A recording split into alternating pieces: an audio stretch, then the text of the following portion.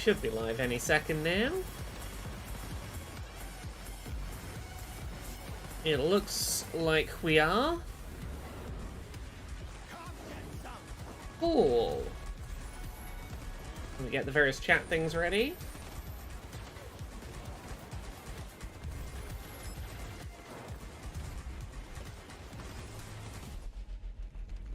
Did you think that it would be so easy? And then it's almost time Not plan for every eventuality. for all of the game streams. This is the same fate that dear Goliath. Every one of the game streams. So many game streams. Take the fight. No subtitles available because it's live rather than a premiere. Yes. Cool. Alright, I think we're about ready. What are we watching? We're watching IGN Live, which is one of those game trailer reveal live streams that'll be happening for like an hour, and then we're watching Summer Games Fest, Day of the Devs, Devolver, Atlus. What time is it now? 11, 12. I think we've got 6 hours of video game trailers about to happen. So I'm gonna be honest, I'm really glad that the AA Showcase post-stream didn't run straight into IGN as I thought it did. I'm glad there was time for me to go have dinner and have time to catch up on some of the responses to the AA Showcase, which would be lovely. A bunch of people did like co-streams and reaction streams, and they were all really positive and lovely. A bunch of really lovely coverage on various like big game sites, which was really nice.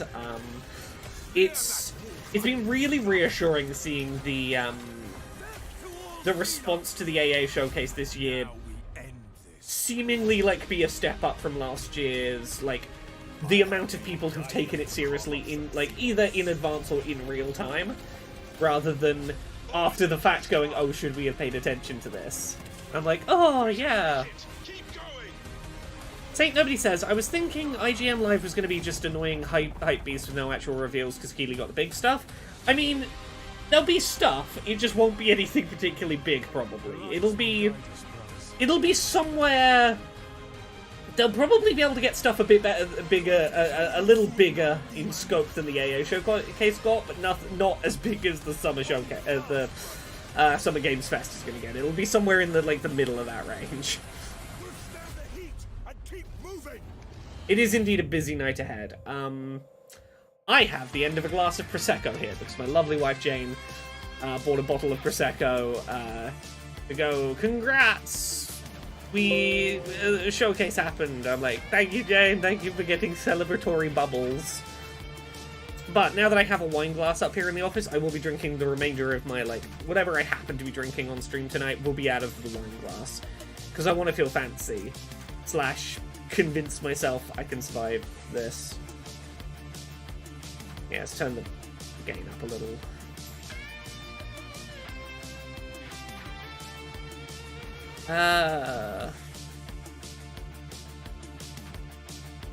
But yes, absolutely blown away by some of the really lovely AA Showcase coverage. It's been delightful.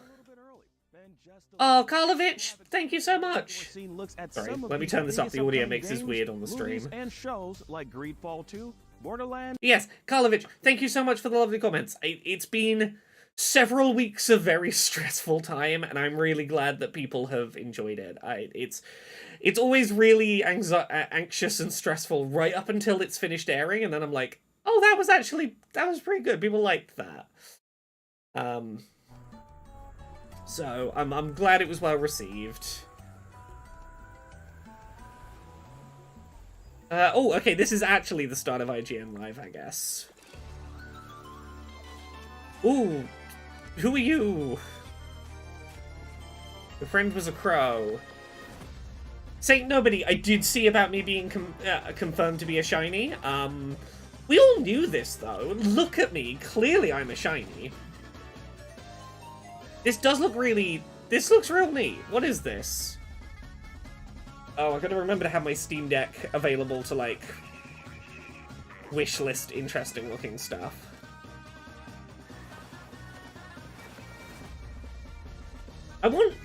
closer look at this main character.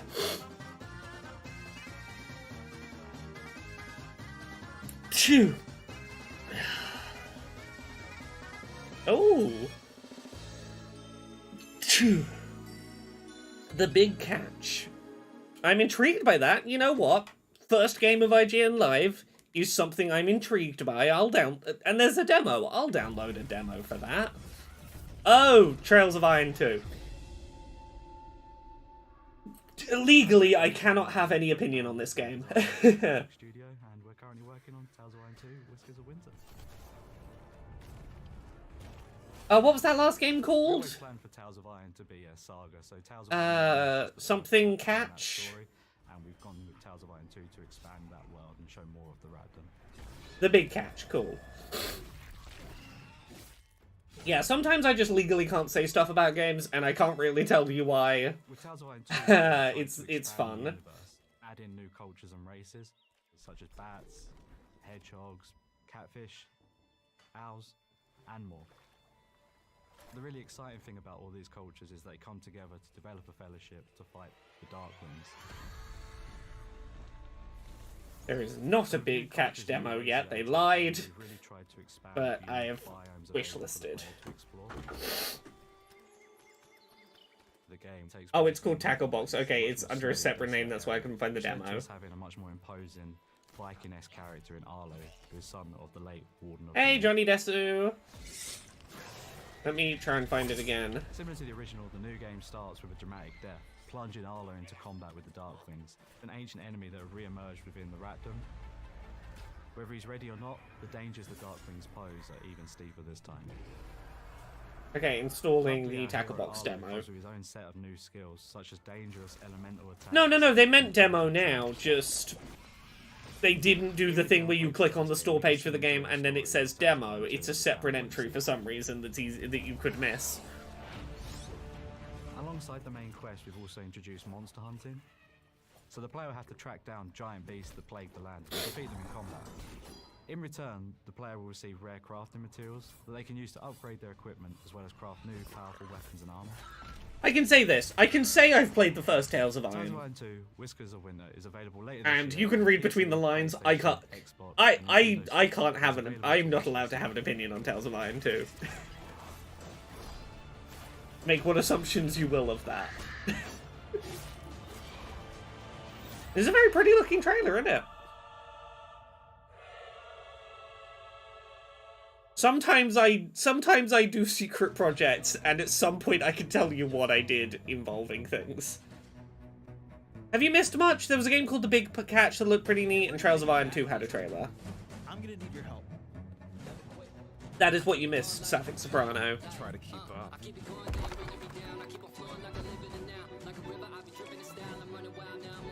Look, you can make an educated guess based on... There's only a handful of things I do with game developers generally. I sometimes consult on various topics that I have expertise in, and sometimes I do mock reviews of games where I play them ahead of their release in order to like do a review so the dev knows what needs to be better and what's good, what could be improved. I've occasionally done writing for games. There's a small handful of things I do for devs, and then sometimes I point at a game and go, can't tell you what I think of that one.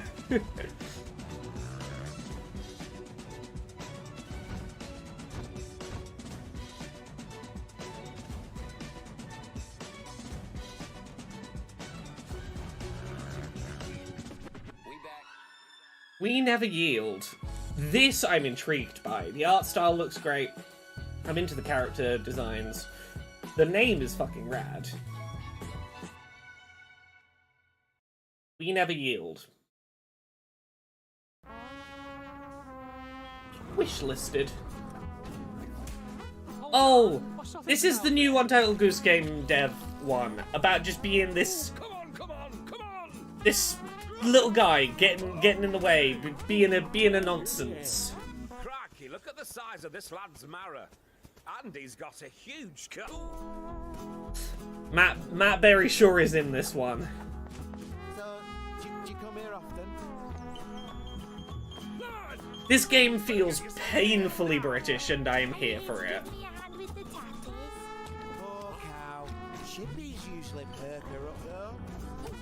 Charlie Parker up there. Yeah, what's this one called again? I forget the name. I know I've seen it before. I know I like it.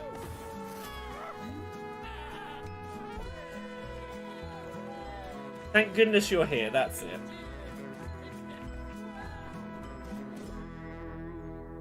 Well, what are you wearing? Ooh, it has a demo. The reason And a it's flat cap? You're not going to believe this.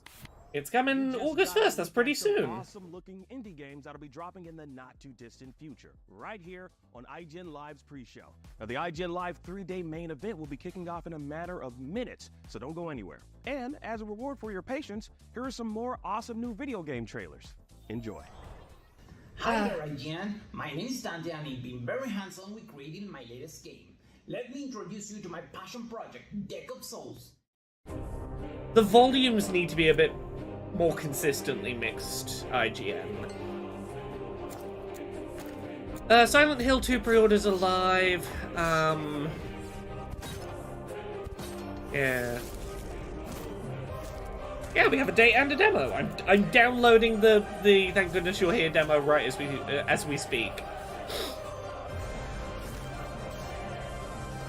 It's a deck building roguelike. I'm a sucker for deck builder roguelikes. You don't have to do much to get me on board. Deck of Souls. Cool. Silent Hill 2 is a remake. It is a remake of what is generally considered the best Silent Hill game. Or, like, not everyone would agree with that, but I think if you asked most people who've played a lot of Silent Hill what's the best Silent Hill, most of them, I think, would say Silent Hill 2.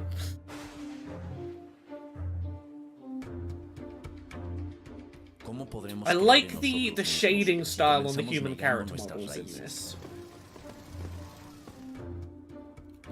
Yeah, there's very few people that think Silent Hill 2 is a bad game, and a lot of people who think, particularly for its era, it was, like, visually and gameplay-wise very forward-thinking, but also a game unafraid to, like, linger in subtlety, in a way that a lot of, something horror, what's the word I'm looking for? A lot of horror video games done. Suspenseful horror? Not quite the word. Also, this seems real interesting. This seems like one of those games that'll probably end up in, like, a Games for Change award category at the Game Awards. Yeah, the narrator of the game seems to be Spanish, which, given that this seems to be a game set in Mexico about, I'm gonna guess, real-world events that happen in Mexico, ooh.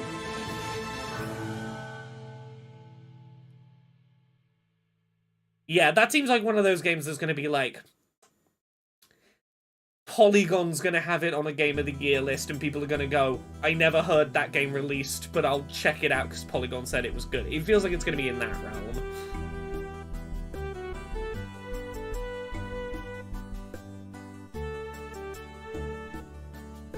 Oh, this is very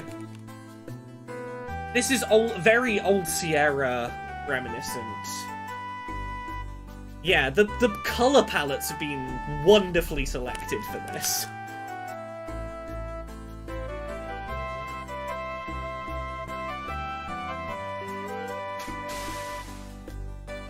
It very much feels like original Maniac Mansion. I think this graphic style is due a renaissance. Yeah, EGA. I'm never sure the difference between VGA and EGA. I always forget which is which. Mexico 1921 also has a demo. I might have to check that demo out. That game seems like it's going to be one of those ones where it's like, yeah, it's important.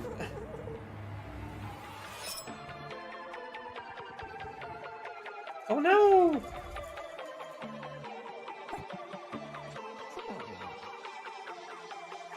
Mexico 1921, A Deep Slumber. Oh, we saw this the other day. Dungeon Crawler?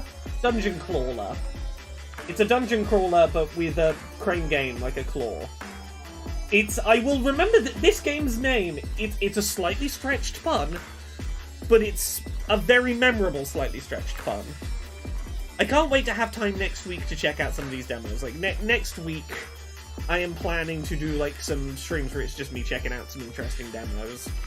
But I will be slightly more awake than I was while doing the AA Showcase demos earlier today, because I'll be honest, adrenaline and chaos were still fueling my system during that bit of the stream earlier. I was still in the middle of, I'm running a one-woman operation and there's too much happening. We'll be showing off some never-before-seen content from some huge upcoming games, plus some exclusive inside looks at some of this year's biggest shows and movies, like Hitman and Tales of the Teenage Mutant Ninja Turtles. I didn't even know. I just had a nice tweet from someone. Someone was streaming their reactions to the AA showcase like a little after it had aired. I hung out in chat and gave them a couple of I occasionally answered some questions and did some fun facts, and they've just done a tweet being like, "Thank you so much for being there and just like hanging out in chat." I was like, "Thank you for paying attention to that thing I made and thinking it was interesting." This giant skeleton is one of the first Right, we saw this bosses the other day as well at you have to avoid their Gorilla figure Showcase. attacks, which can kill you instantly, and their punch attacks, which do 2 damage. So yeah, here's the thing I should remind everyone. IGN Live and Summer Games Fest and Guerrilla Collective, all of these things, despite having different names, are all kind of the same showcase. A little bit. You will notice, like, AA is not in that list that Summer Games Fest promotes, but there is a degree of cross-pollination where you are going to see a degree of games that show up in one showcase having a different trailer but showing up in another showcase. So we're gonna be seeing, I would hesitate to say, like, a degree of overlap of stuff we've seen. Allow you to achieve the unachievable. Didn't E-Presenter mention IGN at Gorilla? I'm pretty sure they did, with their yeah. own gimmicks. And of course, plenty of standard tactical battles surrounded by an Like, I think expansive story. Hope you IGN, enjoy like, it. broadcast the Gorilla one this time, and I think there's some cross-promo going. So, I'm glad that the AA showcase had as few things as possible that had shown up in other things. I think we had In an age 2 trailers that had shown up in 2 games that had shown up in Gorilla.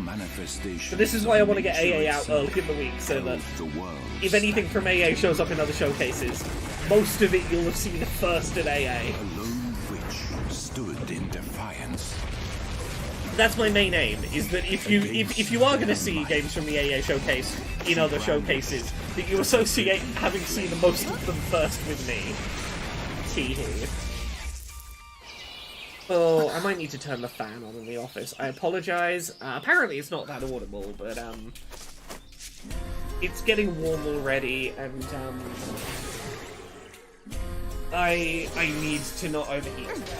It's gonna be a long enough day. It's gonna be a long enough day as it is if I don't pay attention to my comfort. Thimba, I did see that Destructoid had posted about the AA showcase. Yeah, there's been a bunch of coverage. It's been really nice. Yes, I did see Destructoid's coverage. It's nice to see my old stomping ground pay attention to it.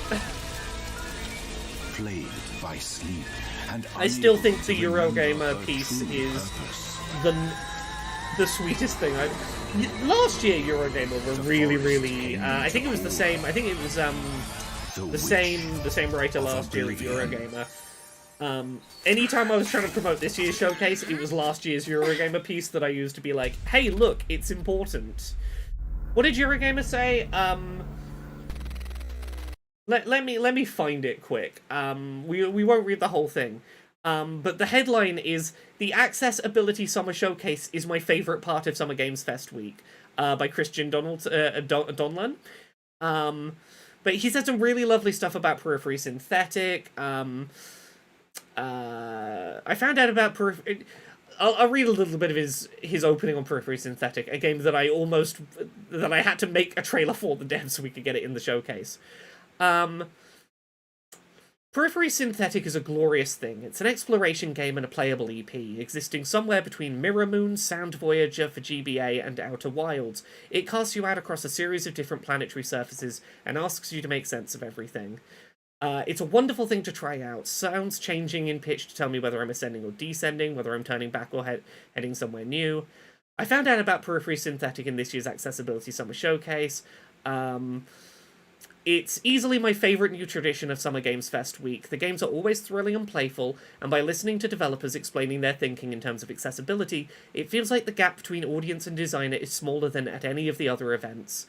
Some other really nice things, but like, yeah, it was such a fucking lovely little write-up.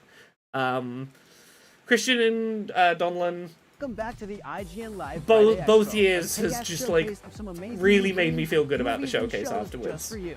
Up next is the world premiere of Demon Spore and Chainstaff from our friends over at Null Games. And The fun Verge fact, did a really you can play lovely both piece these as games well. at IGN Live right They now. they But in the really top did a good job of performing bigging up games. some of the small games we had and like going, hey, these games are doing something really special. Please pay attention to them. Yeah, I'm glad that both The Verge and Eurogamer both like really honed in on periphery synthetic. When that dev told me they weren't going to have time to make a trailer, and I took the initiative and spent a morning making him a trailer, I knew there was something special about that game, and it's really validating to see the articles about the showcase and be like, oh yeah, no, I was right to think this game was special. Other critics are seeing the specialness it has going on. Honestly, there's a lot of games I couldn't have made a trailer for easily, but given that that one had a demo available, and that all I really needed to do to showcase it was like a little bit of like the level up screen, but basically let you see and hear this weird little thing and describe its mismatch of a genre and go, in this interesting. Oh, look. Lead is a walking corpse, but that parasite I made it without the godly weapon. And I'll be damned Let me tell if you a we don't story. use him again. I made that periphery synthetic trailer without the dev's permission, as it were. I emailed the dev and said, I have like 2 hours this morning. I can make you a trailer. I'm going to make you a trailer. If you don't want me to make you a trailer, let me know. But I'm going to make you a trailer, and I'll send it to you. And if you're happy with it, I'll use it. And if you're not, that's fine. But I'm gonna make you a trailer. And I made the trailer, and I put it in the showcase. And like a day and a half later, I got a response to the email that had the trailer link, and he was just so happy. And I was like, I'm glad I wasn't being presumptive when I went and made a trailer for your game and put it in the showcase. I went with the I would rather seek forgiveness and have to take it out than wait for permission and miss my chance to put it in.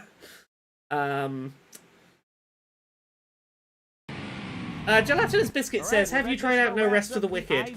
I don't think so. The name's familiar, but it's not familiar enough for me to go, yeah, I definitely played that. What's the genre of it, Gelatinous Biscuit? Please pre-order it on your favorite platform. List it on Steam. Show the developers some love. Yeah, we need better volume consistency. Grandparents. Who knows? Maybe they'll love it. Oh, too. the Ori devs. And now, Interesting. The moment we've all been waiting for. It's time for the fun to really start. IGN Live officially begins right now. Hello Yeah, and welcome to our IGN Live pre-show presentation. IGN Live. Yeah, that was my thoughts about Periphery Synthetic. I was like, I'm just gonna go for like an indie budget thing, and I'll be upfront. Like, the dev didn't make this. I made this. I think this game's special. And I was like, I hope I didn't say anything that you think is incorrect, dev. And they were like, it's perfect. It feels like you cared. And I'm like, fuck yeah. It's made by the Ori team. It's an isometric Souls-like. Really one of the most gorgeous games I've ever seen. Gaming event What was it season. called? Last week No Rest for the Wicked. PlayStation State I'm not Play. sure, but I will This look week it up we've in a got the second. Xbox Showcase. Next week is Ubisoft Forward. So for the next 30 minutes, Also, we'll be there's previewing all no the big games that you IGN expect to has see no over the next captions. several Sorry. weeks. But first, let's begin. There's a reason why the Twitch live stream has subtitles baked into it, and all our YouTube uploads for AA premieres rather than live streams. It means that we can have subtitles on all the streams, whereas the live streamed ones, none of the other showcases have fucking subtitles. On post-show after the State of Play, but Monster Hunter Wilds, baby. Yeah. Like, that is my game. I cannot wait for 2025. I'm going to throw hundreds and hundreds of hours into hunting all those monsters. I mean, clearly I care a lot about the AA showcase. I made the stupid decision to do a second one this year. I decided to pour additional workload on So you were myself. mentioning before our taping here, you're also a Monster Hunter fan? I am. I couldn't get into I love that they said right now. Like the IGN Live starts for for real, and they stopped showing trailers entirely and are just talking about theories. I'm like, okay, I was here for the bit where you were just showing trailers. But yeah, it's been an interesting one. I did consider, after announcing that we were going to do an AA showcase in December as well, I realized that's going to mean I'm going to be making the AA Winter Showcase in, like, late November. It's going to be, like, it's still going to be big AAA game review season while I'm trying to finish making the AA Winter Showcase. So I'm going to be exhausted in mid to late November, but that's fun.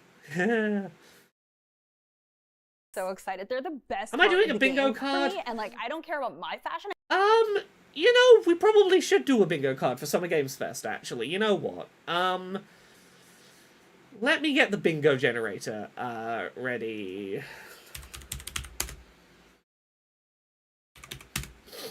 You know what? We're gonna mute IGN because they're just talking about thoughts and stuff. And we're gonna make a Summer Games Fest bingo card, I think. Give me a second to sort a couple of bits out, and then I will move over screens.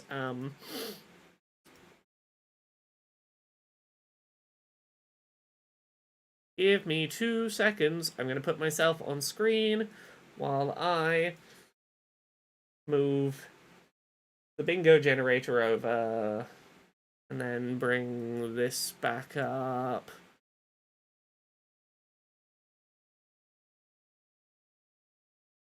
Here we go.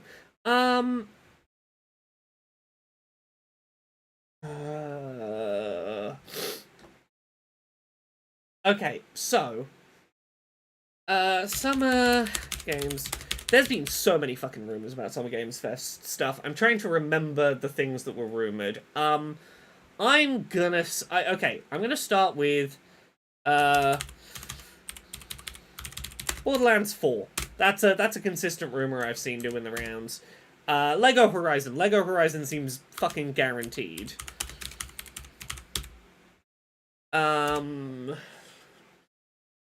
I made notes somewhere.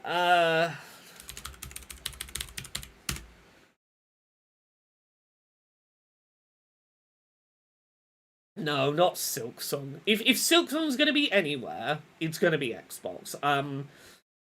I don't think Keighley would have, like, downplayed expectations if he had Silksong. I think if he had Silksong in his pocket, he'd have been teasing it. I think no Silksong. I think that is a safer bet than Silksong. Let me pull up my notes and things. Yeah, we might make a free space, we'll see. Oh, the Mega Man thing already happened. A bunch of Game Boy Mega Man games came to Nintendo Switch Online. Right, let me...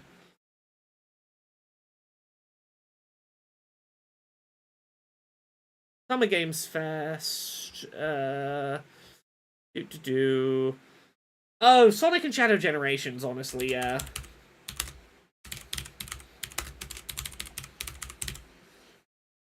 You know what? I should probably put some background music on for a minute while we do this. Borderlands OST, so we've got something going quietly in the background while we...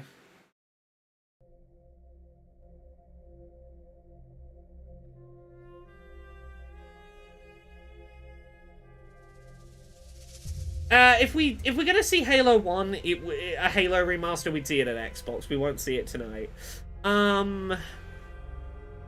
Sorry, let me pull up my list of things that seem reasonable. Oh, you know what I'm putting my money on? Civ.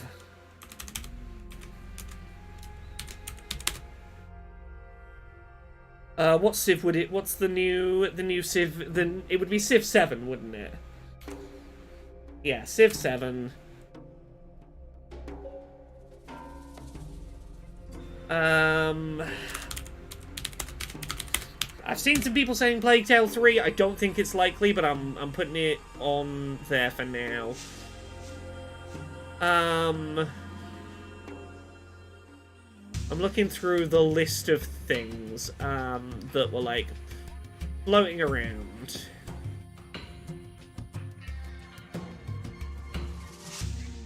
New World. Oh, Echo, you come bearing a message. What message come you bearing? I'm a good bean. Did that come from... Did that perhaps... Could that perhaps have come from a phoenix? Oh, heck.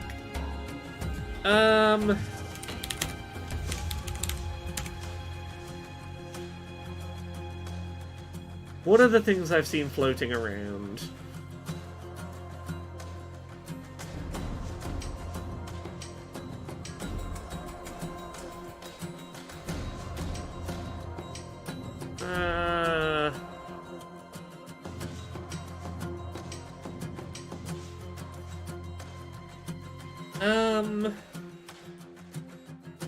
What are the odds of us getting another trailer for Vision of Mana? No idea.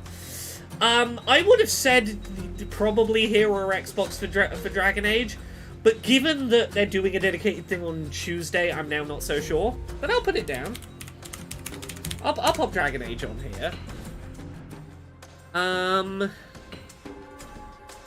Like maybe like a little tease to point people at the fact there's a thing coming on Tuesday.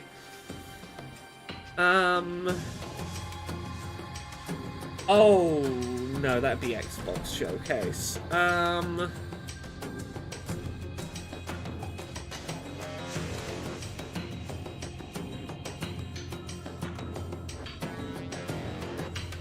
Astrobot? I don't think so. I don't think so.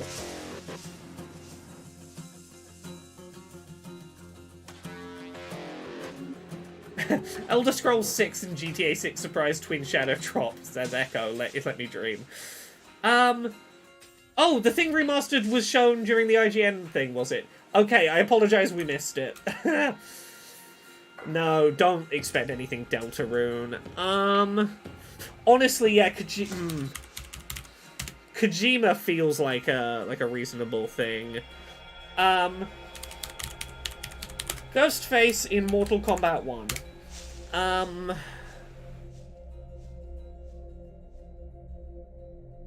No mention of Palestine is the fucking free space.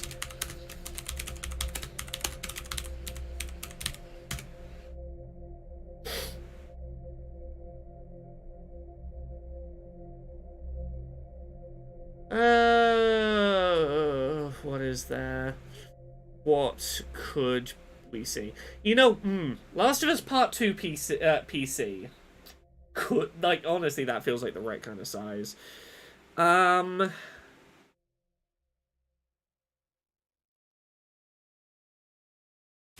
Sparking 0. Gravity Rush 2 PC rumors. Ooh.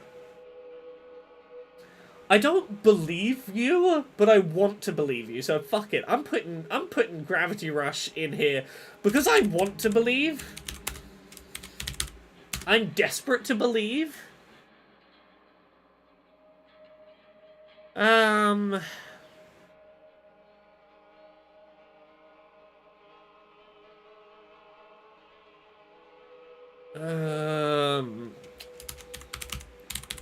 Some new character or stage for Multiversus. Not Alan Wake 2 DLC, that'd be Xbox. If it was gonna be anywhere, it'd be Xbox.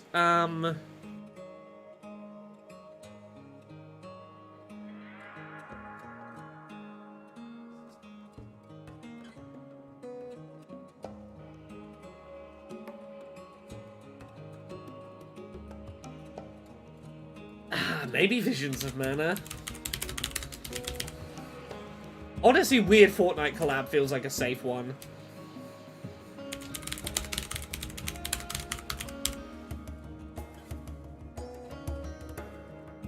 Oh, the It Takes Two guy.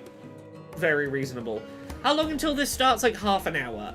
In theory, IGN is live now, but it turns out like IGN wasn't really like doing announcements. They're just talking about what they expect maybe to possibly see in the thing, so yeah.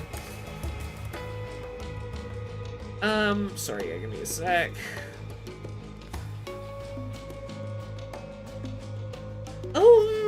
maybe the Dragon Quest remake stuff.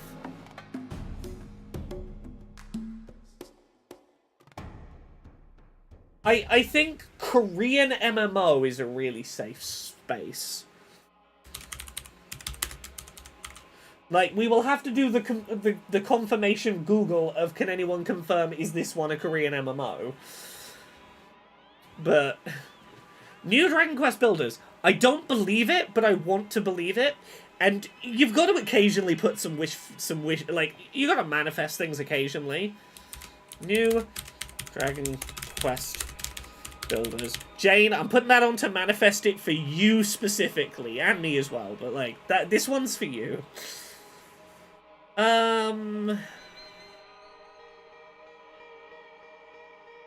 Maybe, do we see Valve's hero shooter? What's it called? Deadlock? Or something? That one, maybe. Okay. Oh, I gotta do It's a Stardew. It's a Stardew? Yeah. I don't think so, but I'm putting Deadlocked on here for now while we have fun. Monster Hunter Wilds, I expect we'll see Xbox. I don't think we'll see tonight. Marvel Rivals, probably. A gacha game. Forced non-gamer cameo. Brackets actor? What person who doesn't know what a video game is will he get up today?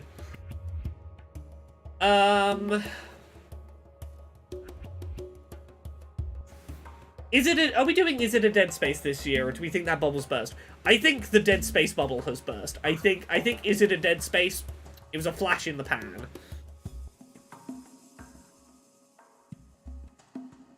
You're right, it probably is either Ryan Reynolds or someone from Deadpool.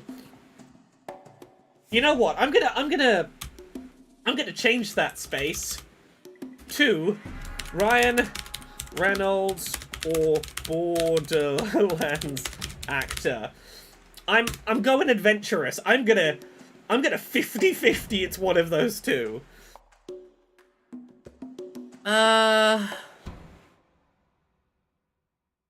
okay.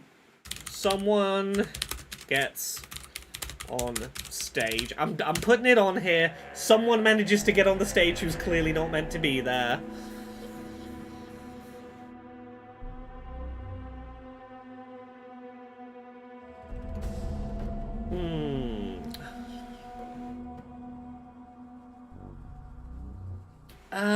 With the Fallout TV show, maybe an actor from that or an announcement of a new game in the series.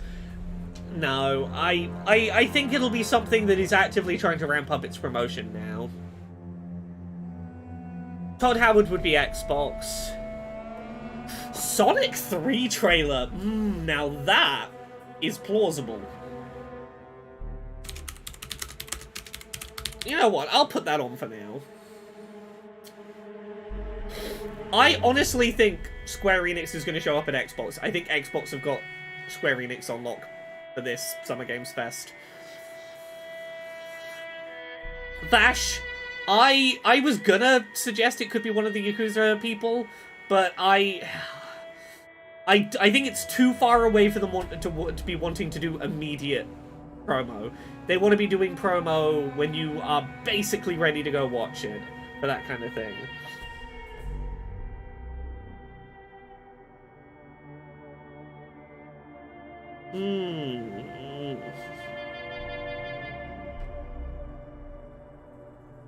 Do we know if Lies of P DLC is coming? Like, have they said some is coming? Because if so, yeah, Lies of P DLC trailer would make sense in that context.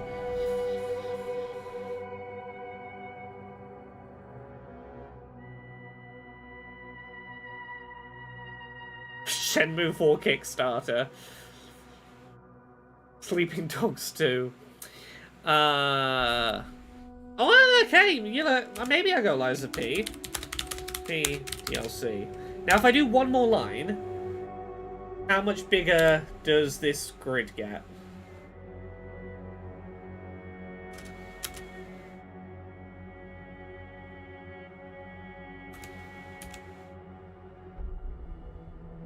Nope, this is max size. Okay.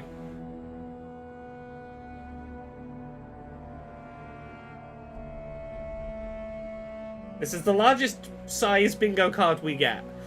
So, if we're going to add something, we're going to have to remove something at this point. Which I'm open to doing. Just, you know what, give me a second. I'm making the free space, which is where we're going to put...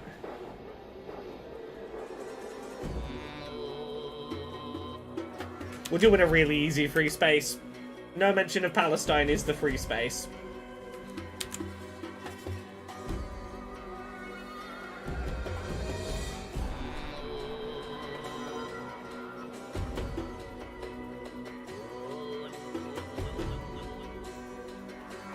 Ooh, the Shire game, maybe. What would we take off to put Lord of the Rings on here? You know what, I'm feeling take Plague Tale 3 off. Lord of the Rings. We'll put something, we'll just go Lord of the Rings. No Silk Song is a close second for the free space. You're not wrong.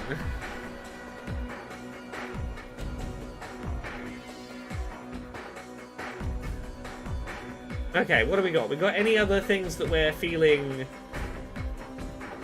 confident about?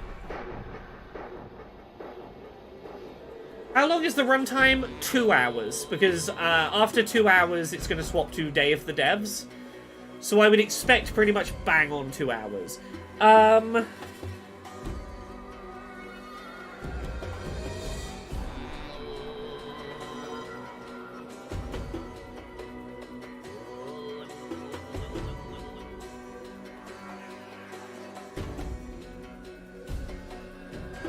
Yeah, look, I'm not putting a space on this bingo board for Swery because I don't want to manifest it into happening. Because Swery, kind of fucking transphobic, it turns out. Pretty fucking bullyish. So, you know, I'm not going to manifest an announcement from Swery. Mr. I will tweet harassment at you and then delete it, and then tweet it at you again and then delete it. Just frequently enough so my followers see that they should come harass you, but not so long trying to delete it before you can get a screenshot. I am not manifesting swearing into this house.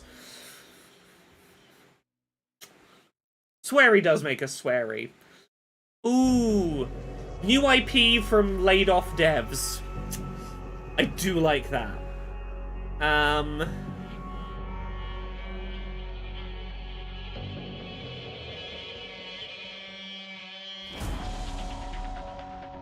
You know what? I'm gonna take Sonic 3 trailer off here. New IP laid off devs.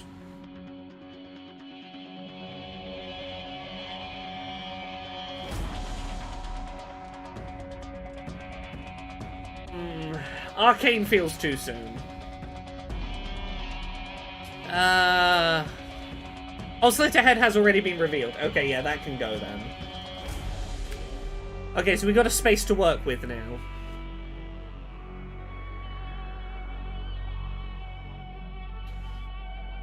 Kojima should be the free space. Look, Kojima... Here's the thing. I don't think Keighley would have said temper your expectations if he had Keighley.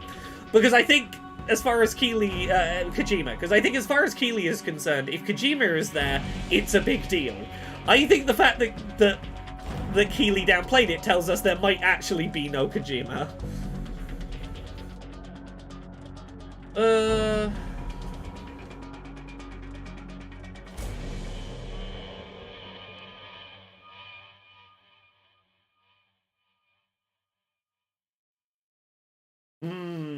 Quantic Dream Star Wars does feel...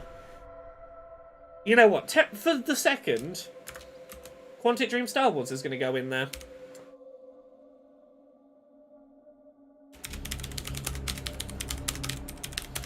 For now, Quantic Dream Star Wars. We have got Ryan Reynolds pops up on one of the squares already, don't worry. Dark Pictures Anthology 2, honestly, wouldn't be a bad guess. Oh, you know what? It's gonna be a Borderlands actor who's going to introduce the Borderlands 4 game trailer. That's what it's going to be. It's going to be a Borderlands movie actor, and then they're going to lead into Borderlands 4 trailer. Or teaser. There is indeed a rumor for Civ 7. Well, a pretty fucking solid rumor that Civ 7 is showing up. Majoran Robin, thank you very much for the Prime sub.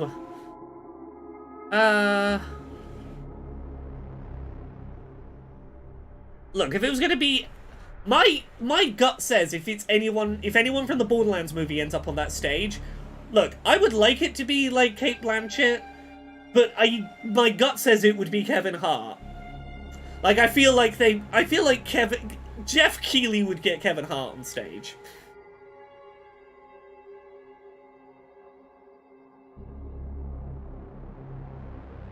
If they got Jack Black, they wouldn't walk him on stage. They would get a video of Claptrap with Jack Black voicing it, would be the thing. Vampire Survivors Barbie.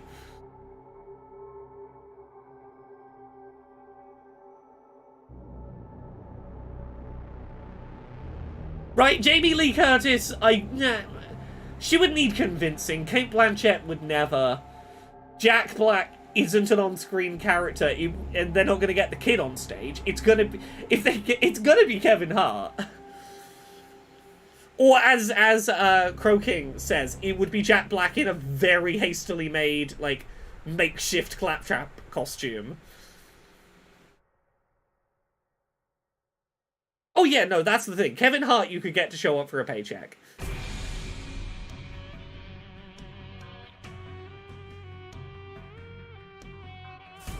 Double Fine.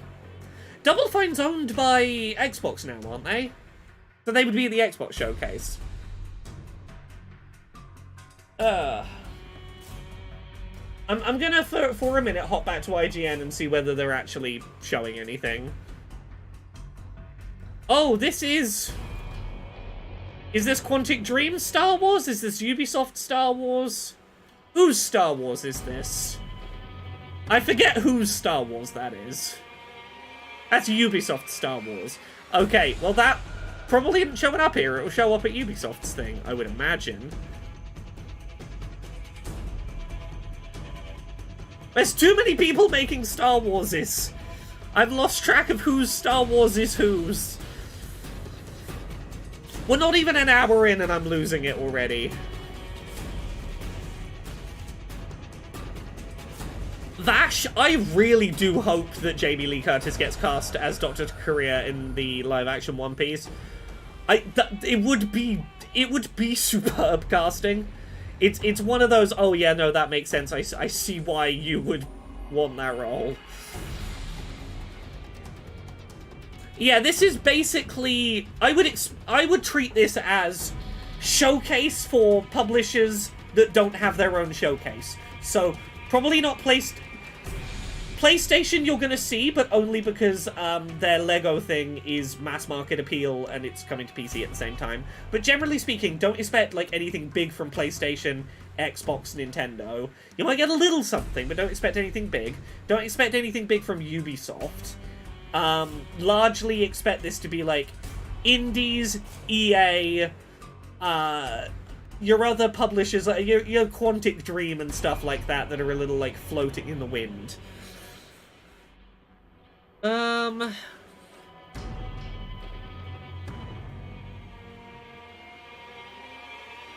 You know what? I'm locking in that bingo card.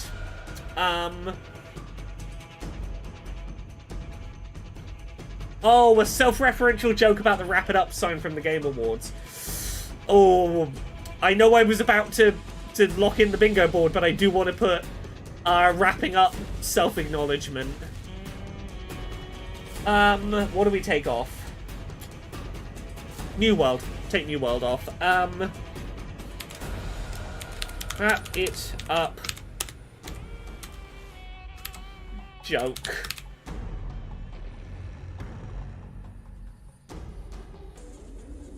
You know what? I think this is the bingo card. I think this is the bingo card.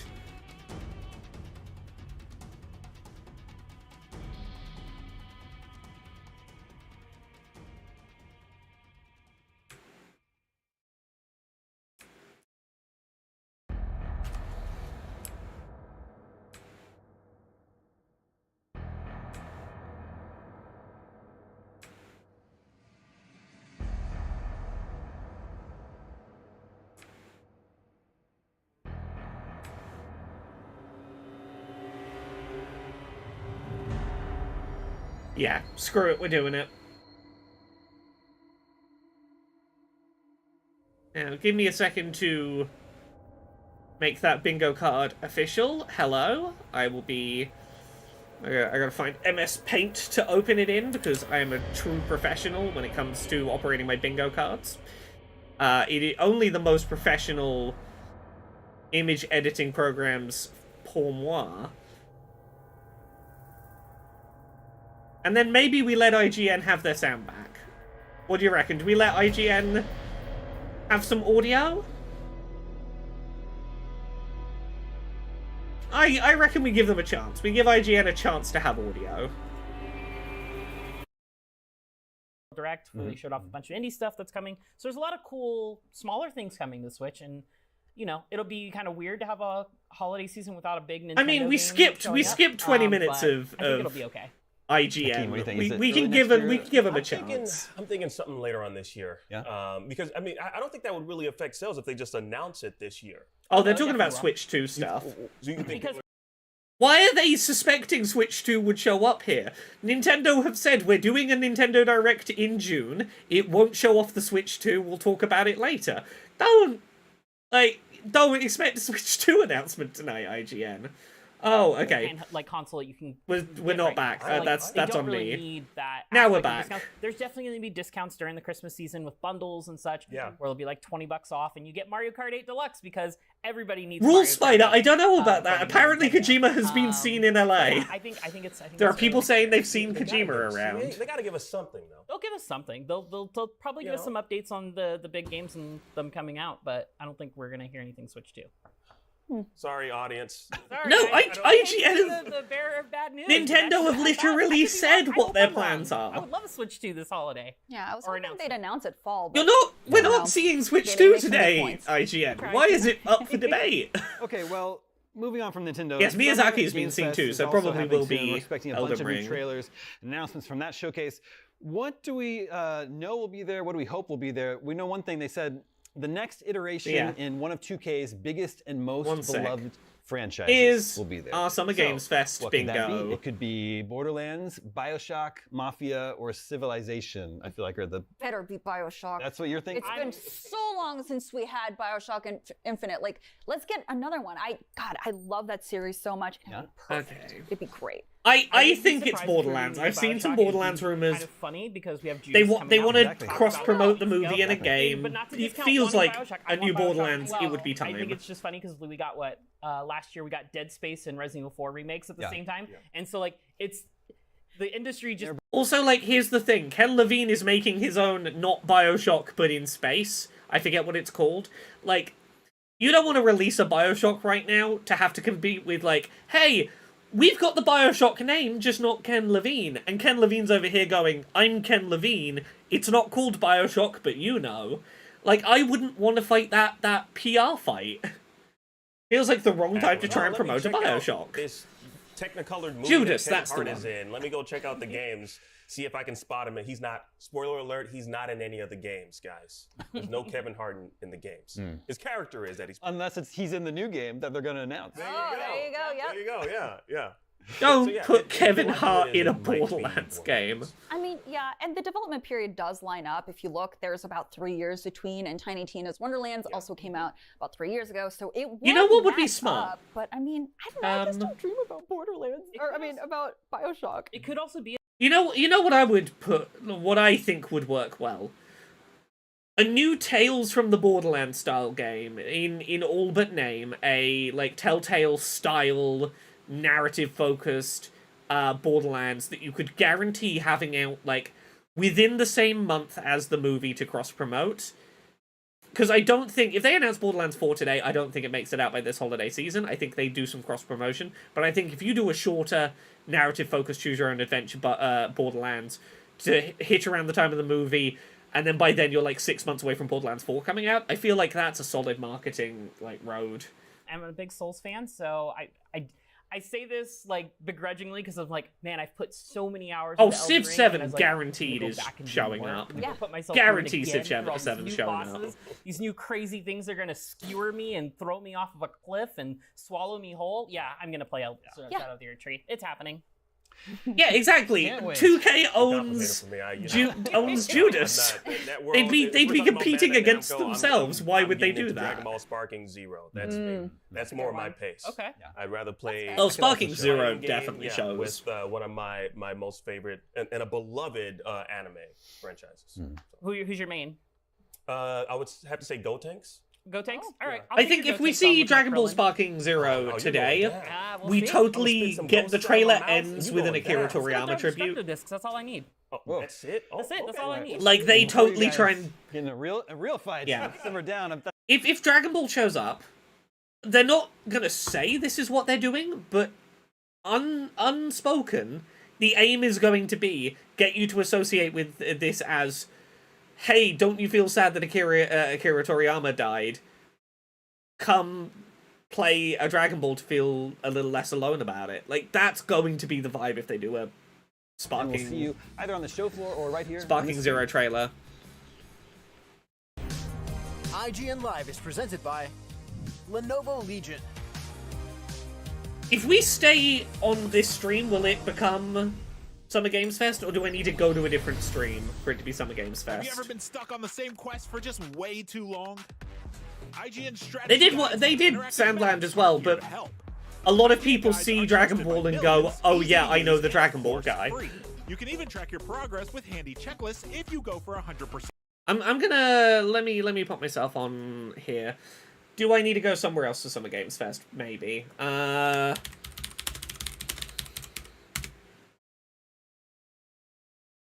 The Game Awards has a thing for Summer Games Fest. Cool. One sec. We're gonna go hop over to that. I think it's time.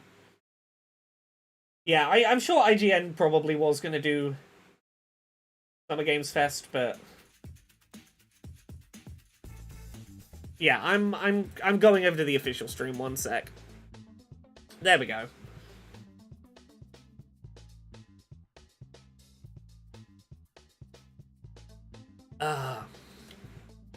Yes, once again, thank you so much, everyone who tuned into the Accessibility Summer Showcase earlier. The response to it has been so lovely.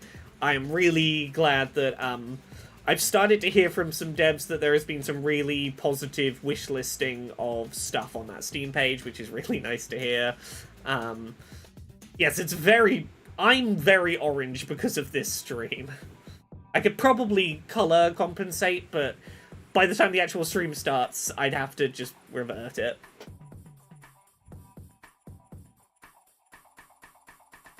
Yay, I'm glad. I'm glad to hear stuff's been wishlisted and people have downloaded demos. I'm glad to hear it's had a tangible impact on people going, I should follow this game. Yeah, at least I look sunburned rather than like jaundiced, which I'll take that. I don't look like I have scurvy. If I might look like I've had too many tomatoes and carrots, which is it tomatoes or carrots that turn your skin orange? One of those foods turns your skin orange. Do I go to the same tanning salon as a convicted felon? I mean, it's got that energy. Okay, carrots, yeah.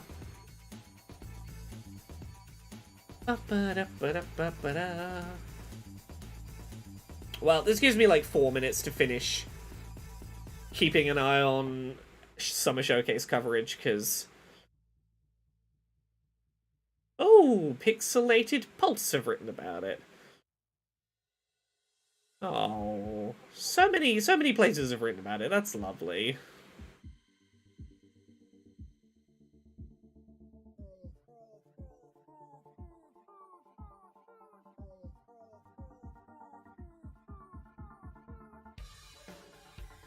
I see someone tweeting about, I watched the AA showcase, they spent the whole time talking about accessibility features, why were they talking about accessibility so much?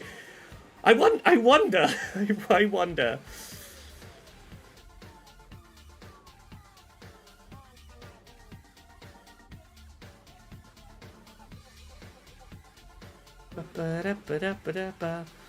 Hey, Abby, we're doing alright. Did I get another honey bun? No, but I do have... What do I have in the snack box? Let's find out what's in the snack box. The snack box today contains... what's the first thing that comes out of the snack box? Hostess Donut crunch donuts. Crunch donuts. That's what today brings from the snack box.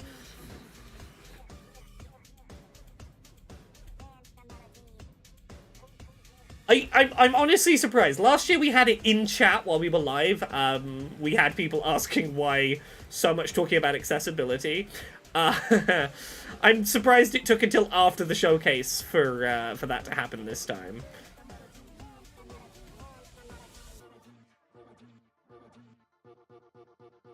Yeah.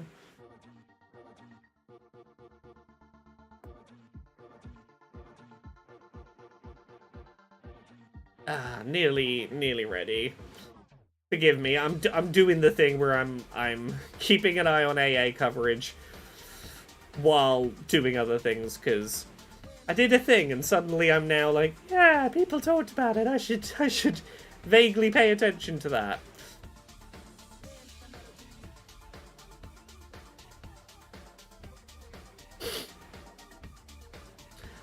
Look, I'm not going to encourage the behavior, but I am amused that there have been some people who've tweeted at some fairly high-profile game sites going, hey, I usually like your coverage, why didn't you cover the AA showcase? I'm like, I'm not going to encourage anyone to do that, but it does make me smile.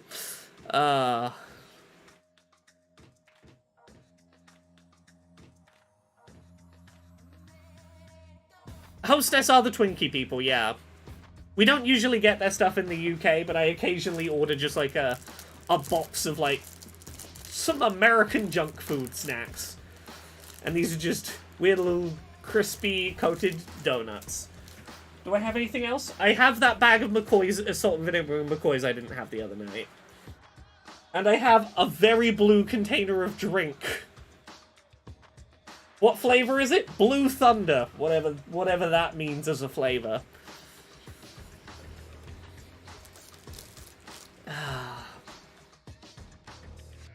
Also, hey everyone who tuned into this. We got like 100+ people here just on the Twitch. That's cool. Heck yeah. We'll find out at some point. I'm still finishing my one glass of Prosecco. It's like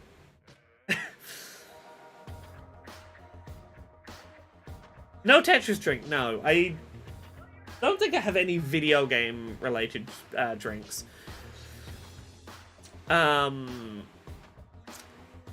Would you like a top up? Is there more? I assumed we'd finished the Prosecco. I didn't know. It looked like the whole thing had been poured into 2 glasses somehow.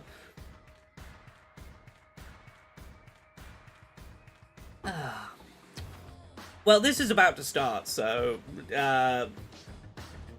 maybe in a bit. If there's a dull-looking trailer, we had a glass each. There's about half a glass left each, if you'd like. I appreciate the offer, Jane. If there's a boring trailer, I might go, hey, Jane, can I have a Prosecco top-up? Guesses on the first big trailer? Please welcome to the stage. I feel like Lego Horizons is either going to be the opener or the closer. And because it's kind of leaked, I sort of expect it to be the opener. That's where I'm going to put my guess, is Lego Horizons to open.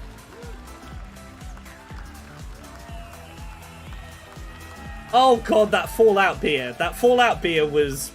It sure was something. Hello everybody, welcome to Summer Game Fest. The first trailer is a preview of the Accessibility Summer Showcase, Winter Showcase.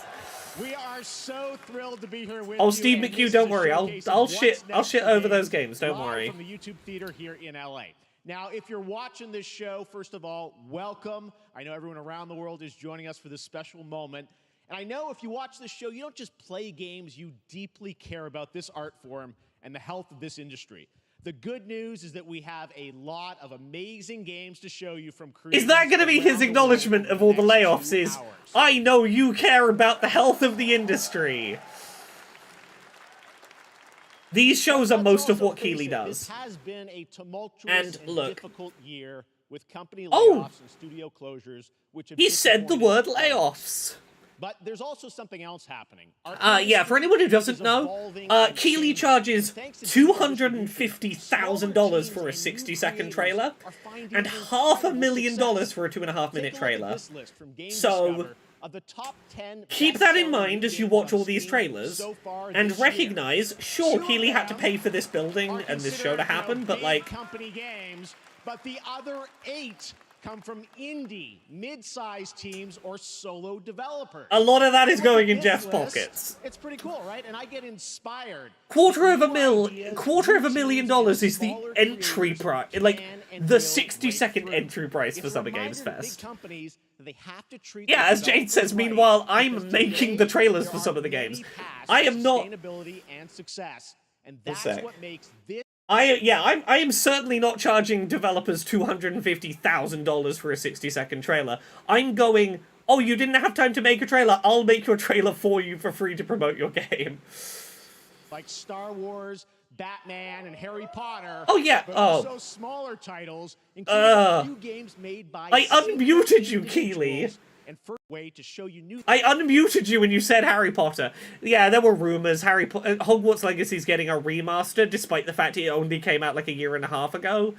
Because apparently, it's not yet considered bad PR to be a spokesmouth for fucking Hogwarts Legacy. So should we get to the games? Not if there's gonna be Hogwarts Legacy. Fuck you, Keighley. Seriously, Keighley. I know this is like I'm not making it, but I'm not building any bridges with you here. But oh, I was right. Lego Horizons. The lead and unannounced action game. We see you as more of a sidekick. Oh sure, I get that a lot, but check out my range. Okay, yeah, called it. This would be the opener. Empathy. Oh, hilarity. This guy. Straight. Yeah. What game is this anyway? I'm very curious to see this. It seems like hands-on previews for this were happening over last weekend. Gotta get me one of those. Ooh, sandwich. Sorry, gotta go. Who is that? That hot dog guy is Aloy, an amazing video game lead. Thunderjaw went mad and is tearing through the valley. Don't worry. Oh, this looks gorgeous, honestly. Like the shading on the character models is gorgeous. Hunting machines, all by... You know what? I've been looking for a good Lego game to play, and a friendly hero hunting with her pal. This is really speaking to me. The rumors are this is going to be on PC the same day as it's on PS5. PS5 and PC same day release. All the shiny things. And making... I don't know who asked for this, but now that you've presented it to me, I kind of want it. I don't know why we're having a Horizon dance party, but I'm on board.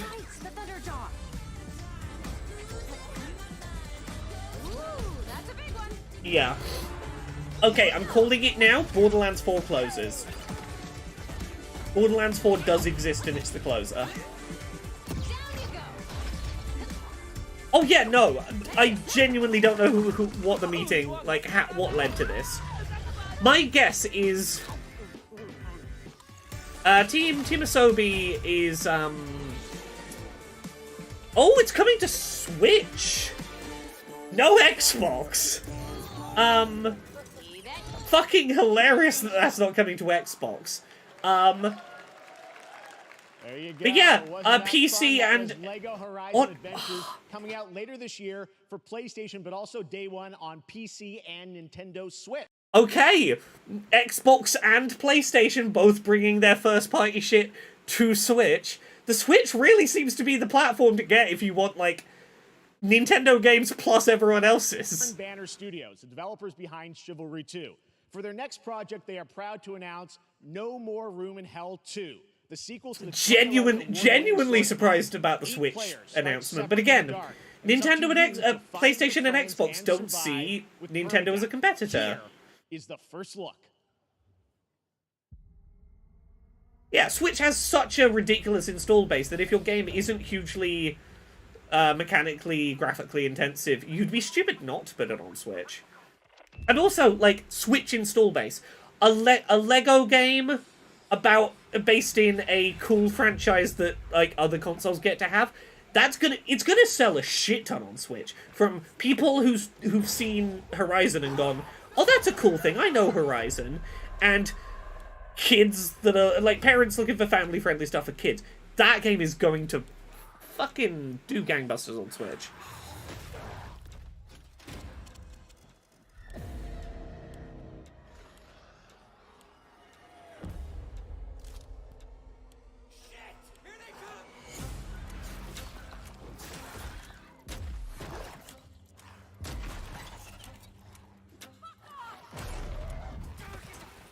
Yeah, Nintendo really is winning the Xbox and PlayStation going multi-platform war. Nintendo is the real winner out of all that.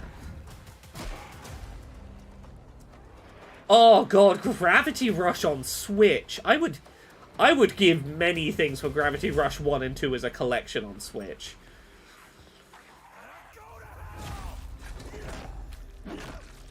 Echo, like, you're not wrong, but, like, it's nice to see Nintendo go from, you shouldn't expect third-party ports to Nintendo, to, like, oh no, they're getting first-party ports from competitors now. A few years ago, and of course, Final Fantasy VII Rebirth last year. Canonically queer Lego character, hell yeah. We're thrilled to have her with us. Please welcome Curious Joy.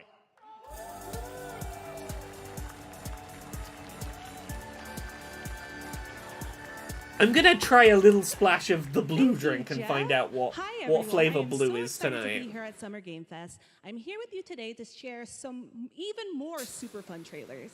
So let's get straight to another world premiere. This is a highly anticipated game from a beloved franchise. Let's take a look. As young witches and wizards, we all dream of soaring through the Oh! sky with our favorite heroes. It's more fucking Harry Potter When shit. it comes to Quidditch, we've all wondered, do I have what it takes to be the next Quidditch star? I used to wonder that, and then J.K. Rowling decided that I wasn't welcome in her wizarding world because I'm trans. And then I stopped wondering what it would be like to play Quidditch, and started wondering what it would be like for, like, an author that meant a huge fucking amount to me as a child, not to think that I should have my rights stripped away and should be called a rapist. So, you know, that really tempered my wondering about what it would be like to play the wizard sport where the rules make no fucking sense. Why even bother with anything in the sport because literally only the snitch matters? Fuck you, Rowling. You're a piece of shit, and I hate that your name is not yet unmarketable, Rowling. The sooner people become embarrassed to have supported your work, the fucking better. And Keeley, fuck you. Fuck you taking fucking, like, at this point, like, there is no way that this deal wasn't made after all of the Rowling is a fucking turf shit came out. Fuck you taking our money. Keeley, I will directly say it. Fuck you for taking somewhere between, I'm gonna guess from the length of that, I think that was $250,000. Thanks, Keeley, for accepting fucking wizard money. Get ready to backstab, race, or cooperate with up to 20. Was it worth it? Was it worth $250,000, Keeley, to sell trans people down the river? Was it worth it, Keeley? Oh yeah, sorry, yeah, let's not forget Holocaust denying, allegedly. Look, I'm in the UK, so I'm gonna say this very carefully.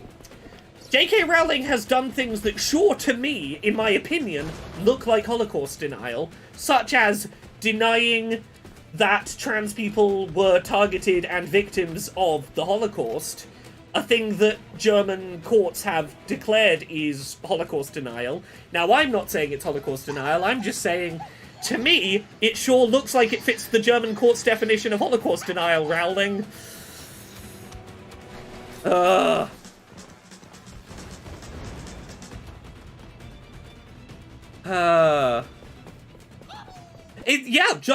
George Takei also would George Takei thinks that it looks like Holocaust denial. You know, we can say that.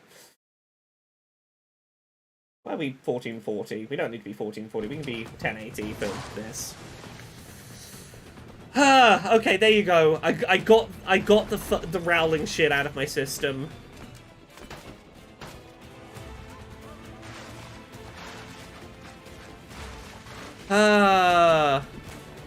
Yeah, Thimba says, just saw her on Twitter, announcing a new Harry Potter game during Pride Month is certainly a move. Right? I'm gonna see if I can find that tweet to share now, because, yeah, fucking hell.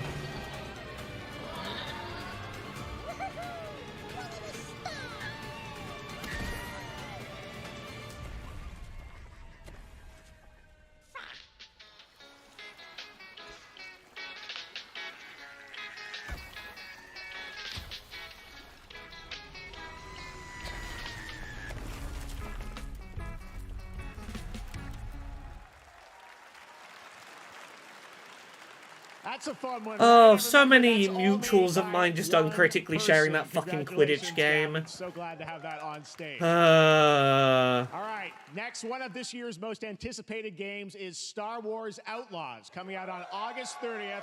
This is the Ubisoft one, isn't it? Yeah. Oh, we put our money on the Quantic Dream one. Game where you live the life of a scoundrel. On Monday at 12 p.m. Pacific, you'll get to see a full gameplay showcase during Ubisoft's Forward event, streaming as part... Look, when Keighley shows an interesting enough game, I'll shut up about this, but fuck anyone that, like, any of my, like, fucking colleagues in the industry who decided it was really too much to ask of them to not engage with the fucking Wizard game. That was, like, too big of an ask. They couldn't just go, maybe we don't play the Wizard game, knowing that it's made by someone who wants trans people not to fucking exist or have legal rights, and keeps... Because, like, here's the thing about Rowling that you might not know. She routinely donates, like, hundreds of thousands, if not millions of pounds, to legal battles explicitly trying to take away trans rights. She is using her money from buying her fucking Wizard game to fight legal battles explicitly trying to take away trans rights. Fuck her. Keighley, you made a mistake showing us the Wizard game this early. Anytime there's a lull... Like, I didn't even complain about Ubisoft there because I was too busy complaining about Rowling.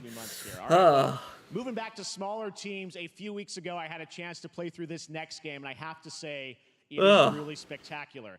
Neva comes from Nomada Studio, the creators of the Game Award-winning game Grease. It chronicles the story of Alba, a woman bound to a curious wolf cub. Grease was a cool game. I'll pay attention to this.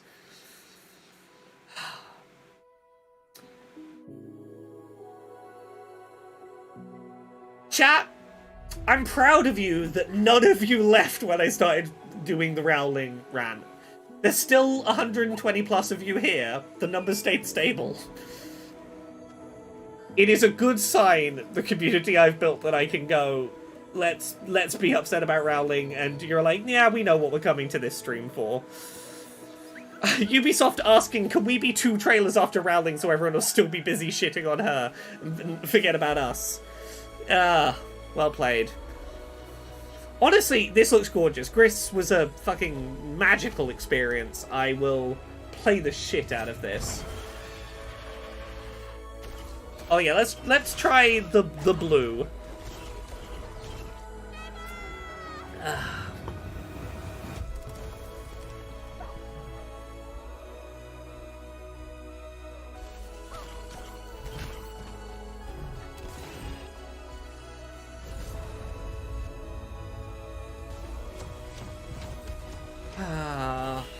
I have nothing to say other than this looks gorgeous and it's from a studio that we know makes really good, emotional, subtle storytelling.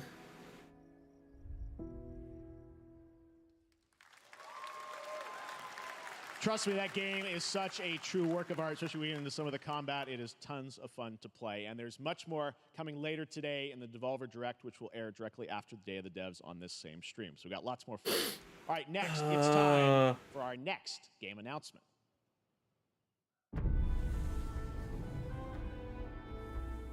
Study the past if you would define the future. There we go. I found a couple of the the Rowling and Pride tweets. I shared a couple of them. This is not nearly as sharp of a blue drink as I anticipated. Let me not then die. not as overly sweet as I expected either. It's a little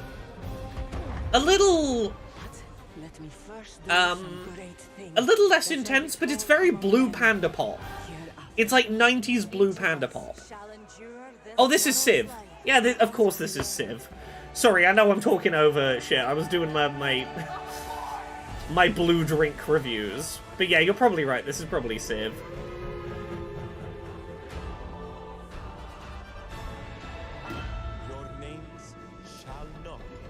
Well, tough luck to any other game in this genre that was planning to get announced, like, soon. The PC Gamer Show usually has a few of these. Yeah, now that Civ 7's been announced, any other game in this genre is just dead now. Just dead on arrival. Hello, everyone at Summer Game Fest. Yeah, that is a bingo mark. Team, we are thrilled to finally. So here's the bingo so far. Civilization 7 is coming day and date to PC and consoles next year. I'm in awe of the amazing team that has brought us to this moment. Ooh, PC and console.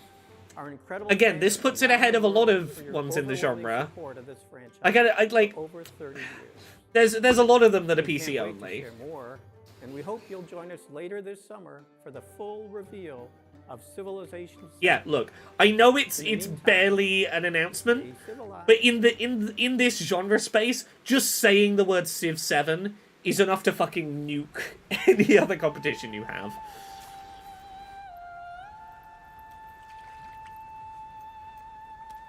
Oh.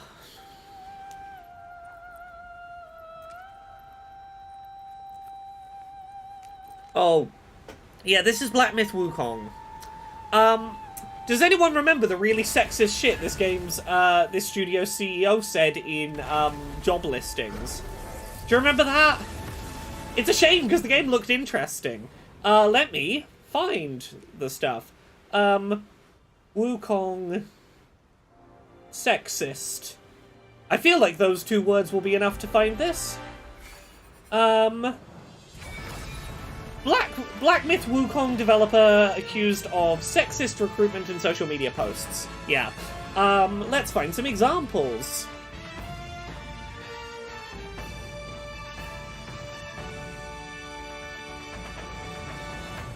Let me mute this for a second. Games for men and women differ due to biological differences. Then he starts listing a bunch of stereotypes and going, these are men interests and these are women interests, so I'm gonna have to start taking up some of those women interests to make myself soft and effeminate, enough that people might play my game, blah blah blah. One of these recruitment posters said, "Don't screw your colleagues," and implied that being friends with benefits was a perk of the job. Another advert was fat-phobic towards potential job seekers. Yeah, shit like that. That studio has like Asgard's Wrath 2, cool. Yeah, the studio has a problem with sexism and fatphobia and racism, and also specifically the CEO has problems with those things. Yeah, like he was putting out job listings going, don't apply for this job if you don't want having friends with your male co-workers being friends with benefits with you as a perk of the job you'll have. Shit like that. Possibly, but I don't know Chinese employment law. I don't know Chinese employment law to know whether he was breaking any actual rules with that.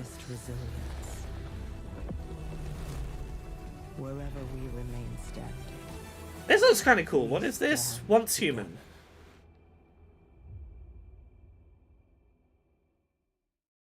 But yeah, no. I played Black Myth Wukong at Gamescom last year. Really enjoyed it. Literally like 2 hours after saying I'd had a fun time with it, someone was like, "Oh yeah, an article's just dropped about it being..." I'm like, oh no. Literally 2 hours between me playing it at a convention and the news dropping that the CEO was a bit fucking sexist. Have any of you faced Tyranids before? Only these past 2 days. Oh, it's a Warhammer. I know a Warhammer. I recognize a Space Marine. Oh, AJ, you can rely on tuning into Laura's Summer Games Fest stream to remind you which games are made by people who are kind of bigoted. Oh yeah, no, yeah. That CEO has like all right, posted some uncomfortable pornographic material on his personal social media. Joining us throughout the show, and I'm very excited to introduce our first guests. They are legendary creators who are working on a brand new fantasy RPG, Metaphor, slated to launch this October. Oh, Metaphor Refantasio. That's Atlus. 5, Katsura Hashino and Shigenori Shojima. I really didn't think we would see this here because Atlus is doing a thing at like 2 AM UK. They're doing their own Metaphor stream, so I assumed we wouldn't see Metaphor here. ありがとうございます。アトラスの橋野です。今日は副島さんと一緒にこのステージに立ててとても光栄に思ってます。Speaking in a global language. It is a pleasure to be here. My name is Hashino, and I am the director of Metaphor. It is a pleasure to be here with Mr. That might be the most fucking generic way I've ever seen a foreign language subtitled is speaking in a global language. RPG です。This game is an RPG in which the party members transform into their jobs, which we call archetypes. These archetypes allow you to fight against. I mean, I'm looking at the footage here. It's got that Persona 5 like real stylish presentation.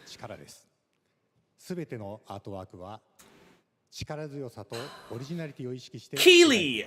Sorry, I don't mean to be like this. Keely, you're getting paid $250,000 fucking dollars per trailer minimum. You could probably afford to have live transcription, like a human. Like you put like a 30-second delay on the feed going out, and you have a live person writing the subtitles in real time. Like a real human writing the subtitles. You can have better subtitles than this at 250 fucking grand a trailer. Okay, apparently it's getting a PC release. I'm sorry I'm muted. Info.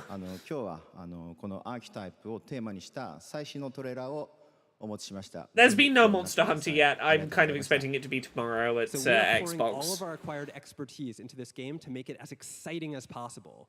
Okay, we're nearly a quarter of the way through already, so there's that. Of these archetypes. Thank you very much, and we hope you enjoy it. It is said that we all have inherited heroic virtues deep within us. You know what this appears to be?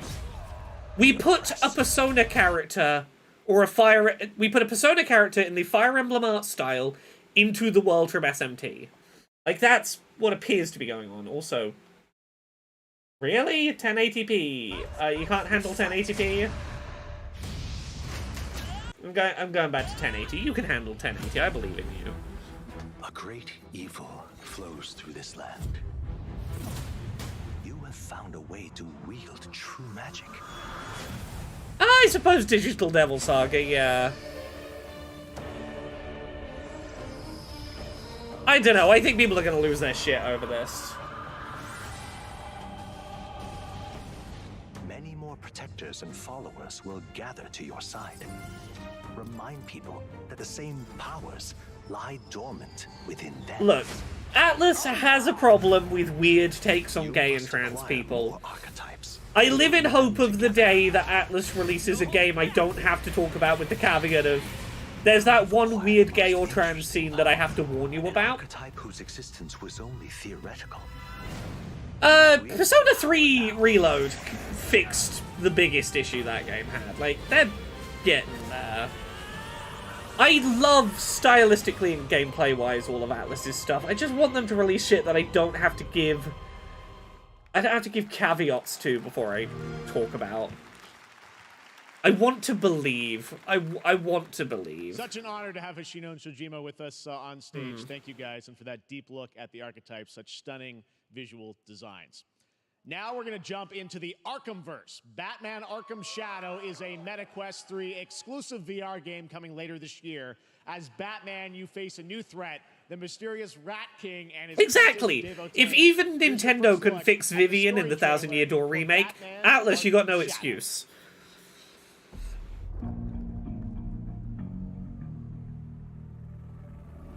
Why are there question marks? I don't know.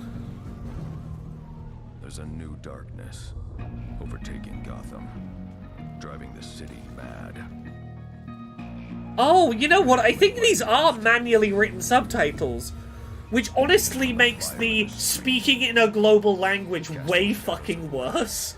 On everything that was once good. Like, you didn't give the translator notes that says this is Japanese they're speaking. Fear is their weapon.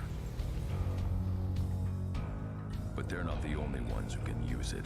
Thimba, they changed the trans thing in Persona 5. Well, sorry, they changed the homophobic thing in Persona 5, but made it kind of transphobic / anti-drag queen instead. Persona 5, they tried to fix, and they just kind of made it bad in a different way.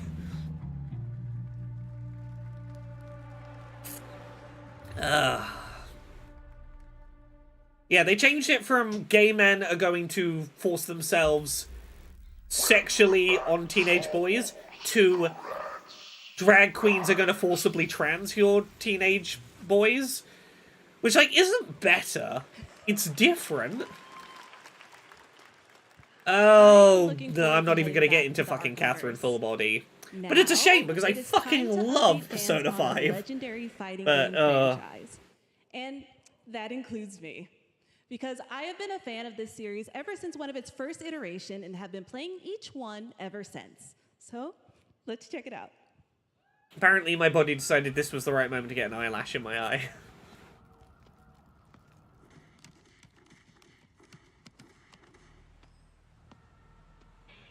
Why does this look familiar? What is this?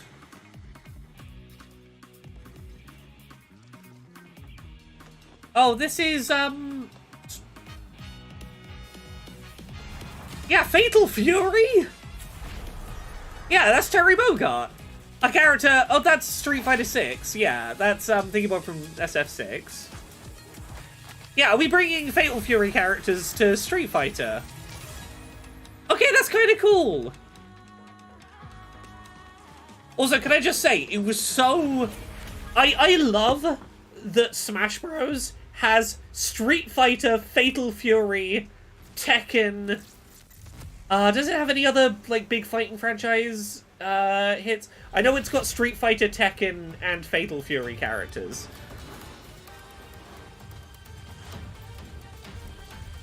Nintendo really is bringing the franchises together. This is some cool characters. Look, I like Street Fighter 6. I'm happy to see more characters coming to it. Oh, a Soul character, Caliber character would have been good. M. Bison, Terry, Elena, and Mai. That's 4 pretty cool characters. I like Terry. Terry's fun. A year after the Dragon Meteor invasion. I saw the word dragon, assumed it was going to be Dragon Age for a second. Definitely not Dragon Age.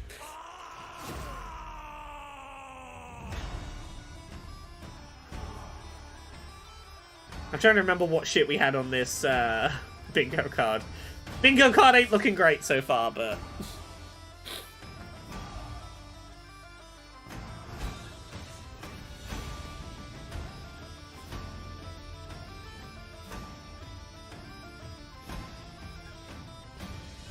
Rockenstone! Oh, this looks very like the art style of the board game, Root? Am I thinking of Root? Is that what I'm thinking of? Or at least, like, the overhead shot of the map. The sort of hand-drawn thing. The art style, I'm loving the cell shading on these little chibi, wonky little characters. Yeah, the animals in the forest one. The top-down on the forest looked kind of like that. Roguelike co-op hack and slash. Tears of Metal. This looks pretty fun. This is looking pretty fun.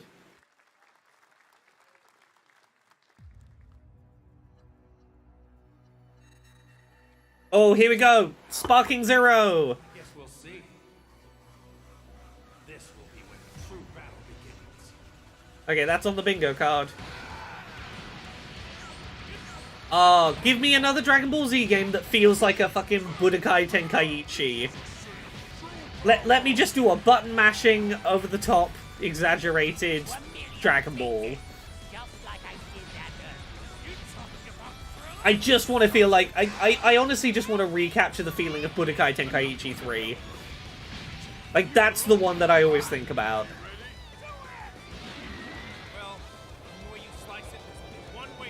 Yeah, this is basically this is the next Budokai Tenkaichi. I just want it to have that feel. I just want that feel back. Fighter Z, I don't know how you're supposed to say it out loud, was really good. But it required, like, I had to be good at that game to have fun with it, and I'm not talented at it. This is like button mash central, and that's what I want out of Dragon Ball. Oh, we're getting some what if shit, yeah. Nice.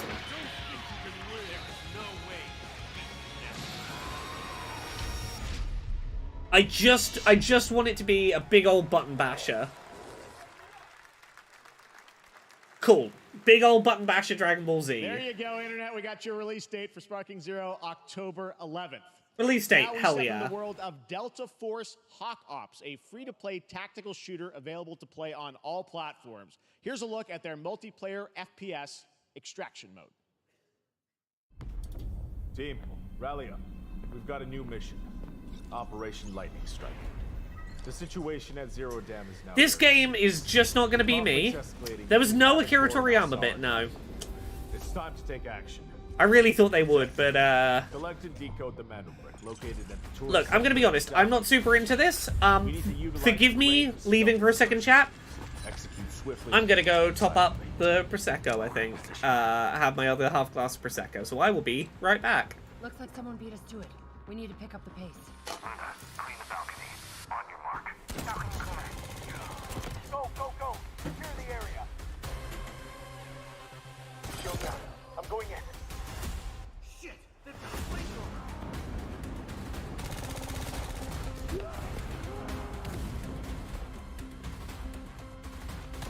Engaging. Second floor. Ah! I got shot! They're coming up!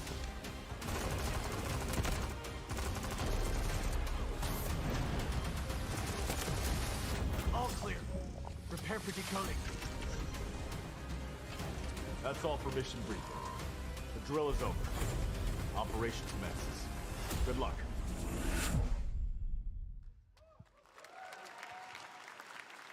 But that is not all. The game's premium campaign mode, Black Hawk Down, is a reimagining of the original game that is also fully licensed to recreate moments from the award-winning Ridley Scott movie. Give me a sec.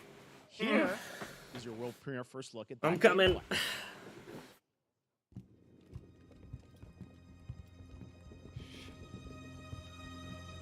Chat, did I miss anything? Did I miss anything of any importance? No, no.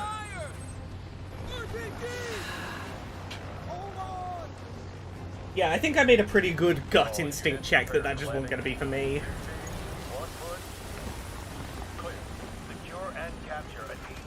If anything, did not miss enough. Get down! Get down! Oh, come on. I need to sort my hair out again now so that it's vaguely in check. I've got the fan on and therefore my hair is just blowing all over the place.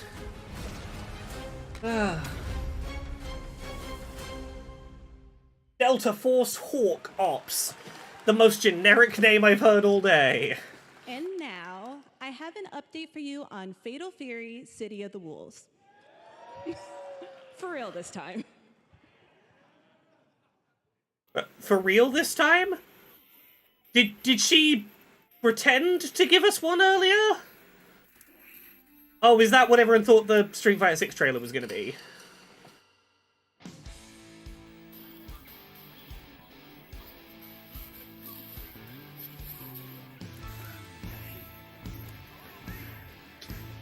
I went downstairs, Jane was washing up, she said I could have the rest of the Prosecco because I might have to deal with... I had to deal with Harry Potter and I might have to deal with it again, so... I was like, is this about half? She's like, just have it. Oh, this looks really fucking nice. The art style stuff going on here is gorgeous.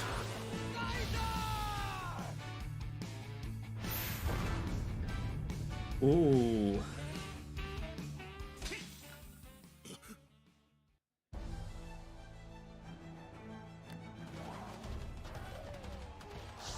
Become one with the game.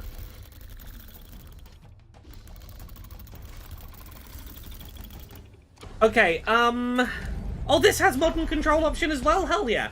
Yes, the Game Awards back in December 2023, I think, had no women presenting on stage the whole time. And Keeley's defense was, well, we did have one woman planned and then she couldn't make it. It's like, well, yeah, you maybe should have had more than one woman, so that if one woman, you know, had like a travel issue or something, they weren't your only woman.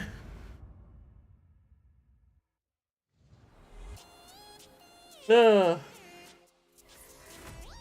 Just got a Warframe drop on the channel. Really? I had nothing to do with that.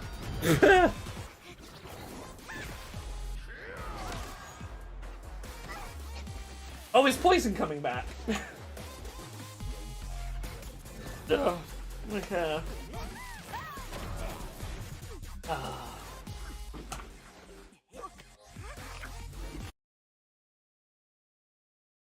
Really, this is a 1080p video. Why are we having trouble with this?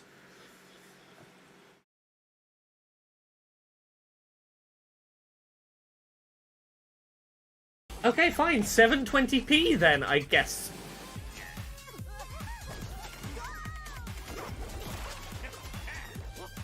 This does look Chippy Hades 2 a little. Am I really not allowed 1080p? Is that too much to ask?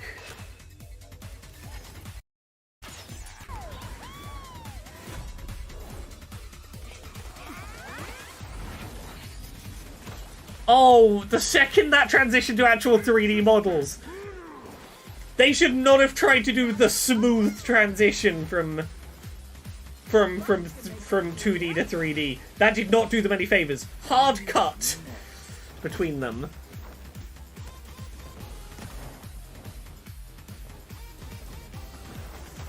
Yeah, that was not a smooth transition. Oh.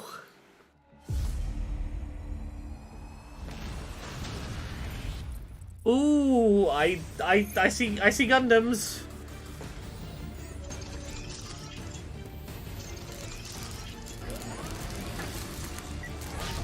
Yeah, Thimba, I don't know why. I didn't tell them to do Summer Games Fest drops. It's probably because I'm in special events and I put Summer Games Fest in my stream title. They just fucking auto-opted me into Summer Games Fest drops. I do know The Witcher Mercury, yeah. Gay.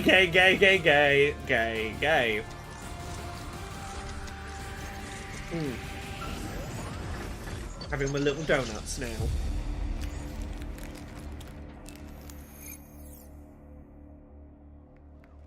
Mecha Break. We're back here at Summer Game Fest, and that was a look at Mecha Break with its immersive aerial and ground combat. We don't want you back, Keeley.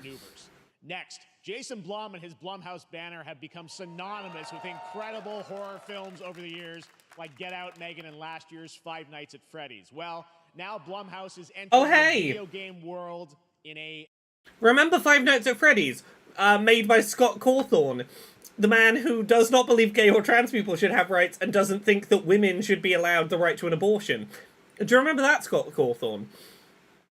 You know what you should do instead of supporting a fucking Scott Cawthon thing? Which I know this isn't Scott Cawthon, but like, Keeley, fucking read the room and don't bring up Five Nights at Freddy. You know what you should enjoy as a replacement to the Five Nights at Freddy's movie? You should go enjoy Willy's Wonderland. I talk about this all the time.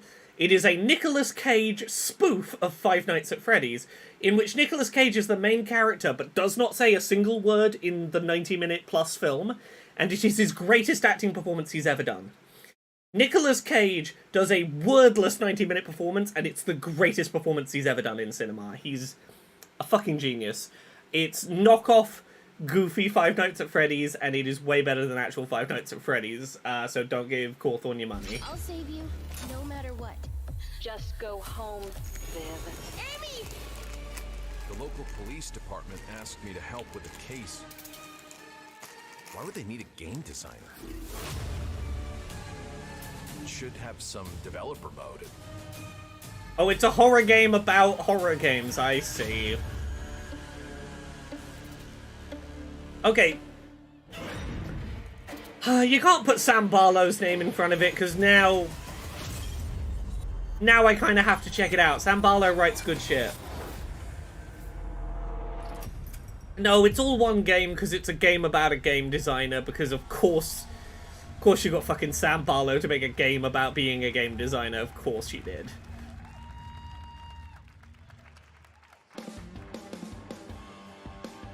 Please welcome Jason Blum, CEO and founder of Blumhouse, and Luis Blaine, creative lead at Blumhouse Games.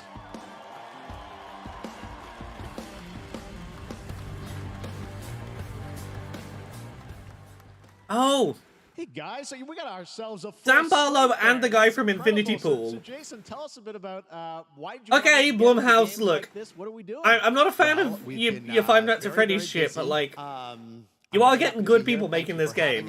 I acknowledge that. Great to hear the fans out there. It is a movie person, but I did delete movie person and I made it more specific. I said it had to be Ryan Reynolds or someone from the Borderlands movie, so maybe fuck myself out of a bingo square there, but... Don't worry. Anyway, horror is, to my great relief, getting more and more popular. Our movies are working. It's working. According to Saint Nobody, PlayStation did a tweet about the new Wizard game, and they started the tweet with the phrase "calling all chasers," and apply it. Which I know is a thing from the Wizard sport, but also, hey chasers, enjoy your Wizard shit. And encourage these creators to be weird and subversive and find the most effed up, scariest things they can and put them into really cool games.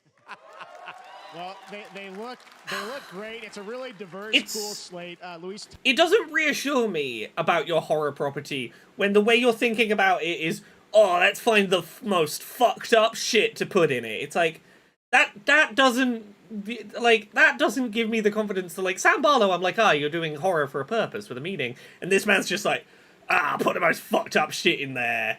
Make it real fucked up. Shooters. Or maybe, Jeff, you just want some bonus murder in your otherwise very cozy farming sim. I think, we as horror fans, we know that there are so many different subgenres to explore. And our independent development partners, they feel the same and they're just as excited, which means we've got psychological nightmares, we have supernatural scares, we have cosmic horror. And our team has worked really hard to work with global, creative, talented partners. And that means Why do I know her? Where do I know her from? I feel like I've spoken with this woman and I don't know where I know her from. Where has she worked in the past? We're working on indie projects, which means that we can take risks. I didn't cross off Stardew. Was there a Stardew? Really, we can push. Did I miss a Stardew? Scary storytelling, and we're so excited. Yeah, no. Oh yeah, I guess there was some farming elements, wasn't there? Do we count those like the farming a plot of land that happened as a Stardew? Yeah, we're on PC and one of the games in this game is a Stardew. And yeah, we wanted to start with fuck it, I take the win. It's a Stardew. So you want to tell us about those? Yeah. So radio host. host. Our first release coming later this year, and it really has our mission statement. It's an Louise Blaine. Experience. It's got great characters, a compelling narrative. It's also I think I did a TV thing with her. And I think people will be big fans of it. Oh, did she host and quickly, Jinx TV? The Games That Made Me? Did she host the Games That Made Me? That might be what I'm. I know this is just the start, so we'll probably be seeing you in future years with more. That is not it. Guys, but I've definitely done something on camera with her, and it's frustrating my brain that I can't place exactly what it was now. Love having a memory disorder. Disability's so fun. Brand new Power Rangers game with a retro feel. Keely, you've won me. You've briefly won me back. I'm not saying I forgive you for the wizard shit. But you have my attention with Power Rangers game.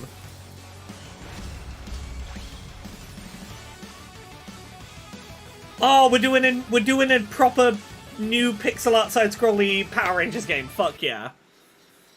Yes, Mighty Morphin specific. Oh, I am a sucker for this. This is exactly my vibe. Oh, we're doing Mecha Rita.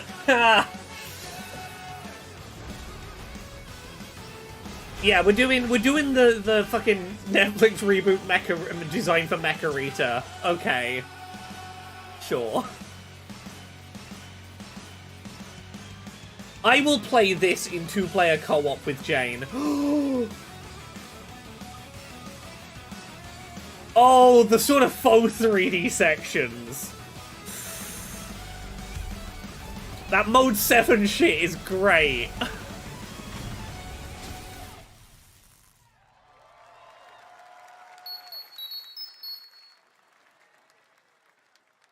I have a fucking Mighty Morphin wrist communicator that does the do-do-do-do-do-do. I've also got the morpher that you swap the coins out and then it does the different morphin animations. Fucking love me a Power Rangers.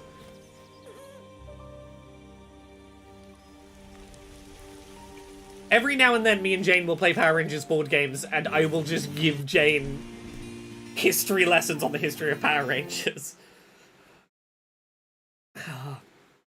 Echo, don't worry, I haven't forgotten I'm a good bean.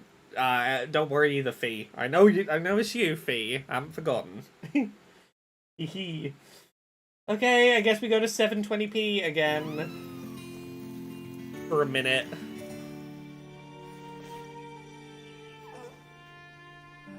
Exactly, you have an autistic partner, so, like, what? One of the main benefits is being able to occasionally just info dump about that thing from your childhood that you're like, I have like 20 years of trivia about this thing, can I just like dump that out of my head onto you?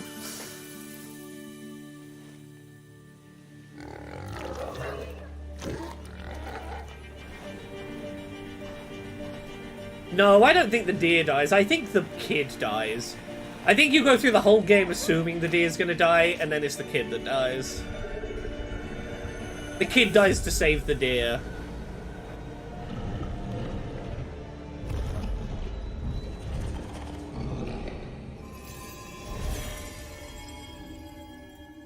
Yeah, the deer's clearly going to survive until adulthood. Deer and Boy. I mean, there's no forgetting that game name. What a beautiful Which one was that? Deer and Boy, which comes the one with the Deer and Boy. Jason Houdet and Paris, who started that project alone in 2020 during the pandemic and now has a team of 8 helping him realize his vision with financial aid from the French government, and games like that are why we do this show, giving first-time developers a chance to show you what they're working on. All right, next, after a long wait, Kingdom Come Deliverance 2 is arriving later this year. This is a first-person open-world action RPG from Warhorse Studios. Here is a brand new look. Deer and Boy starring Boy and Deer. The best laid plans of men. What was the name of the game with the boy and the deer again? Well, funnily enough, Deer and Boy. Man proposes, but God disposes. And then boots you right in the balls.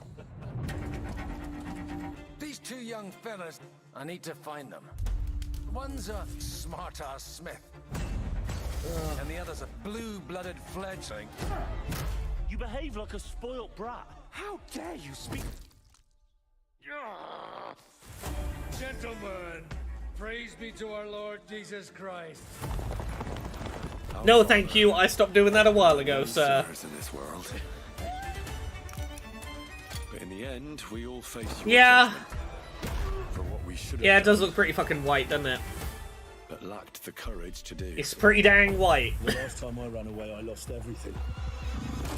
Yes, I believe you're right, Chad. I believe this was the one where someone made the point of being like, it's awfully white, and they were like, historical accuracy, and then people were like, History wasn't that white, though.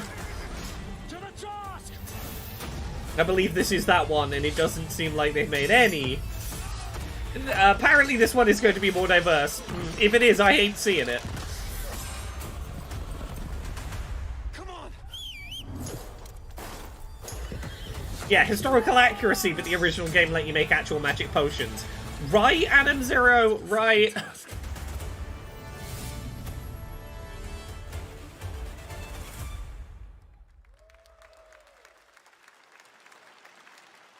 Next, we step into the dark mind of Silent Hill creator Keiichiro Toyama-san. Back in 2021, we announced his new game, Slitterhead, at the Game Awards, and now we're giving you a look at the gameplay from his independent, Tokyo-based studio.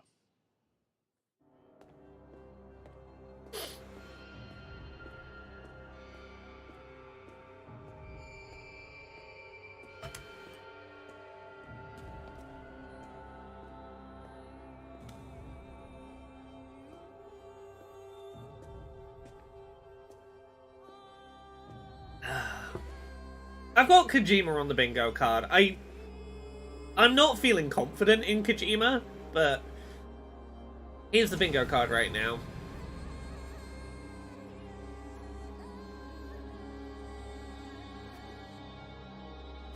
Gonna move it away.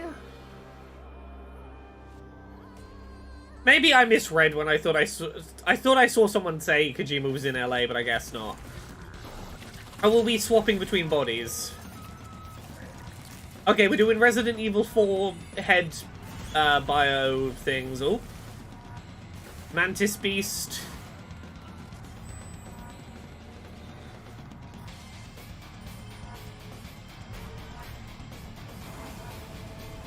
If you die or you're about to die, you just hop to a different body and keep trying.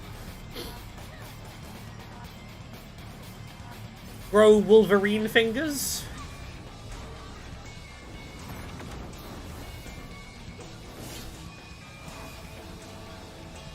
I want to know more about the concept. It's an interesting idea.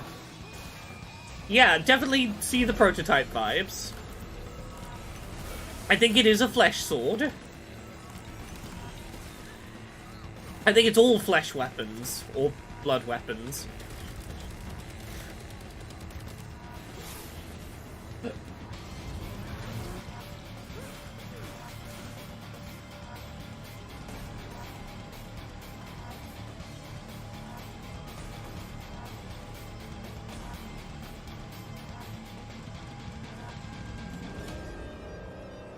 Oh, this is Split Ahead. We took Split Ahead off the bingo card. This is James Cod? James Pond, was it? Killer Bean. I knew it was one of those fucking genres. I was like, it's stupid pun name thing of an era. I call a dramatic entrance. There's a reason why I'm called Killer Bean. It's because I'm good at what I do. Really. Really. Good.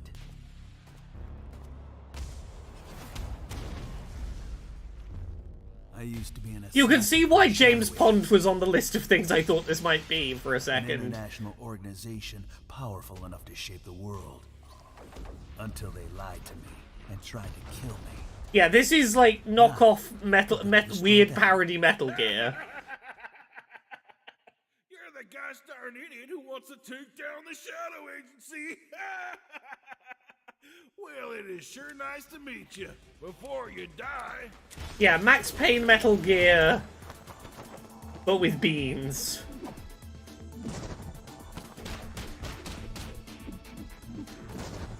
And open world, apparently.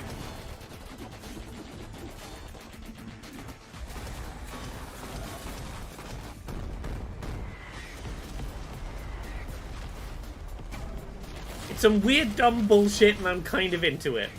They made me who I am, and I will make them pay for it.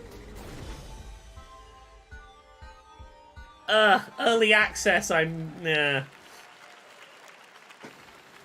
Glad you like that one. That was Killer Bean, a third-person roguelike shooter made by another single developer, believe it or not. Okay, there are some words in there I didn't anticipate. He's an animator on movies like The Matrix Reloaded.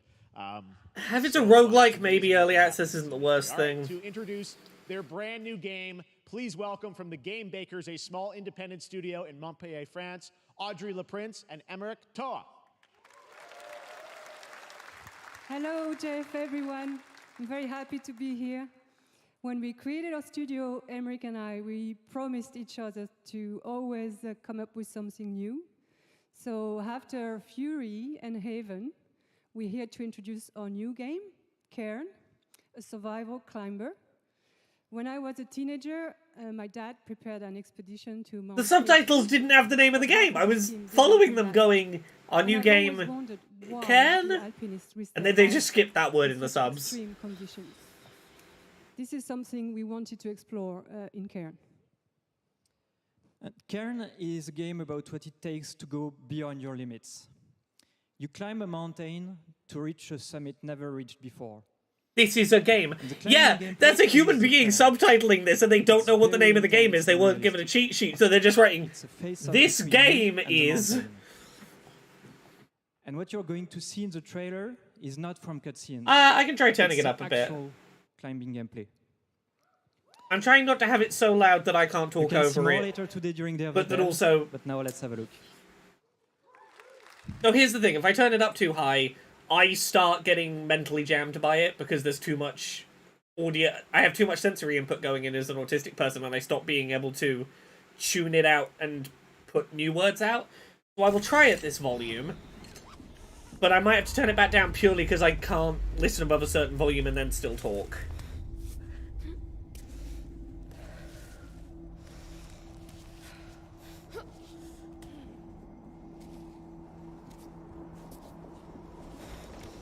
I'm trying to do I'm doing my best. I'm doing me little best.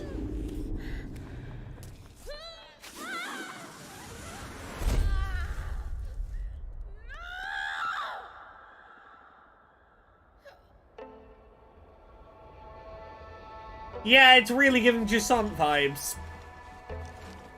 Really is hoping you didn't play Jusant and get done with this genre.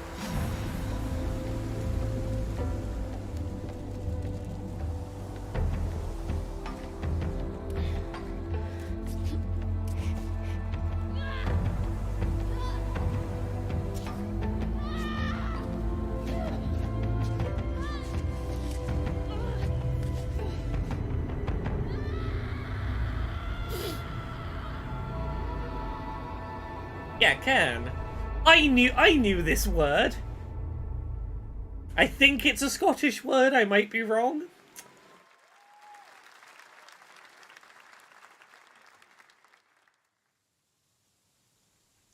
Ooh, from the creators of the Stanley Parable and the Beginner's Guide, you say? I'm a fighter. I'm meant to be in the arena, in combat. But instead, I'm out here in the middle of the woods, running a tea shop. So, what does running a tea shop involve? Well, there's a lot of gardening, and I've had to get used to the pretty unique tea machine they've got here. None of these tasks are all that hard, they just take patience. And I'm not really the patient type. This is very not what I would anticipate from these folks. Of course, I have to actually serve the tea to our customers. And once that's It is a done, Stardew. I'll usually check in with Boro, the guy who owns the shop, to see if my help is needed anywhere. 1,000,000%. I will give anything Sometimes these I'll guys just make sit the on the time of bench day. and do absolutely nothing. Oh yeah, this is the It's bait not and fighting, but yeah. it's peaceful. This is the bait and switch. And what's weird is that I actually feel good. I'm happy. It's I can stop running now. It's Steven Universe Future. I can stop. They're doing the I can stop. Yeah, this is Steven Universe Future. For me, I need to enjoy this. I feel good. I'm happy. I'm happy. I'm happy. The hero where like life has settled down again and you're not in constant peril anymore, but you don't know how to exist when not in a constant state of peril from world-ending catastrophes. It's literally just... It's literally just Steven one Universe stop the Future, announcement and of the I'm next here game for it. from I think Davey Redden, Steven the Universe creator Future is of the fucking Stanley great. Parable. I sense there's a twist coming, as you would expect from him in Ivy Road. Cannot wait to play that. All right, now here's a look at the story trailer for Unknown 9 Awakening, a narrative action-adventure game Yes, that tells person the story struggling of to Haruna, settle a back young woman into born with the ability to life venture into the post-world-ending fold of the catastrophe dimension adventure. overlaps our own. Yes, she was speaking with actual words, but the other guy was speaking in text boxes, which again, fourth wall shit. What was that game called? I've already forgotten. Wonder Stop? Wonder Stop? Incredible. They call themselves the Sahin. Yeah, W-A-N-D-E-R, Wonder Stop, I think. The Unknown 9. Does this have anything to do with why Vincent is here? Humanity has lived for eons at the mercy of the Nine. I'm really enjoying these character We designs. took control of our own destiny. The cutscene direction and the character designs are really neat in this. Oh, this is Unknown 9. I'd seen the name Unknown 9 being rumored. Why are you so interested in Vincent, anyhow? He killed someone I loved. Yeah, not a good name. But this looks like narrative-heavy, third-person adventure game with cool, interesting, well-designed female protagonist. This is exactly It's where I ticking need all to my be. boxes.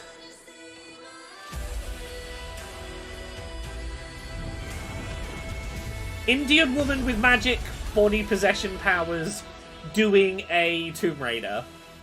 The Fold is a strange place.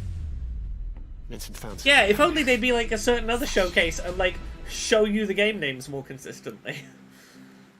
We get to beat up the British indeed. Hell yeah. How about we see the world together? I finally have something.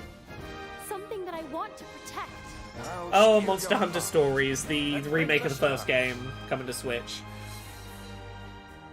Monster Hunter Stories and Monster Hunter Stories 2, both pretty rad games.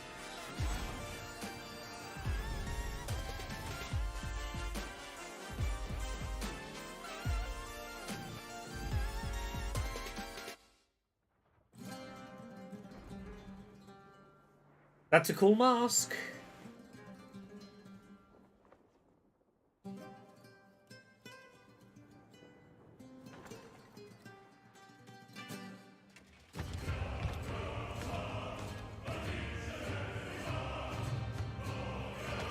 Monster Hunter Stories as a series definitely does scratch a Pokemon adjacent itch. Great hall.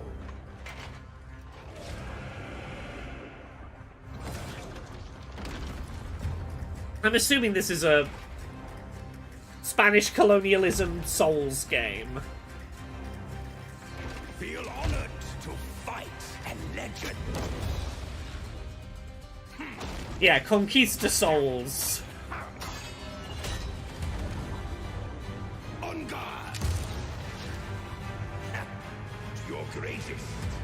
I want it to be called Conquista Souls now.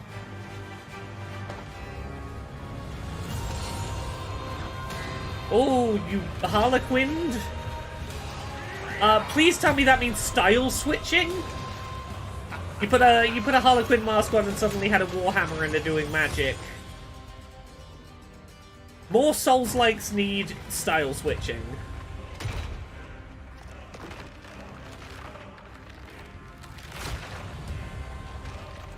Oh, you beat a boss, you get a new mask that's a new style to switch into.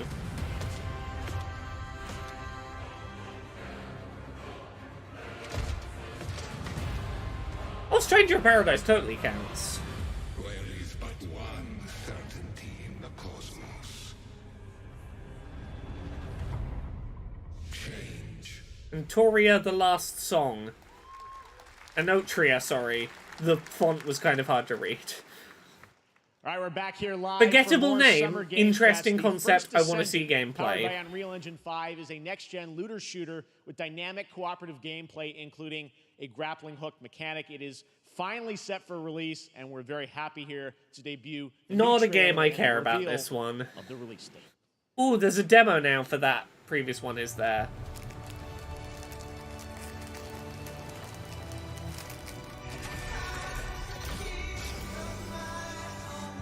Is this a Korean MMO? Can we confirm, is this a Korean MMO?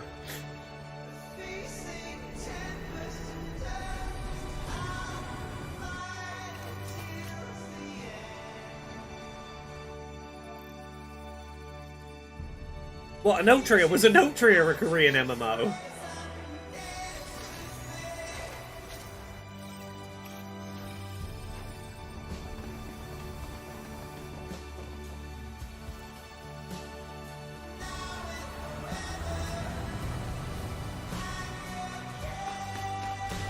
This might be DMCA, I don't know.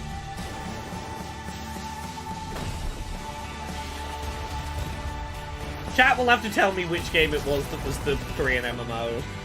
They seem to be in disagreement.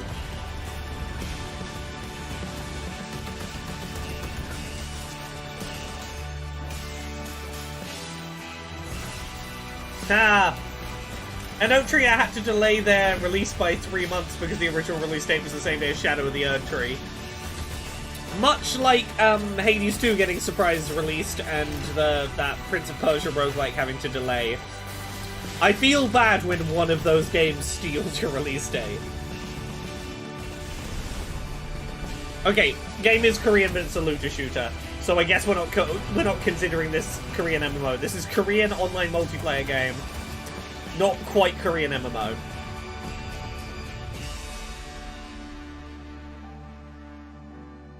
So close.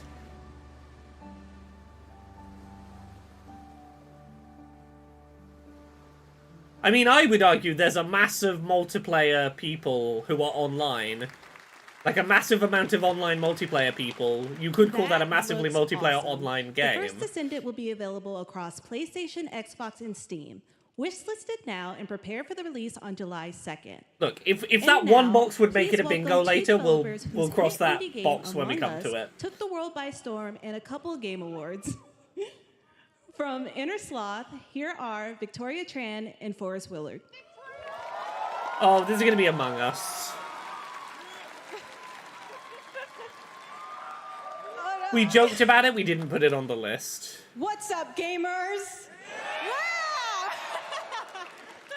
Can you believe they just let us be on this stage? Like, no chaperones. Like, I know. Can we announce something totally fake? Do you think they'll let us do that? Among Us 2? Among Us 3? They've allowed you on stage without chaperones. Use that time to say fucking Free Palestine or some shit. Real we wanted to present to you all today. There's been so many great indie games in recent years, but it's also been no secret that it's kind of a rough time in the industry. Some devs don't really get the chance they deserve, so we thought we could help out a little bit. That's why we're excited to announce our side project, Outer Sloth, an indie game fun we made that offers the kind of deals we would have wanted back in our less popular Among Ye days. Hell yeah! Take your success and use it to lift up other indies. Fuck yeah. Peers, by helping some games and devs have the funding and freedom needed to ship their games. And then we all get to play them, which was the real plan. I really want games. These people is our passion project and dream for a better, your comedy type 5 pacing is not as solid as you think it is. I'm incredibly nervous to reveal it here and show you the current lineup of games we've managed to fund because of you. And don't worry, Jeff, it has your favorite, a ton of world premieres. Enjoy!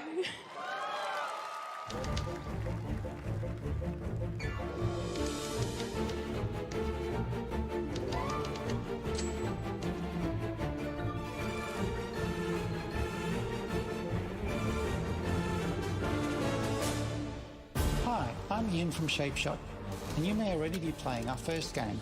Oh, I'm aware of this one. We're Trinket Studios, creators of Battle Chef Brigade, and this is our card battler RPG, Battle Suit Aces. We are Studio NE%. Battle Chef Brigade is one of my favorite games of all time. Battle Suit Aces. Hi, we're Midnight Munchies. Can I go follow we just that? released a demo for one-button bosses, or boss rush game, with a single button to press and a ton of bosses to beat. Hey, I'm Husband, game director at Huscrofts, and this is Rogue Eclipse, our epic spaceflight action roguelike, where you'll have to customize and master your starfighter, take on merciless armadas, and vanquish a fleet of colossal super destroyers. And we do have one more game that's very early in development. Battlesuit I'm Aces Eka, creative director of Outer Loop Games, doesn't makers of exist Thirsty on Steam Suitors yet. and Falcon Age.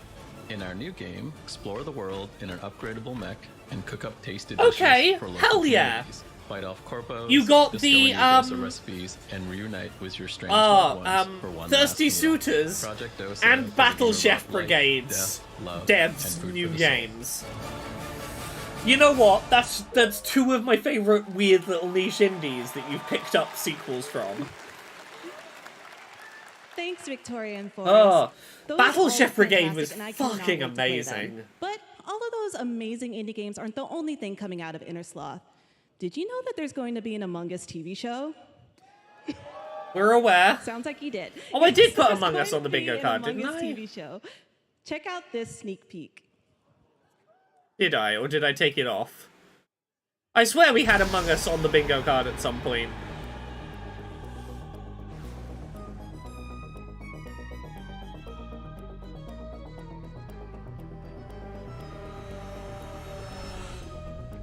Kids aged 6 to 13 are gonna lose their fucking mind over this show.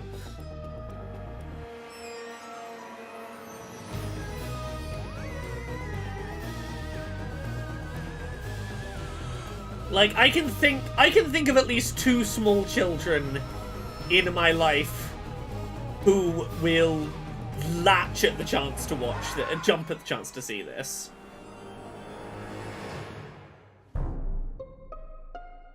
A couple of small children that regularly show me Among Us themed music videos on the internet. Up next, we have Sonic X Shadow Generations. Oh, this was on our bingo card. A definitive greatest hit collection of 3D and 2D levels from Sonic and Shadow's history. Now it's time for a glimpse of From Shadow's brand new history? powers and gameplay from a Please tell me standalone there's Shadow campaign, the Hedgehog levels as with well guns as the in official this. release date announcement. So, I don't care about any of the Sonic stuff in this. Only show me Shadow. Also, yeah, Sonic X Shadow means that they're gonna kiss. Why are you showing so much Sonic? Show me Shadow. Give Shadow a gun. Let me see him have a gun. Give Shadow a gun. Let me see him have a gun. Where's Shadow's gun? I want to see him have a gun. Give him a gun. Give him a gun.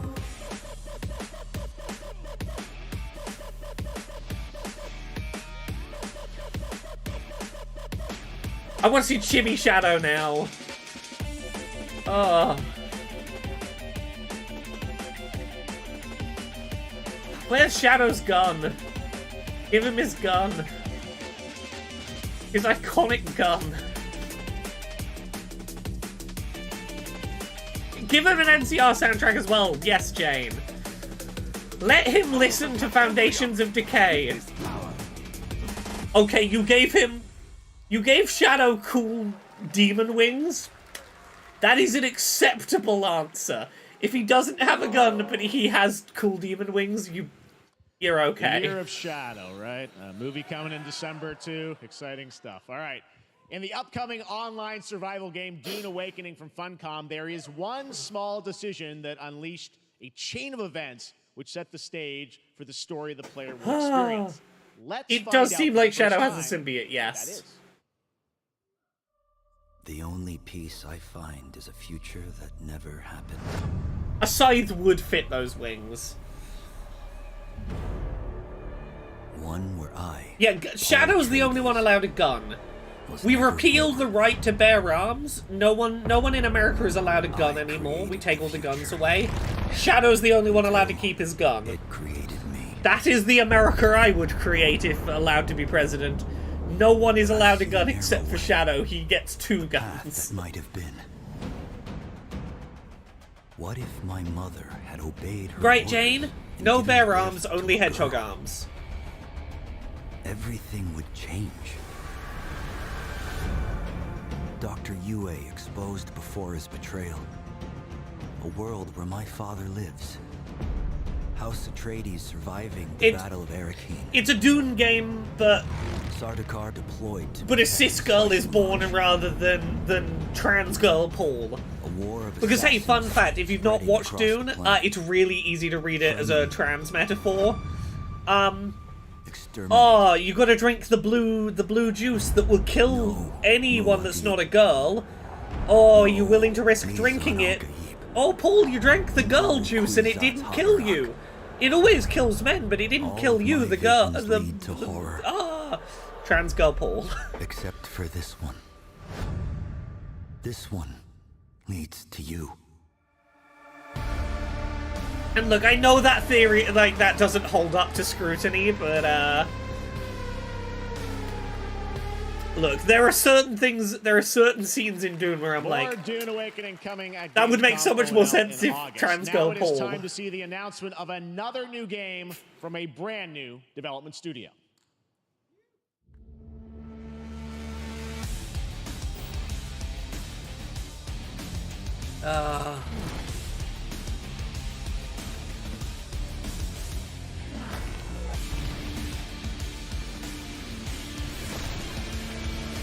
Yeah, that last one, the Dune one, was an MMO, but it wasn't a Korean MMO, I don't think. Yeah, no, the trans thing is not intended in Dune, that's not how it's meant to be read. But when Paul's drinking the juice, I'm like, Trans Awakening right there.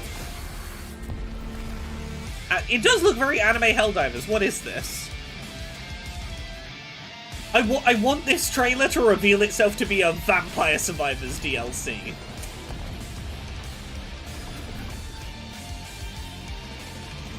It's not gonna be, but you... Battle Aces. You see why I would love to be told that was Vampire Survivors. And show you the gameplay. Devolver is... Kim from Uncapped Games. One sec. Thanks, Jeff. Devolver is at 1 AM UK, so that's what, 8 PM Eastern, 5 PM Pacific? Is that correct maths? Kind of like how games such as World of Warcraft did for MMOs, or Hearthstone did for card games. This looks instantly less interesting now. Is an action-packed army versus army game that has a high emphasis. Yeah, 1 hour, strategy. 40 minutes from now, 3 PM Pacific. This type of very specific Sorry, yeah, it's -3 then -5. I -3'd and then -3'd again. It's been a long day. In and out of game strategizing through unit decks. And what makes yeah, we're definitely getting a Nintendo Direct this month. Nintendo have said we are. The rumor is it's next week, but that could just be guesswork. Like, it's educated guesswork. Possibility of strategies.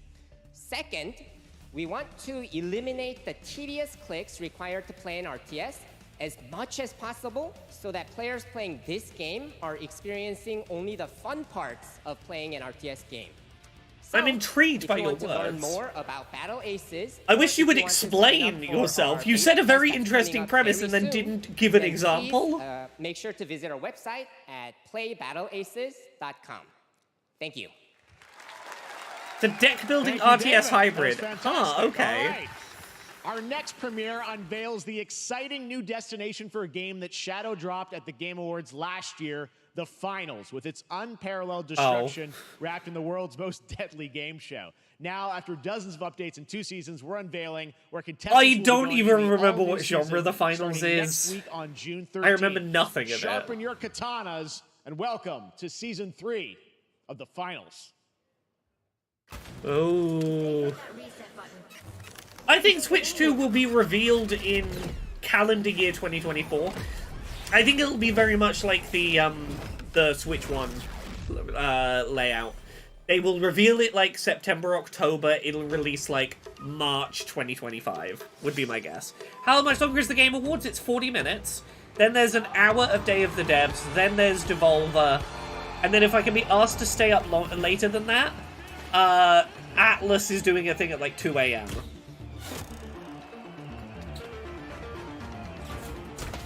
Oh, did this use a bunch of AI voice stuff? That doesn't surprise me to learn.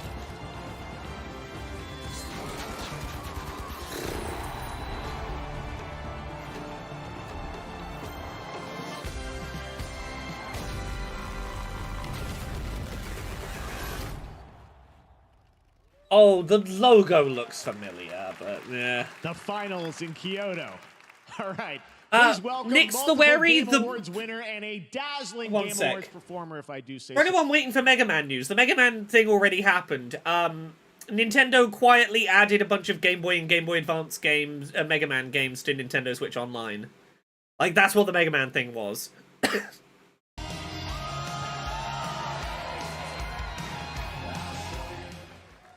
I think that's enough. Thank you. Yeah, should have guessed Hi. Alan Wake You DLC, see, but I assumed it would be This Xbox. is now the only way they let me come on stage to tell you something exciting news about Alan Wake 2. He's locked into that dance now. Many of you have been posting your Remedy game collection. It might just be only be on OG your Game Boy. shelves I don't know for certain. I with saw a Alan bunch of Wake stuff came 2 to NSO. so far, I which could you're be wrong only about GBA. Sadly missing. I know Game Well, Game Boy happened. We are excited to announce physical deluxe editions. And okay, you can- physical collector's editions. Okay, you can get the for video Alan game Wake in a 2 box. Coming this fall. Good You for can lock in your preservation, I copy guess, that you can get the starting game on a disc tomorrow. now. Next, we promised you some expansion content. Okay, it's all 5 for Game Alan Boy Wake games. 2, Cool, okay. Right? I'm thrilled to introduce I have seen that you Hollow all Knight is to free on NSO this Night weekend. Springs. I really do think that probably means It Hollow Knight at contains 3 Xbox Showcase. episodes with 3 Hollow Knight being free this familiar, weekend on fan-favorite Switch is the thing playable that makes me think it's characters finally Silksong in time. mysterious, terrifying, and quirky what-if scenarios. Okay, It was a chance for us to so are we really making a whole go game out of the weird out musical number shit? We're doing as if we already didn't. Night Nintendo Switch Springs will Online. be It's the playable if you pay for playing Nintendo in less than Switch games. 24 hours. Ah, okay. The Night Springs DLC is within 24 hours. Cool. Yeah, you. you get Now, access to like old games. With this world premiere, I invite you Okay, to so step into Night Springs is the name of the Twilight Zone parody, I think, in this world. I'm excited to see what this is. Space, existing in a countless number of parallel realities. Different every time we set upon the road that leads us there. Please And just yet, make this be like hour long, like 1 hour long, weird little vignettes, like an anthology. I'm in danger. A weird surreal anthology. You're the only one who can save me. Ah! Come back for you, my love. Alan Wake is trapped in a big mouth singing bass. This is gonna get strange. Okay, we got some Quantum Break shit and some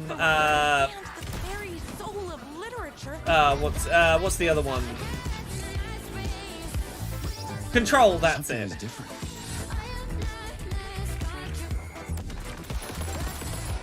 Okay, yeah, we got Control, we got Quantum Break.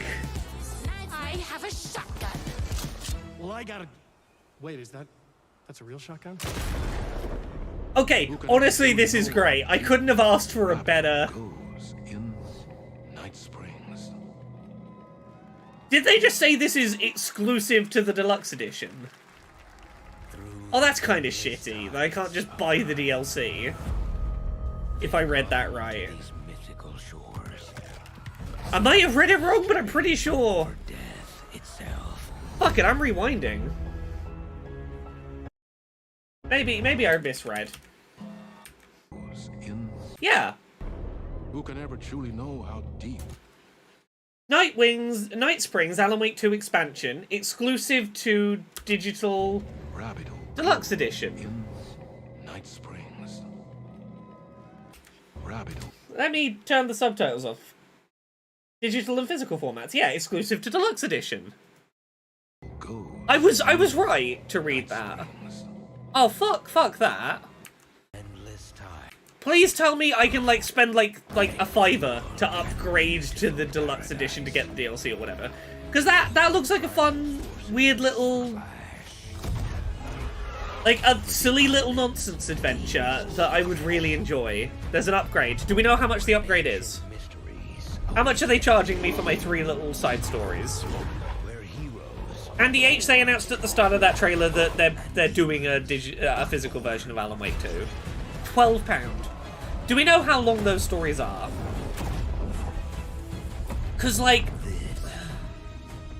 Is eternal. New World. We had New World on here and we took it off because it was a boring pick. There are 2 DLCs with the deluxe. This is the first. Okay. That's also right, includes the New Lake World- House New DLC. World Eternum will launch on Maybe PS5, that's okay. Xbox Maybe Series that's X, okay. and PC on October I want to see 15th. reviews Now of you can play the game that start to first finish as a solo DLC. player or play co-op Because that first and DLC looks crossplay as interesting, well. but I don't want to If you're be watching SGF on forced to buy other TikTok Live shit right to now, get you can it. comment HSR Oh, that was in the Where Is chat My to claim Mind a by the special Pixies, I think, in-game yeah. bundle for Honkai Star Rail of Stellar Jade from TikTok. Oh shit, it's There's the more. gacha She's shit. clearly ready for the forthcoming journey with her brand new look. People choose. Is this a Korean MMO? It's a gacha. It's we should have put gacha on here. Nightmarish past will disperse and fade away like bubbles. How long we got left? Like half an hour. You don't want to face. It's Chinese and it's a gacha, not an MMO. Okay, fine. I wish this game wasn't a gacha, because the aesthetic is really cool and it's got space trains.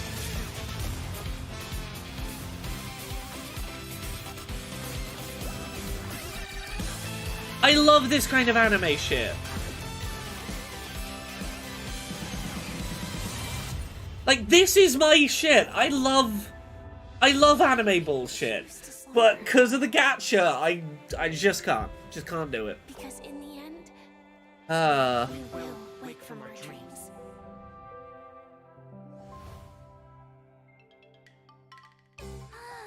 War dance? I can't miss out. I'm joining too. literally cannot let myself play a game with these kinds of real money gacha elements.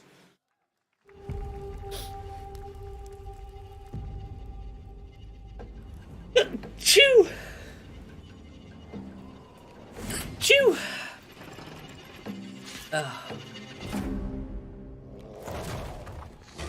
Sorry, I've gotten all sneezy.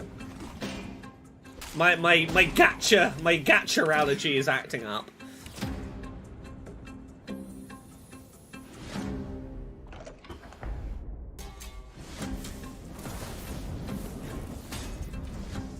Okay, yeah, Day of the Devs is in half an hour. Cool.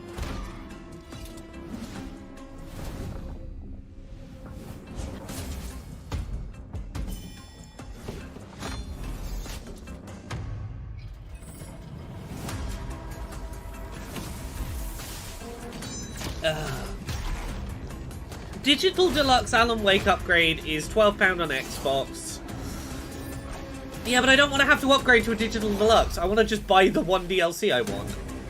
And not have to buy the season pass, the upgrade that becomes the season pass. Is Day of the Dev still affiliated with Double Fine? I'm pretty sure it is. I'm pretty sure Double Fine... It's Double Fine going, people know our name, we'll put indies in a spotlight.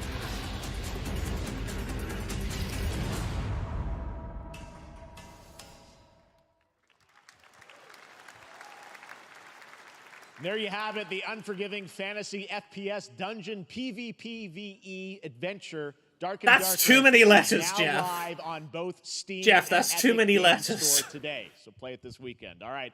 Lots of fans are joining us here in person at the YouTube Theater, and we thank you for that. And ahead of the show, 4 lucky fans were upgraded to our VIP section thanks to the Discover Orange Ticket upgrade. With Discover, you don't have to be a VIP to be treated like one. All right, now here's the announcement of the release date for Capcom's upcoming Kunitsugami Path of the Goddess. He keeps saying words, and I'm not convinced that the words mean anything. He's throwing out words that I know are the names of genres, but I refuse to believe can all be at once. This looks cool, though. Capcom continues to be putting out shit that looks pretty cool. He did say this was Capcom, didn't he? I'm pretty sure he did.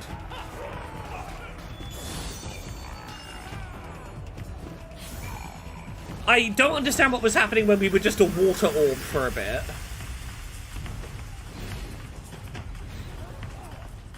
There's some gorgeous paint effects on some of the attack swipes in this.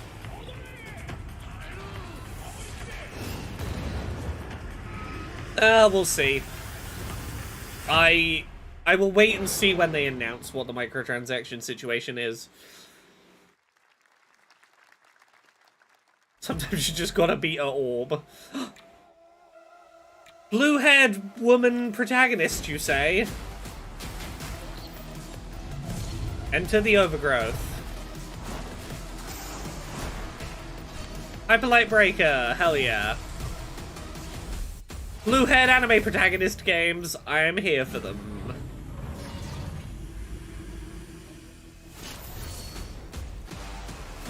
Oh, Blue-haired Squad. We can all be blue. We can all have blue hair and pronouns, gang. Wouldn't you all like to have blue hair and pronouns with me? It's the cool way to be.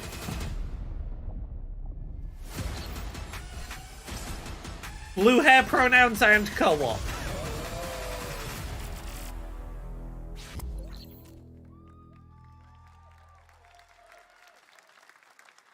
Well, you's a cutie little corgi, don't you know? Oh, it's legally distinct gang beasts. I still don't know how they got away with this game. It's the let's take ibuprofen together meme, but it's a box of blue-haired eye. Fuck yeah. Okay, I'm gonna tick no mention of Palestine and no Silk Song. I'm just gonna tick those off on the bingo card now. I know it's technically preemptive, but look, if I have to undo those, I'll undo them, but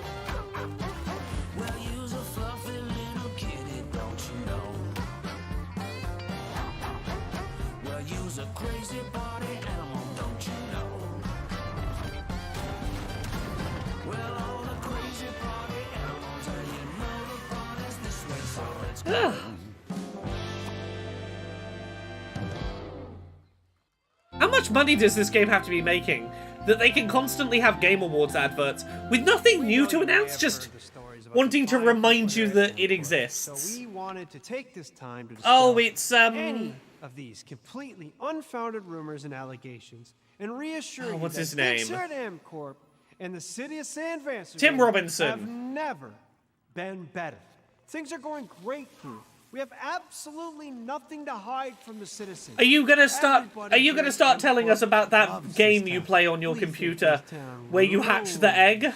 Why would we hurt a town that rules? I can't stop thinking about how you're saying we're selling the city for scraps. I can't help but watch a trailer like this and go, sick to their stomachs. My wife hasn't been on the toilet. how much money do you have to burn, developer, that you have time for this when every 60 seconds is increasing your trailer cost by about $250,000? Right? This is business. Look around. Like, you hired Tim Pool to do an office skit. Okay? Jack, tissues. Like, you've got hire Tim Robinson money, plus have 60 seconds of I don't know what the fuck this game is. That's a father and son. That's actually a home issue. We love it here at M-Corp, and we are not going anywhere. We'll be here a long time. Yeah, really could have saved 250 grand there, plus Tim's fee. I don't know what the game is. How much money did you pay for that trailer? All right, welcome back to Summer Game Fest, and now let's head to Sam Vansterdam. Who paid more than 250 grand for that? Hey, Jeff, how you doing, bud? Oh, crap. Some really bad stuff Oh, it's happening out there. Skate. They're gonna need a lot of help cleaning that up. That's bad.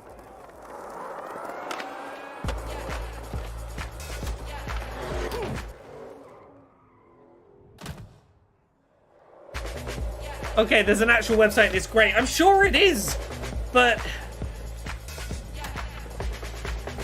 Skate, we're still in development. Hey, maybe you could have not spent 250 grand on that skit and hired some extra workers to have made more of the game instead of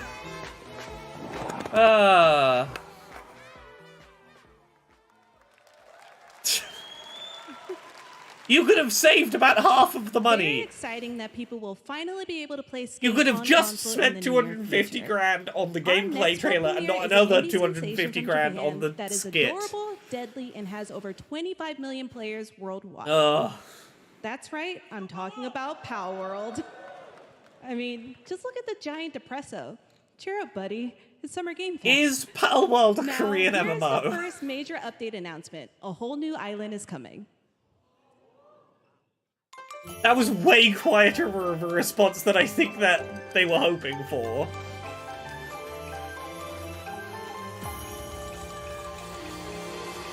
This game really exploded and then died off in, like, real bell curve.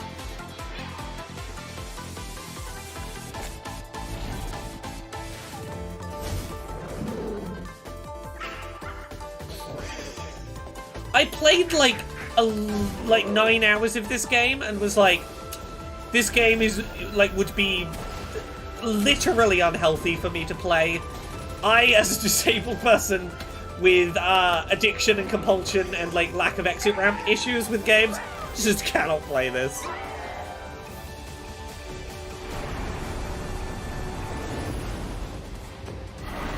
Like, I played 9 hours of it and that time flew by and I went, where did 9 hours go, and why do I feel completely unsatisfied? I was playing it, but not feeling like I was getting anything out of it, but playing it because it was hard for me to find an exit ramp to put down, and that's an unhealthy way for me to have a relationship with the game.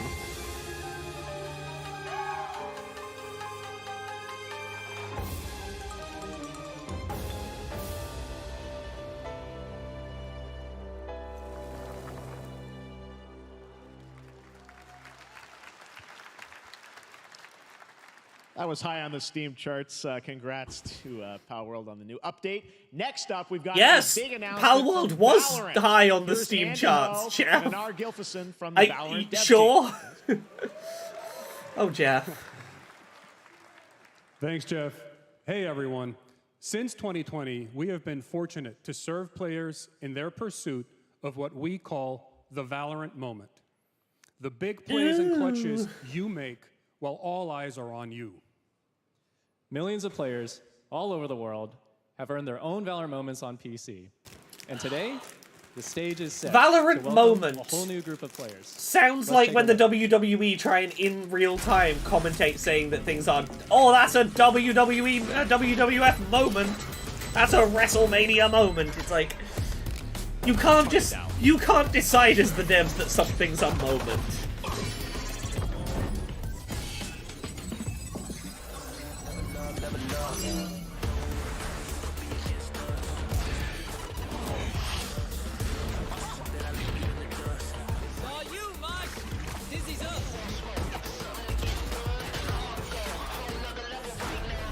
And yeah, I get...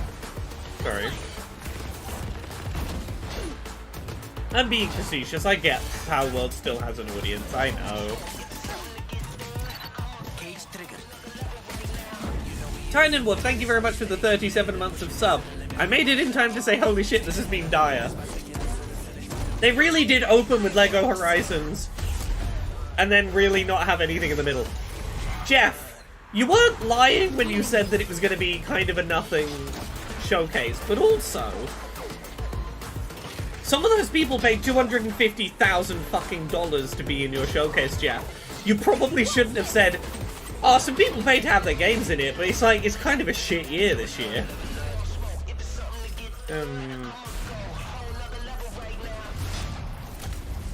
If Valorant can have Valorant moments, and WrestleMania can have WrestleMania moments, can we have Laura K. Buzz moments here on the stream? I say something vaguely funny, and I won't ask you to determine what's a Laura K. Buzz moment. I'll announce it. I'll go, oh, that's a Laura K. Buzz moment right there.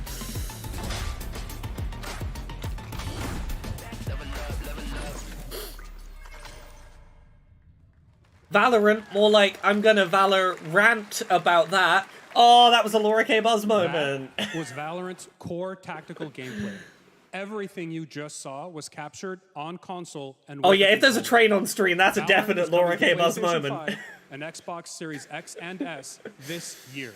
Our limited beta starts June 14th, and you can sign up right now. Yeah, at Jane, you're right. Not one developer in the in the Summer Games Fest thought to include any accessibility settings information in their trailers. And we hope to see you soon in the limited beta. But before we go, If you could afford to here's pay the head of Valorant 250 grand Studio, for a minute Anna for a Donlin. 60-second trailer, you could afford to have a couple of Hey, seconds to everyone. show off some One of my accessibility favorite settings. things about Valorant has been seeing the community build the game and the sport right along with us. For the last No, 4 Cass, years, we have I been want it most to be consistent, like an bringing unwieldy Valorant to phrase. players I all don't want around it to the be world, most catchy. recently to China, I want it to be a where I'm really currently at Valorant awkward. Masters, one of our I want it to be a really largest awkward tournaments and shoehorned community in celebrations. marketing phrase. Seeing the community evolve. Like, we're going to call it Laura K. Buzz Moments, rather than Buzzworthies. Because Buzzworthies sounds like I tried. Laura K. Buzz Moments sounds like it's Laura K. Buzz TM registered trademark moments. It's got to sound like I'm a marketing person trying to make you think that something is way more important than it is.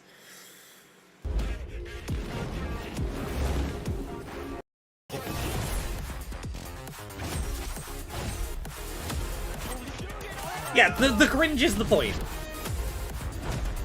Yeah, talking about accessibility, that's a Laura K. Buzz moment. Exactly.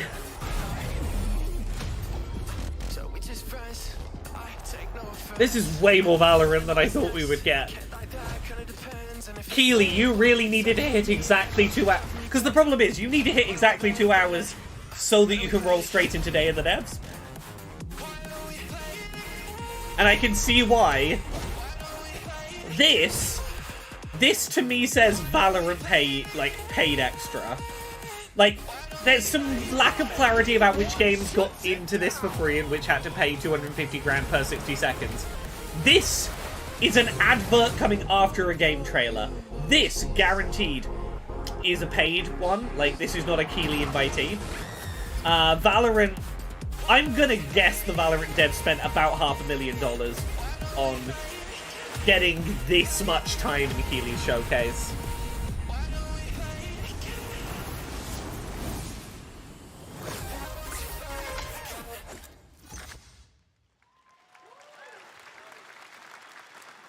Exciting to have Riot on console with Valorant. Thanks to the team at Riot for sharing that with us here at SG. Oh, is that what they were Our announcing? next announcement is a big deal from our friends at DoorDash. 5 weeks of deals with Summer of Dash Oh. Pass. Sign up for Dash Pass now for $0 delivery fees and get 50% off your next DoorDash order. Listen to those DoorDash We've got a guy employees who is normally cheer. co-streaming our shows, Yang Ya, who is also an amazing voice actor, who's been in countless games such as Like a Dragon and God of War Ragnarok. That guy. Next week, Yang is going to be voicing a character in a movie, Inside Out 2, where he plays a fictional video game character. Okay, very quickly, Yongyi has seen the Like a Dragon Sujimon rap.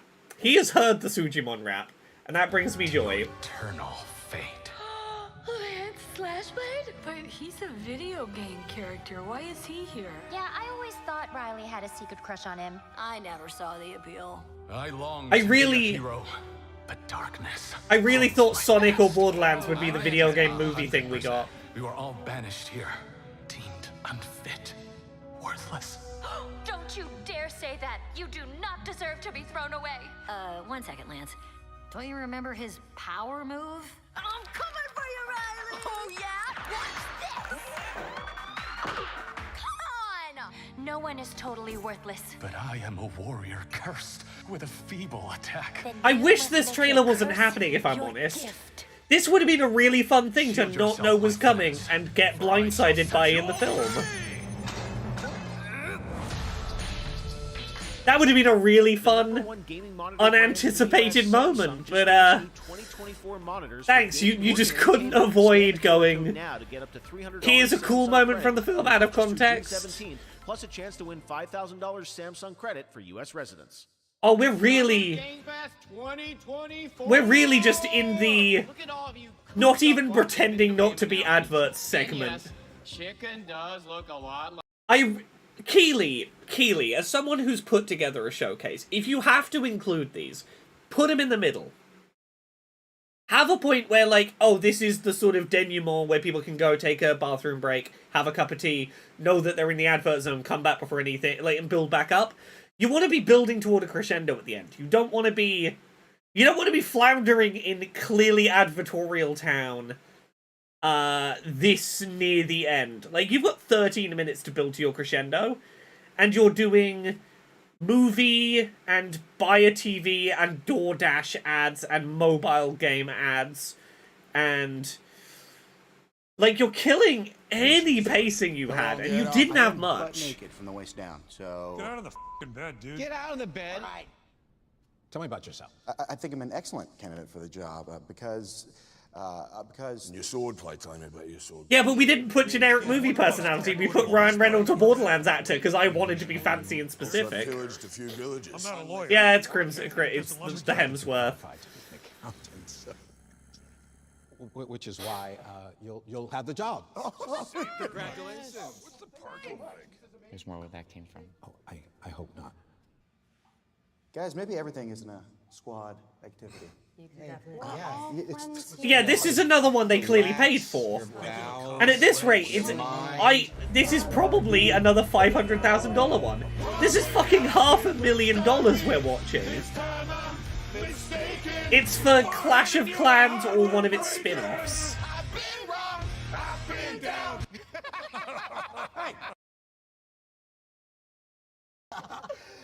Pathetic. Pasta. Jinx. No, you Jinx. You're supposed to be a lumberjack. Oh, we're well over the 2.5-minute mark. It's a Clash of Clans game. It's Clash Royale? Clash something.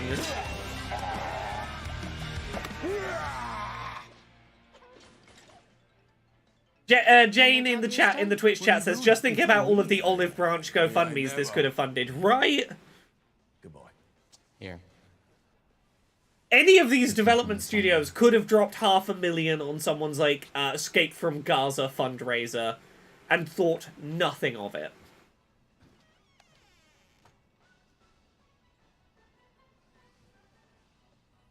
Do you want me to shut the door, or? Squad Busters, I guess. What? Ooh. All right, please join me in welcoming to the SGF stage Monster Hunter series producer. Okay, we are getting Monster Hunter Wilds. You're gonna have to really fight back this pacing, Jeff. I really thought we would be waiting until tomorrow to see this. Did we put this on there in the end? We didn't. I assumed it was going to be Xbox. Oh, the subtitle has just given up. Hello, everyone. We've prepared a very special trailer today for Summer Game Fest. I want everyone to be on the lookout for a very mysterious large monster near the end of the trailer, as it's an important monster within the game.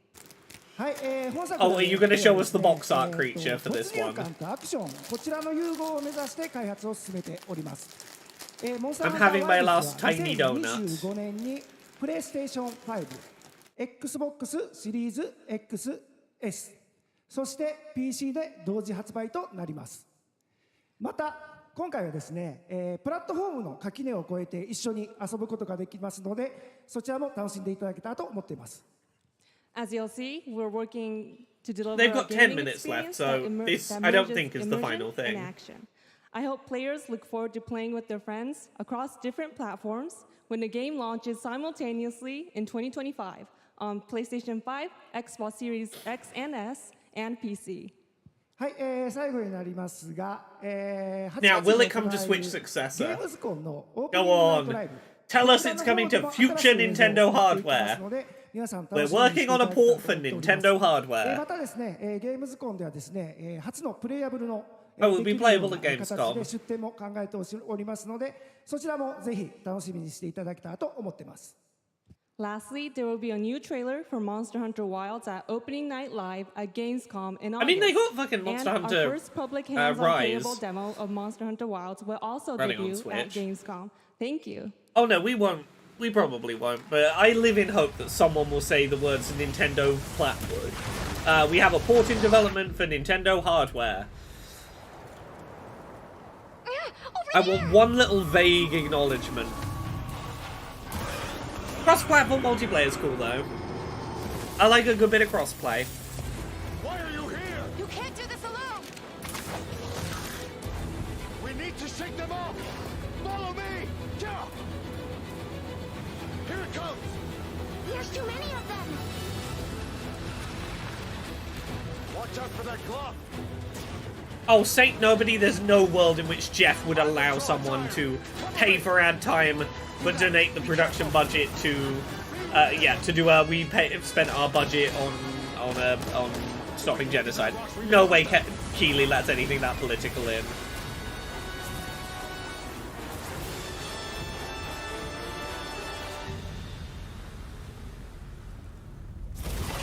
No hijacker on stage yet, but it's also not the final thing yet, so...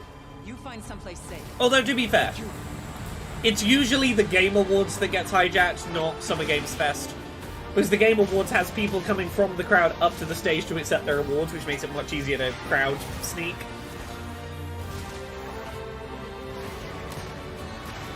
Like, I put the hijacker thing on the board, but honestly, like, it's more, the Game Awards. Yeah, as Summer Games Fest did get hijacked once, but it's much easier to prevent a stage crashing in this. Don't worry, the hunter is here. Just watch. You will see what hunting is all about.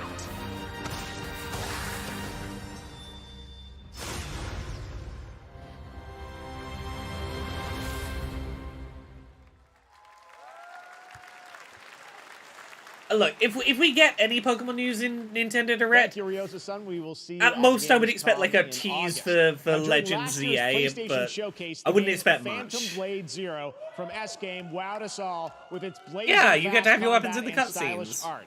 Well, I'm honored to share with you the brand new trailer for the game featuring all real gameplay. Here's our final game of the show, Phantom Oh, Blade this is their Zero. closer. Oh no, closing on Borderlands, I guess.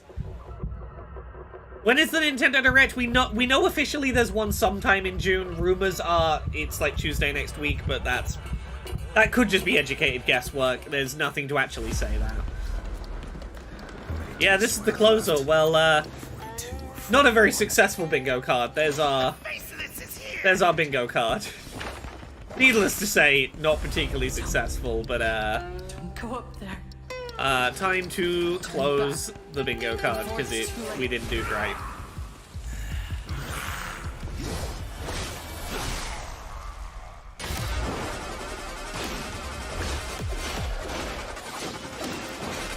Like, don't get me wrong, this game does look cool.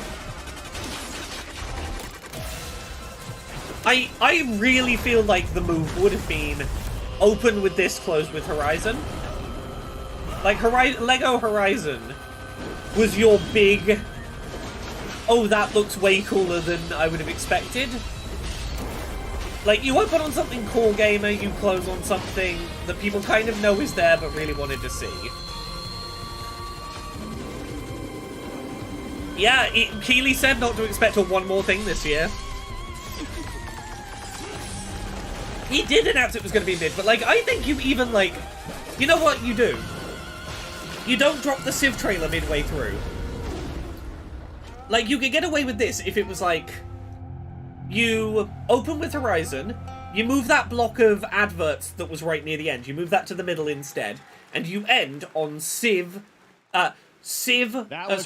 Hunter, Civ, Phantom Blade Zero, and you do those three back to back and end on a high Summer note. Game Fest live show. Thanks to Joy for joining us. Thank you, Jeff. I had such an amazing time. Happy Summer Game Fest, everyone.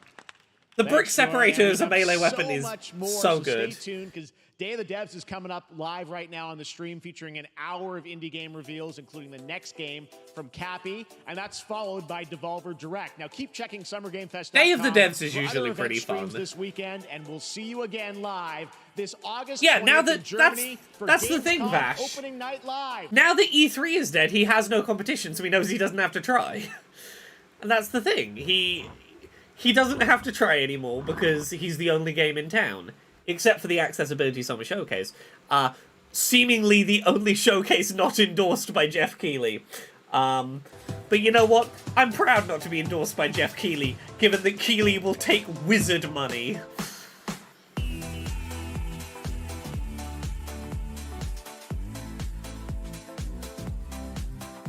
The Accessibility Summer Showcase, proudly independent. You'll never see a J.K. Rowling funded project. Oh, I gotta turn this down. Someone audio balance your showcases. Have some degree of consistency of the volume of the things in your showcase.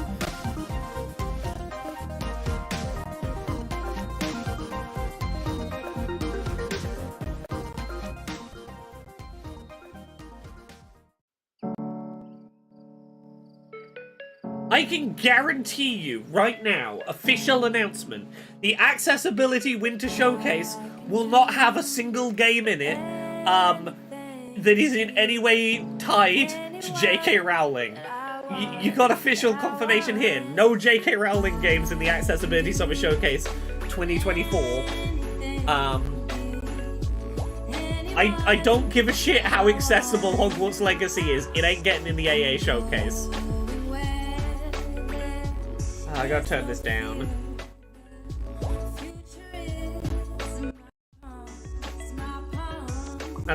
That's about right. As Undying Abstract, I would love, if I had the time and mental energy, I would love to put on a queer games showcase, as well as the Accessibility Summer Showcase. I have to do something from the top. Particularly for a reason, and here's a fun little fact you might not know. Valve doesn't let people discount their games on Steam more than once every 30 days, which means because Steam Next Fest usually goes on during Pride Month, it makes it really fucking hard to put on Pride Month specific game discount events, because they always overlap with the much bigger Steam Next Fest, so, yeah. I would really like to put on a thing explicitly promoting queer games during Summer Games Fest season. Games at Day of the Devs.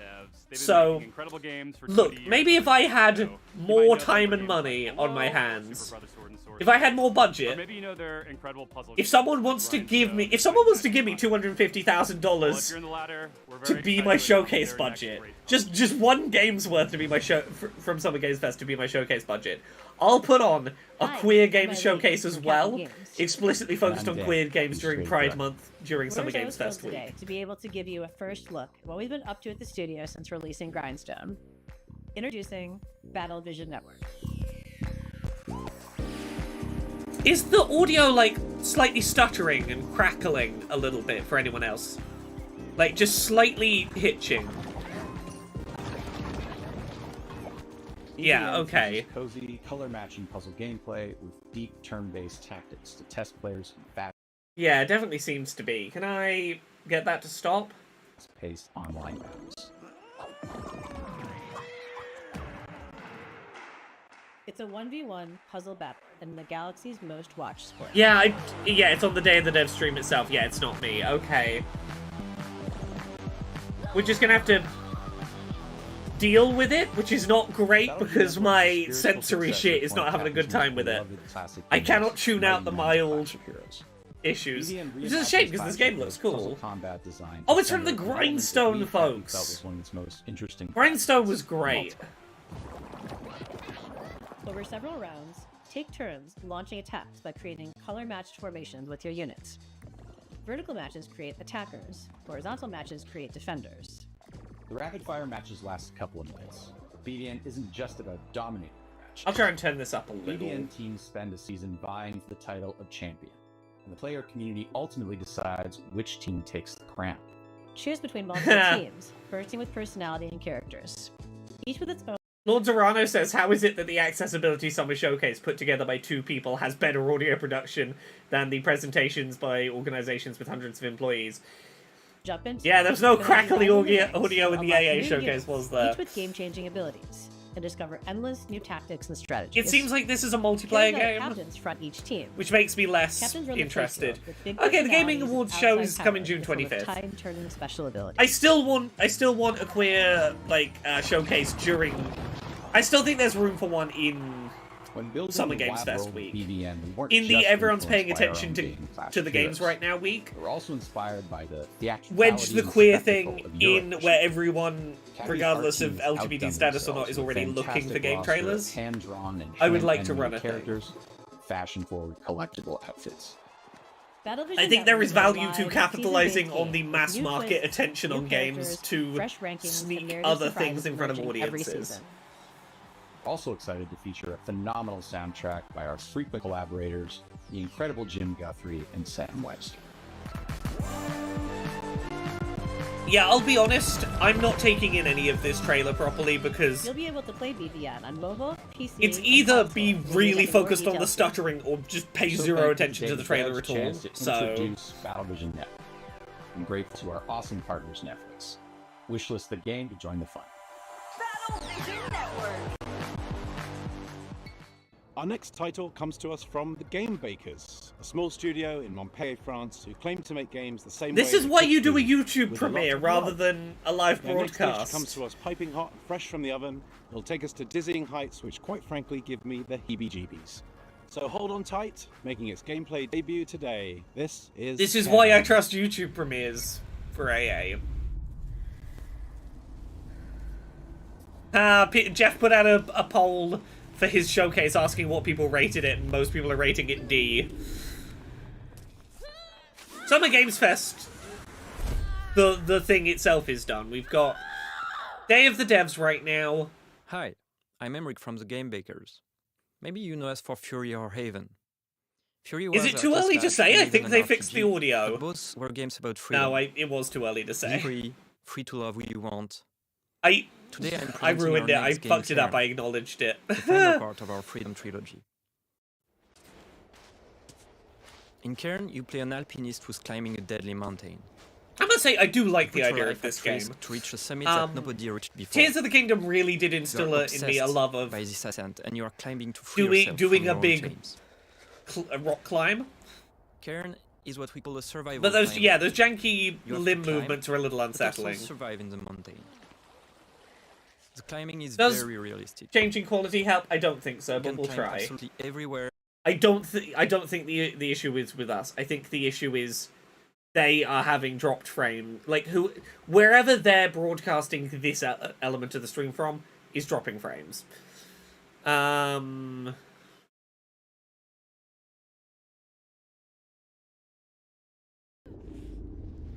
Each We'll wall to try climb feels like an 720p. opponent, almost like a boss fight. Even though you can climb free solo, Yeah, alpinism has a natural checkpoint device, pitons. I will say, I But feel you have a so limited bad amount, for the people and running using this them at the stream. right time is I key. imagine they are aware and they're trying to fix it and they Eventually, don't know what to do, reaching and the top of the wall is I extremely can't satisfying. imagine the amount of stress that It's is. freeing.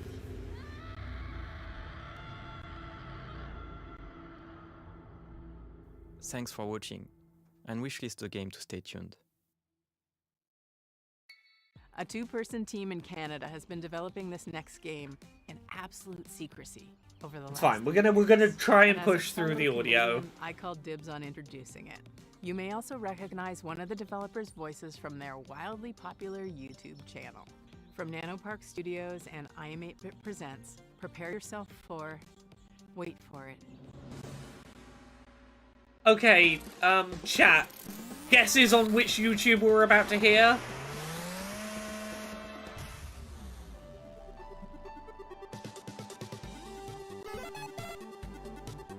You reckon it'll be a Game Grump? Oh, probably.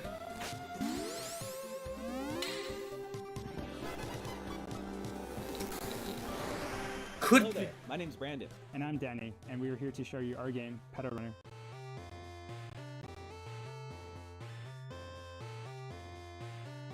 Wait, was the first art style the game, or is this the game? Pedal Runner is a retro-flavored slice-of-life RPG where you play as a motorcycle courier that delivers It's Brandon. pets to people in a Oh city shit, called the guy that does the... Oh, the guy that does the pixel art shit! Company Hannah Pets has developed We watch his YouTube videos making cool pixel art stuff. Newest generation of digital pets. He makes pictures out of tiny squares. He has the little monkey icon. Oh, Jane, hell yeah. I wouldn't have put together that's who that was, but that is totally his art style. CRT time! Involves planting the cell and calibrating it by performing a sequence of quick and varied minigames. Okay, I'm instantly way more into this. Brandon's YouTube channel is just him making, like, very calmly making little pixel art, and then he puts it up on a CRT screen to look at, and it's very charming.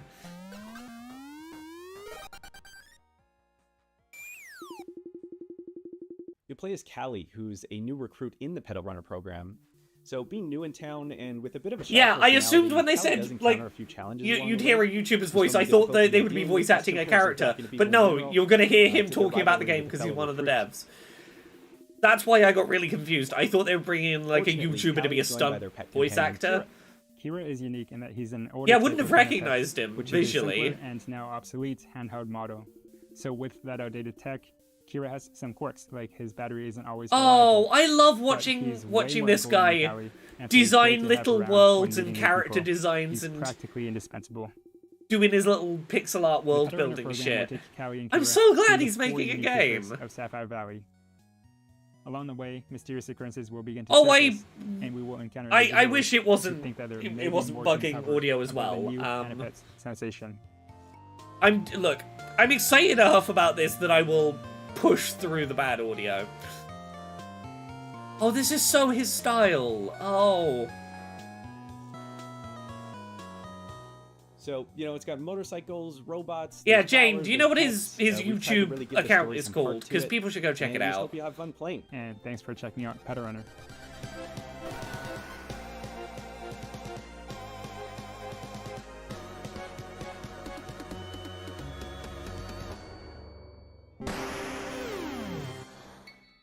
Developed in Shanghai by Polar Studio, our next game is a dystopian thriller that's as every bit Orwellian as it is limited. Yeah, he does really good stuff with limited color palettes. Like, he loves making art within arbitrary genre constraints. That might be the coolest thing I've seen on not the AA showcase. That might be my favorite thing some other dev has shown off. BJG Pixel, cool. The YouTube channel is in the Twitch chat. Go check out that YouTube channel. Very calming pixel art content. Thank you, Jane. I'm looking at this game and all I'm seeing is what if we mixed Alan Wake 2 and The Medium from Bloober Team? Is the vibe this game is giving me, and that's Whiplash I'm not ready for. Yeah,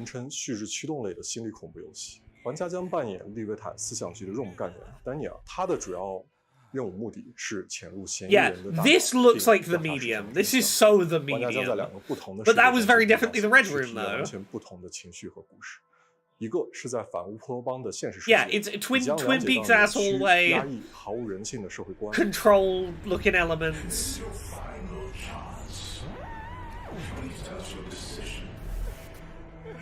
A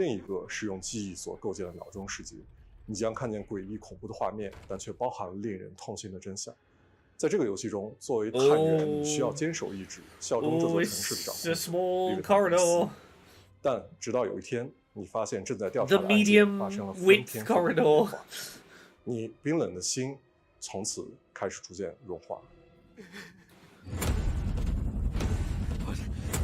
What have I done? 这就是卡马的 Dark World， 一个你没有体验过、带有浓厚电影风格的反乌托邦游戏。如果你想要了解更多关于这个故事的最后的真相， Yeah, it feels like it wants to be a lot of things at once. Does it want to be Alan Wake / Control? Does it want to be PT? Does it want to be yeah, it's trying to be a few things. My prosthetic. My prosthetic. This can't be real. Much like Bloober Team, right now I don't trust whoever these devs are to have a disabled protagonist and not fuck it up. They're trying to do too many things, and it's giving me the vibes of something about this tells me I don't trust you to be tasteful with your protagonist being disabled. How do you follow Prove up me making wrong, two but of the best indie games of all time? I just have a weird gut feeling. UFO 50. This is from the team at Mossmouth. And again, I think it's just because it's reminding me of Bloober. It's as if you took the modern design sensibilities of today and went back in time and made an entire console worth of retro games. And it's coming so soon. Hi, I'm Derek. I'm John, and we're part of the team of indie developers working on UFO 50, a collection of 50 games. You heard that correctly. That's 50 brand new games.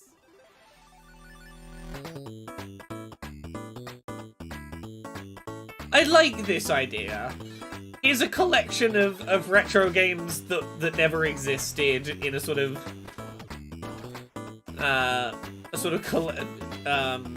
anthology style collection. I like the idea of just here's a bunch of weird little shit we bundled together. First and foremost, these are not mini games.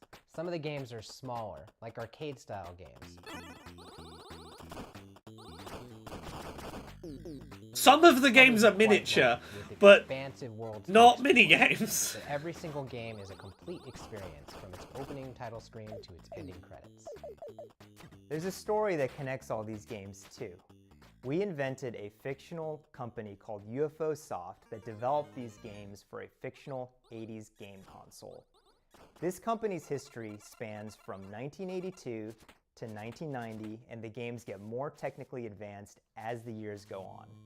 And as you explore the timeline, you'll find that some games have sequels or recurring characters. No, no, that's not the man who let you date your car.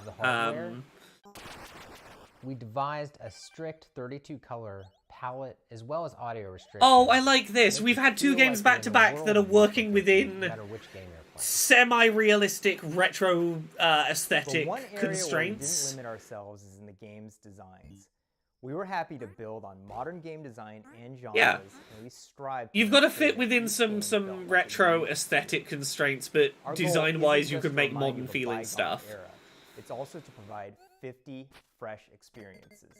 We like to think that UFO I love the idea of this in the same way that I love the idea, like, I love the playdate. I love the ability to play weird little micro shit to jump about Every with. game's not going to be everyone's favorite, but figuring out which games you like is part of the fun. With so much variety, you're sure to find something to get lost in, whether you prefer fast-paced action games. Okay. I would love to see this announced for Switch, but if not, Steam Deck is fine. And we all have fond memories. This is the kind of thing I would love to be playing on my nice little OLED Switch. For something to play together. So half of UFO 50's games have multiplayer, either co-op or versus. Huh. Half of them are have multiplayer options. Interesting. Needless to say, UFO 50 has been in development for a long time. But today, we're very excited to finally announce a release date. That's right, UFO 50 is coming to Steam on September 18th. Okay, that's not that far off. The way he was gearing up, I did think he was getting ready for later today.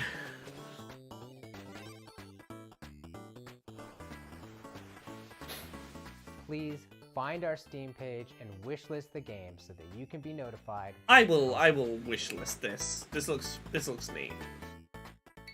The developer of this next game should be a pretty familiar face, so it should be no surprise what they've cooked up. But nevertheless, it's still a world premiere. So take it away, Spry Fox. Should I know Spry Fox?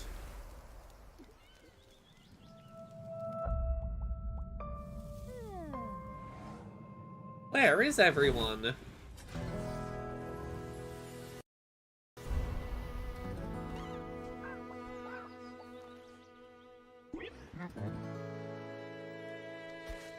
Are they the Don't Starve people? They made Cozy Grove? I don't know Cozy Grove. Help your spirited bear neighbors.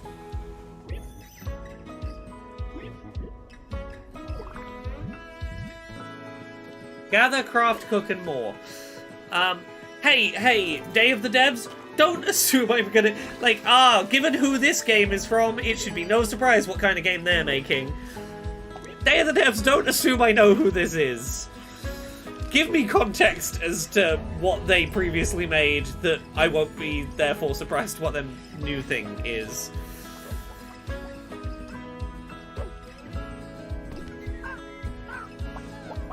Like, you have to be talking about, like, a really household name to do the, given what they made before, you won't be surprised by what this is. Oh, it's a Netflix game.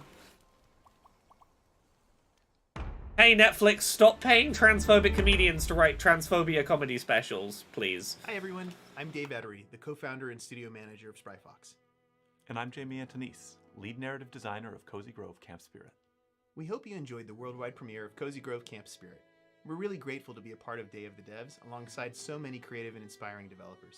We started Spryfox. Oh, I was gonna eat the Doritos during Summer Games Fest. I saved the Doritos for Summer Games Fest and I forgot to have them. We were gonna have our Doritos gamer snacks. Advertisements or in-app purchases of any kind. We feel really lucky. As you just saw, Cozy Grove Camp Spirit takes place on a haunted island where you'll assist an unusual assortment of troubled but insanely cute ghost. Yeah, stop cancelling good animated shows. Where the fuck did the final season of Dead Endia go? Or Dead End Paranormal Park, sorry. Where did that show's final season go with its trans man lead character? Where'd that go, Netflix? Whenever you need it most.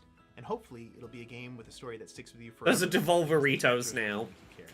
Cozy Grove Camp Spirit is launching soon. So pre-register maybe now they're on your mobile app store to be Devolveritos. the first Spirit Scout on the island. We'll see you there. Are you Oh, a it was a- Devolver? Then you'll be super into our next title. I already Oh, forget I'm what more the into cats. Netflix This one game was is just called. so cute, I can't help but be into it. Enjoy this teaser from Studio Tolima and publisher Don't Nod, featuring a puppy and their person.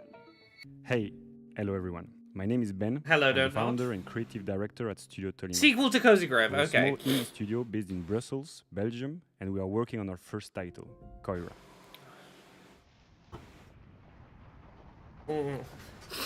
One sec, I'm getting my Doritos. Koira is a narrative game where you wake It's up in a Doritos small forest time! and encounter a small puppy who gets lost. You're setting free, and together you go on a beautiful adventure and set out to reach It's Koira. time for gamers. This relationship is really at the heart of our game. In Koira, you go through a musical forest, filled with sounds to discover and interact with. For example, each character and animal in the forest is voiced by a different instrument. And you can use What their flavor do I voice have? to interact Sweet with the chili. world, to activate ancient statues, to This speak to this whimsical game feels like it animals, would be fun in and the to same earn way the that trust of that the public. recent Moomins, the Snufkin To game was progress through the good. story, you can also manipulate items and use your new companion's unique abilities. With these, you can solve puzzles, but you can also just play together. For example, by playing fetch, building snowmen, or my Hell yeah, personal favorite, gamers. playing hide and seek. As they journey through the winter wonderland, they encounter obstacles, they share laughs, and they save other woodland creatures. But if winter is magical, it's also dangerous. And they are not alone in this forest. Mysterious hunters are lurking around and following them. Our goal with Koira is to create a universal tale which focuses on the emotional journey. We want to create a game that is as immersive and intuitive as possible. It's a game without any text nor dialogue. The whole story is brought to life through The way expressive this hand-drawn man art, is narrating his frame-by-frame game, it does sound animation, like he and could very beautiful easily have original made an soundtrack. accessibility trailer. Let yourself be carried away by the magical and serene Approachability, atmosphere of lack the of story. dialogue. I'm like, Contemplate, you're almost giving an prepare AA for trailer. We can't wait to share more with you.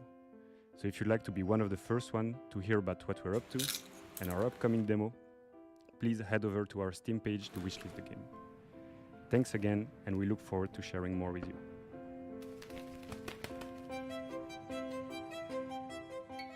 I love a good puzzle game, especially one with a really elegant design that evolves as you play. Netflix Better yet, exclusive it's got a games is beautiful really art shit for style or preservation because it means you can captivating never own those games. You Well, can this game only has all of that. be This renting is them. Arranger from indie supergroup You literally Furniture. cannot own a Netflix published game.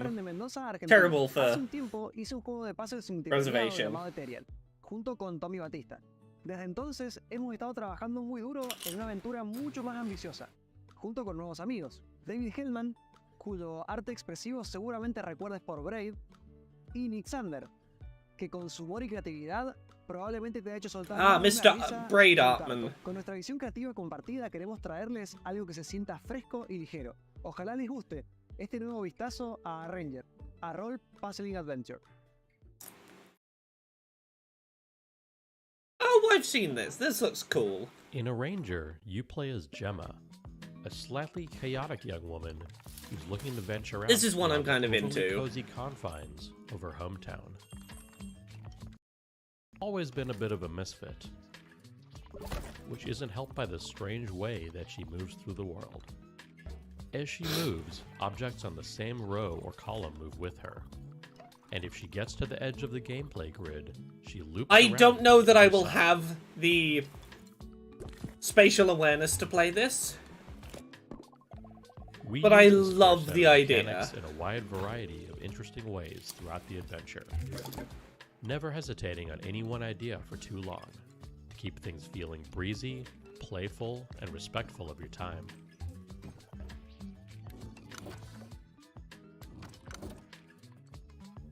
The entire game world exists on a sprawling, interconnected grid, on which you'll find towns full of lovable weirdos to chat with and advance the story. Wilderness I would spaces watch to a navigate stream with of someone optional playing this puzzles who and got exciting mysteries. like, if there was a streamer who got really into doing the voices and was smart enough to not get stuck on the puzzles too much, I would very much enjoy watching a playthrough.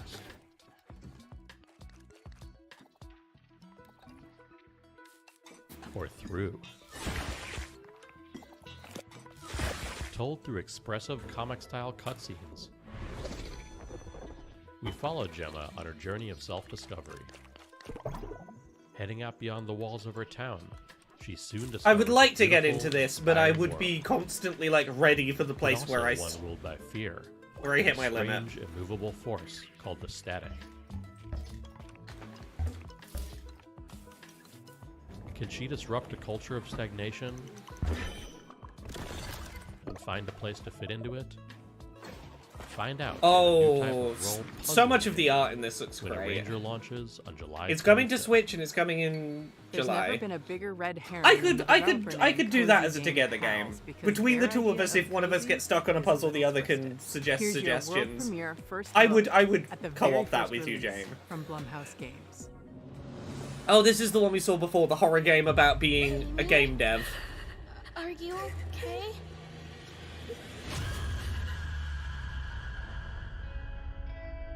Do you see anyone? Honestly, I'll pay this more attention now I know Sam Barlow's on it. I hope the board looks as creepy as I imagine. Let's go. With hands They're entwined capturing and PS1 hearts alive, aesthetic really we seek well. the realm of the undefined. What was that? Don't worry, Viv. If any ghosts actually show up, I'll protect you. Amy! Oh, I've got to get out of here. Yeah, it's giving really good PS1 Silent Hill vibes. Hello? Amy! But then the fourth wall shit that's about to happen is really curious. I'll save you no matter what. Don't worry, Biff. Everything is going to be spectacular. I'm happy here. It'd So be spectacular. A few Oh, months ago, the this way next she game said that was appeared very on the interwebs Rose out of from nowhere. Steven It Universe. mystified us. It seems like a novelty at first, but then you realize just how profound its mechanics and rendering engine are. From Crescent Moon Games and Those Dang Games, this is Screenbound, a game. Hey guys, it's Josh Precison, and I'm the game director of Screenbound. Today we'll be talking with Kyle McKeever, who's the game developer. We'll be talking about the game's mechanics, how it started, and how it's going. Hi, my name is Kyle McKeever, and I am the developer of Screenbound. Oh, I've Josh, seen you and I this. have been working together on Screenbound for a This couple game's months now. fucking Do you wanna talk about fascinating. the idea of how Screenbound came to be? So I was watching a video of someone any- playing a Game Boy, and I don't know If why any of you it haven't came to seen mind this- exactly, but just seeing the image of someone holding. This is a first-person 3D platformer, but the Game Boy is giving you a 2D perspective of the same platforming game. And you've got a 3D environment, and they're both linked. Yeah, there It is started with a little sometimes going to prototype be of stuff you just can a only do character by interacting holding with the one device, or the other. having an endless running motion and jumping at the same time as seeing it in 2D and 3D. And then the other part of it was the controls from the prototype. They weren't set in place. I think we were having this problem where you're exploring this world, but only facing forward, and you can move side to side, but you're only looking in front of you. So at first we're like, okay, maybe we can just do a 180 so you can at least go backwards, because we were constantly moving forward in 3D space. So we tried that. That felt a little weird. And then at that point I was like, you know what? Since most of the games out there that people are familiar with are first-person shooter games, why don't we try FPS controls? And then you implemented an FPS controller and kept the 2D essentially the same, and for some reason it just miraculously worked. So the device itself that you use in Screenbound is a quantum device.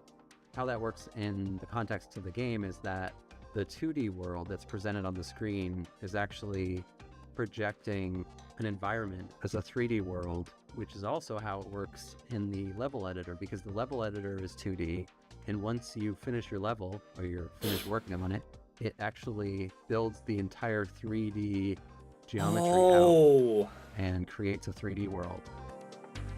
That is satisfying. I love that that's how that works. Both dimensions are equally important, and you have to be paying attention to both to get anywhere in the game. Because, first of all, the enemies are in 2D.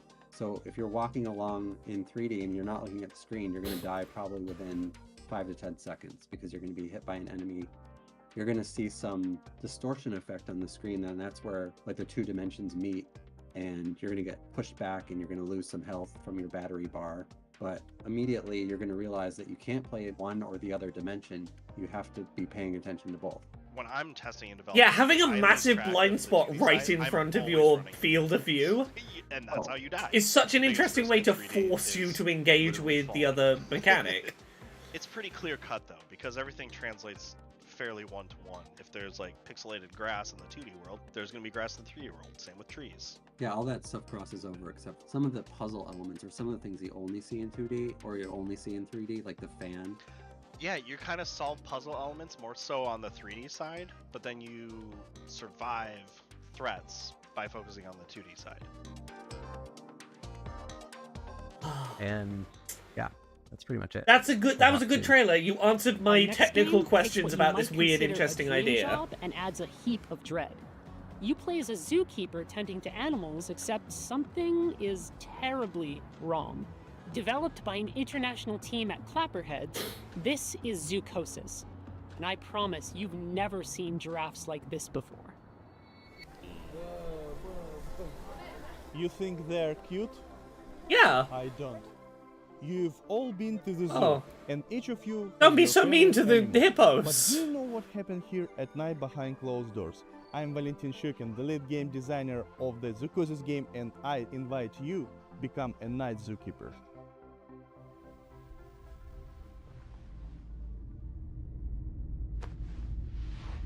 Oh, are you finally awake? Good. Get up. It's time to get to work.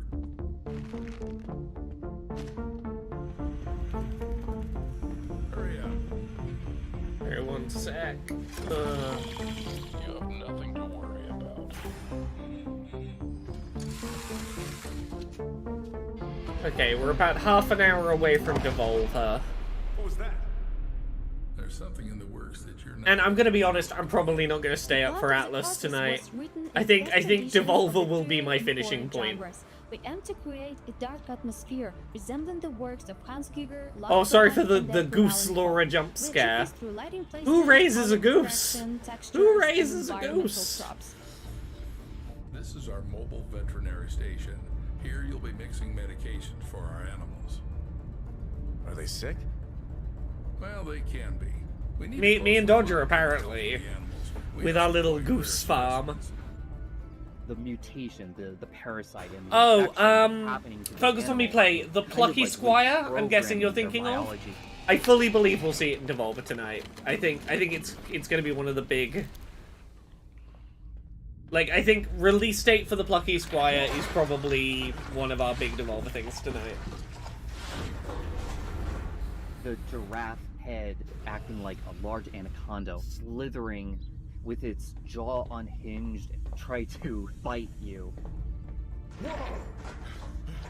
These sure are some fun designs of turn an animal into something terrifying. The concept of the giraffe. But that hippo was cute though. What? Like, it wasn't a monster one yet. Design in their mutation. There also will be many endings in the game. Each of the endings depend on the choices made by the player during the game. Planning out all the endings was quite challenging. We dedicated a substantial amount of time structuring the paths. I do and like these dialogues weird animal into a unified designs. framework to ensure seamless functionality.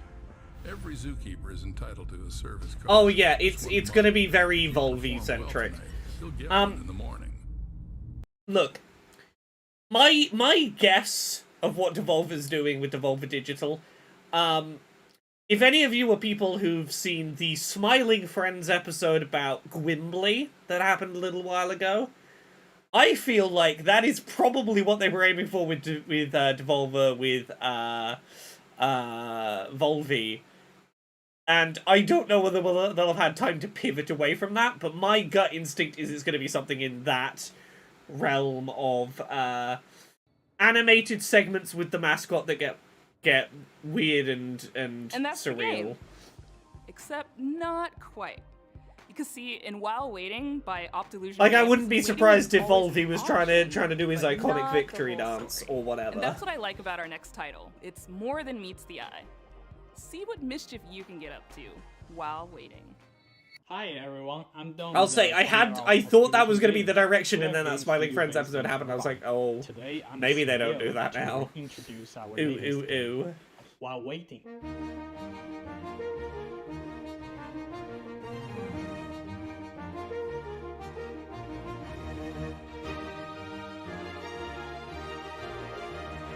While Waiting is a game about waiting for things to happen, waiting for the bus, waiting for the traffic, waiting for the line to move.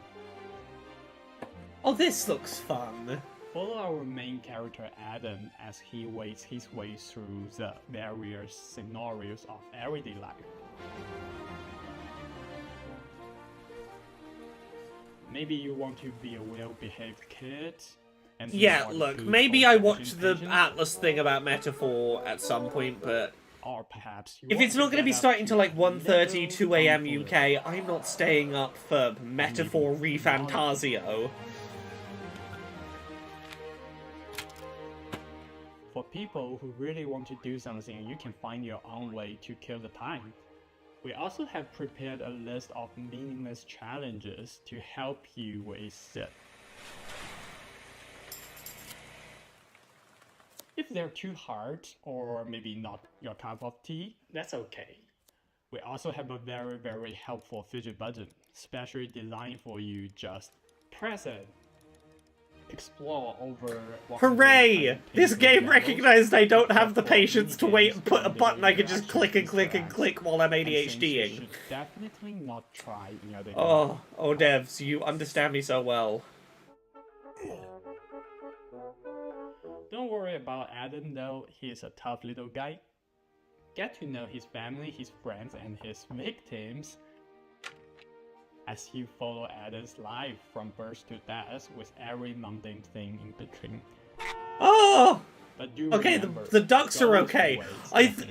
The kid was hit by a car, that was fine. I thought they were going to let the ducks get hit by a car and I really panicked. Brits love a good queue. I, as an autistic person, respect a good queue. I have ADHD, and that conflicts. Add to waitlist on Steam.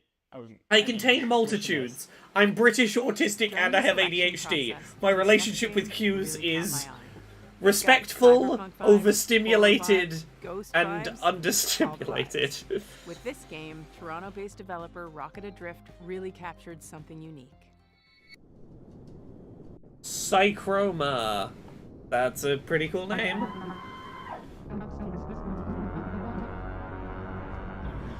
I like these janky-looking character portraits.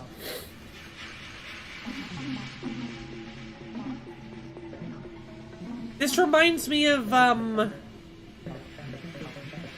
what was that game that was just one man in an apartment wandering around, horror game from like... Psychroma is a cyberpunk I'm gonna say like horror game. over 10 years ago, probably 12 years One of the ago. concepts that we It got wanted to remastered really at some point. emphasize was Like identity, two-word what it name, means to lots of be dark and who you green. are, Lone and Survivor.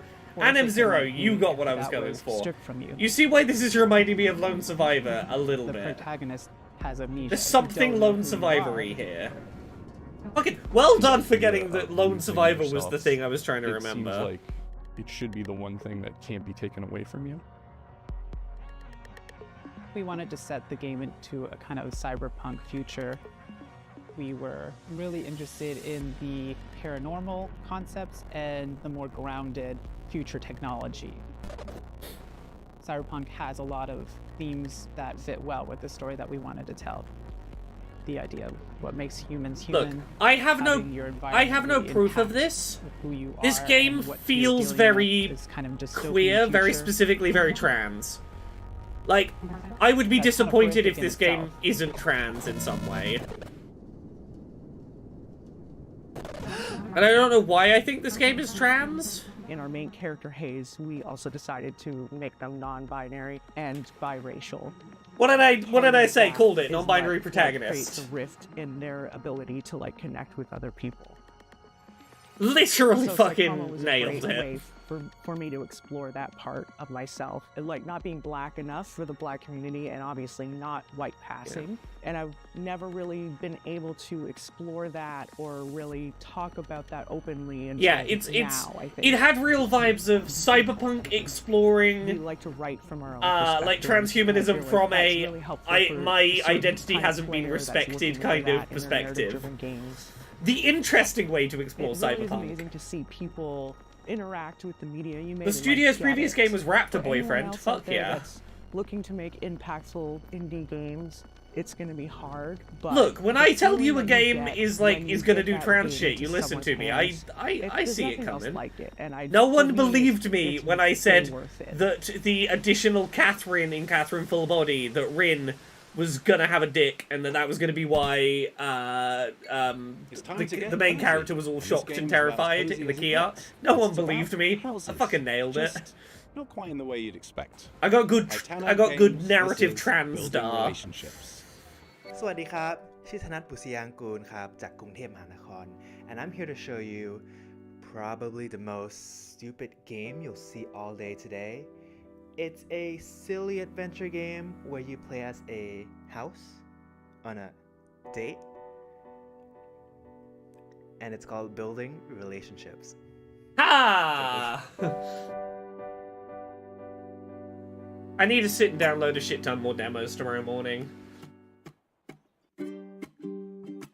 This feels like it's going to be very, Donut County, In this game, you'll find what's the yourself rolling as the ball? moving around the Katamari. island. You'll be House exploring the Katamari. It's area, this moving around has just like a Katamari real vibes. house.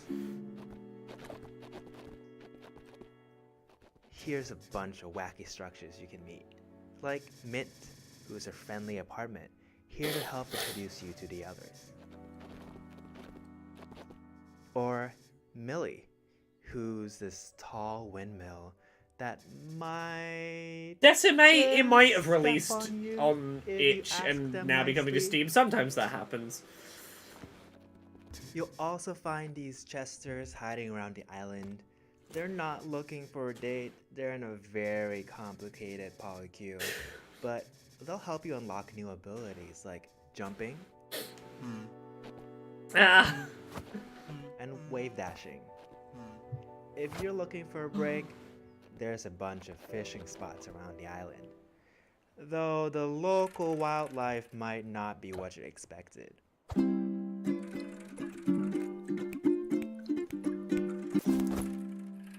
Yeah, I want more Oh, weird man, little looks silly there's a shit like few this. Questions on stream. Let me take a look. Is this a dating sim? Not exactly. There's some dating elements, but the story all. Okay, yeah, so it seems like they made like a short little test game on itch, and are now making like a bigger thing out of the concept, I'm guessing. Are you Pee pee okay? poo poo. No. Is my mother proud of me? No. Can you have sex with me? No. But there is some plans for DLC because just like in real life, you have to pay extra for that.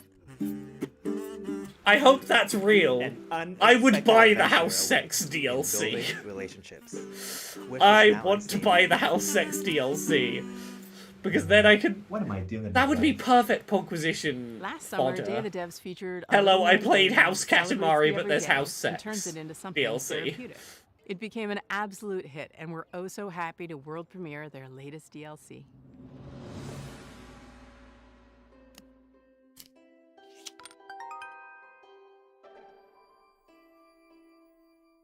Hello, I'm Annie. And this is Lucas. Here we are, working hard, finding stars for A Little to the Left.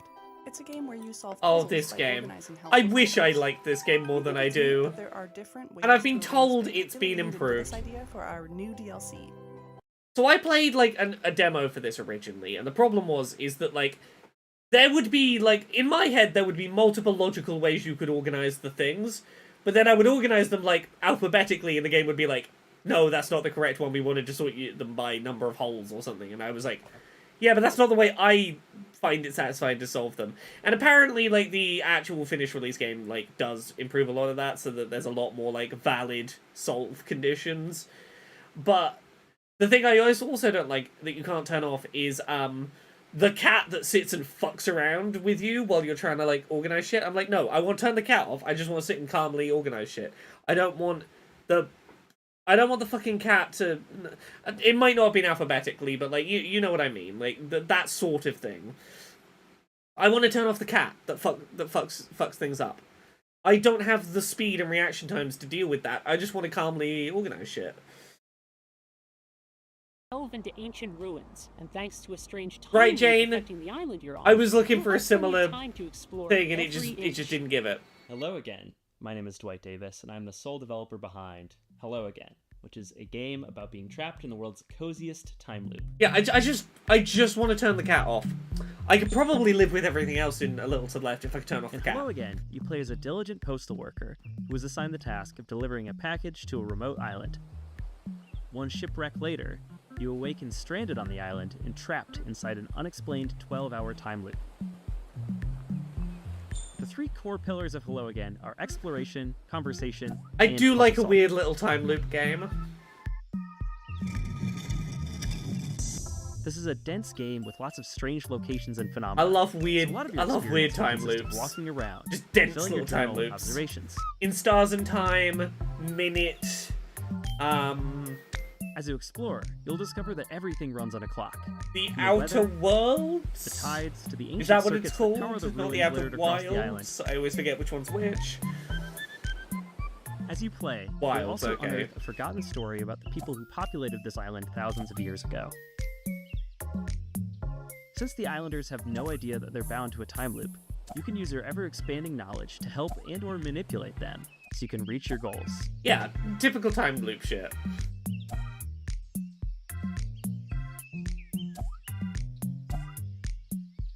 So, in short, what happens when you mix the gameplay and mechanics of Outer Wilds with the vibes of Animal Crossing and the small town feel of Groundhog Day?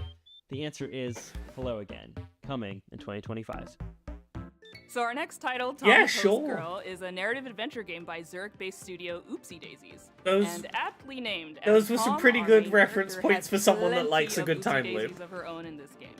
It has a twisted sense of humor and offers choices that'll leave you wondering, should I have done that? Yeah, it's probably fine. If you're looking to connect with your inner voyeur, this is the game for you. Hello, we're the Oopsie Daisies, a small studio from That's an Switzerland, and adorable we are here to studio present you name. Our debut title, Tom the Post Girl. Tom the Post Girl? Yeah. Let me introduce you to Tom. She has a job to do. Yeah, she does. But she cannot resist.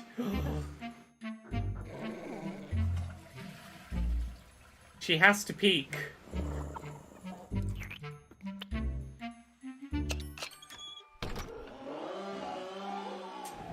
I don't like that one of the examples of voyeuristic thing you saw through the window was man putting on lipstick. Yeah. Discover a great deal, perhaps too much, about the locals. Yeah. Their approach, although controversial, is highly effective. Yeah, I'm not sure about, like, murder scene and affair being put alongside, like, oh, you learn too much about your neighbor. They put on some lipstick. It feels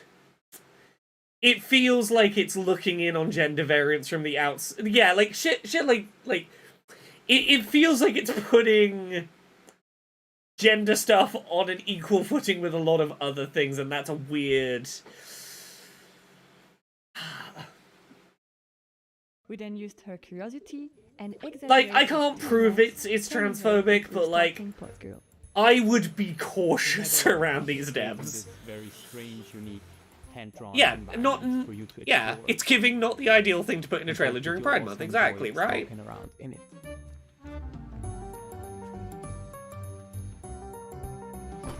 Well, because the two categories you seem to be seeing is horrifying thing or funny thing. Like, oh, he's choking the chicken. But the whether it's horrifying or joke, neither of them's really great for, oh, he's putting on lipstick. We're calling to all fans of creepy, cute narrative games.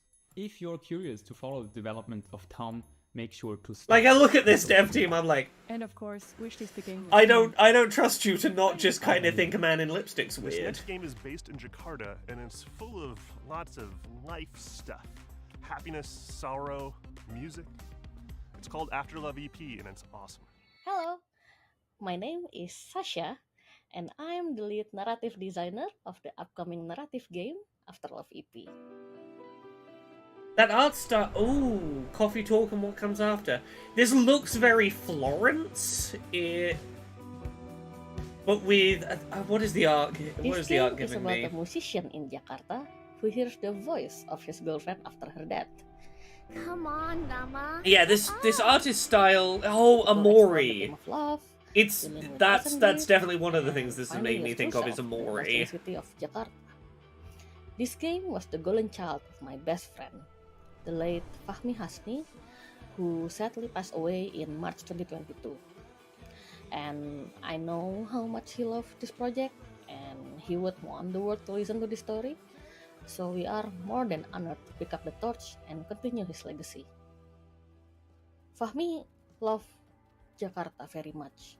Oh, yeah, he was the guy that worked on Coffee Talk that passed away, yeah. Friendship duo, and God. He was always the one who took me to all the wonderful places in Jakarta. Oh, yeah, the hot springs story with the trans story, yes. Yes, it's reminding me of that as well, for sure. Where he would get his coffee, or like where he would meet his friends. Yeah, no, one of the main people behind Coffee Talk passed away, and it was a whole thing. Coffee Talk, the second part of Coffee Talk, got like really delayed. He was the lead dev, yeah. There was a lot of like, is it okay to keep working on Coffee Talk 2 without him? Was a whole thing for a while. They are so good. And Lavafa will be making the soundtrack for After Love EP, including the there was a lot of uncertainty about how to progress. Yeah, he died during development of the second game, yeah. I might be remembering this wrong. I think some people left the dev team feeling iffy about continuing it without him. Some people continued on it thinking that doing so would be carrying his legacy on. It was. I remember it being messy. We don't have the situation release date yet, but we expect it to be released around October this year. So please bear with us a little longer, and thank you so much for your support. This does look like a really interesting game, though. It's got a demo.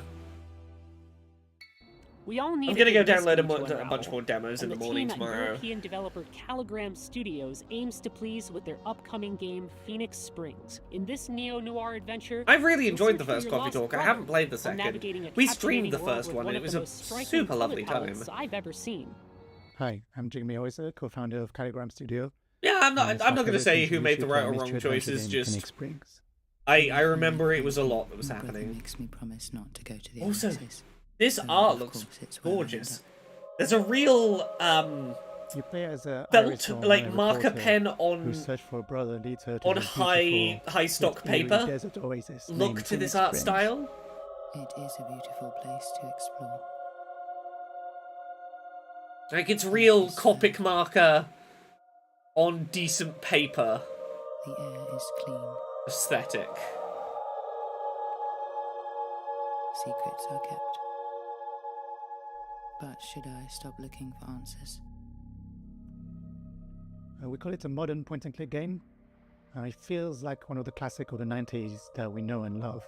But the key difference is that you don't hold objects in your inventory. What you have instead are thoughts and concepts and ideas, like a detective pinboard, and you have to connect them with the world around you or mention them in conversations in order to Oh, progress. so it's kind of like what did I play recently like this? Duck Detective: The Secret Salami, similar system. Yeah, very striking art style. It's capturing a very physical, tactile art style in a digital interactive form in a way that, like, we're a small team of 3. I've not seen a video one of game the biggest do challenges this. was trying to crack the art style, which is a combination of 3D and traditional 2D hand-drawn animation and illustration. Yeah, you can see there is. Yeah, you can tell there is traditional, like, physical 2D art scanned. Well, last year we've been incredibly lucky to be able to take the This. game on the road. They've done a Places like great South job by of blending the Sydney, 3D and 2D. London Games Festival, or IndieX in Lisbon, where he won the award for Best Art Oh, Direction. Duck Detective has but such really good what voice we saw, acting. the value of this I event love for that the Brian devs. David Gilbert It's not is just that being one able to put crocodile. the game in front of players, but really connect with other developers, especially in small teams, who might be facing the same challenges you do.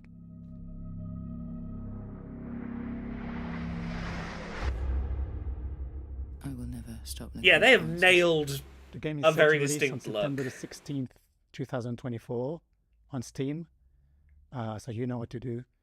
And in the meantime, on behalf of the whole team, thanks again to the other devs, and we really can't wait to welcome you all into this little world that we created for you.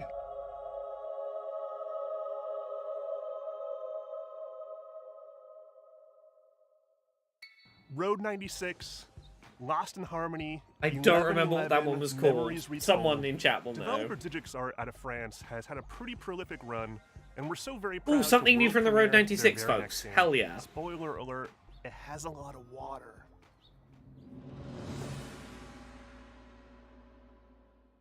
Hi everyone. Show me We are the game name at the end of the auditioning trailer, for please, Here is the devs. project that we've been working on for the past 3 years since Road 96. Road We are 96 really was excited to present to you our new fucking game, magical. Light of Tomorrow. So get ready to It's be an surprised incredibly and enjoy special the show. game, Road 96. And this is not at all what I was anticipating after Road 96. Welcome to Pleasureland, my friend. Best place to... Wait, you look familiar. Welcome to Pleasureland, my friend. I'll introduce you to the joys of this amazing place. You okay? You're not going to die, right? Oh, we're doing another time loop game. I hope it's the right one. They have the same clothes. Wait, that's not the thief. But it was your friend who did it, right?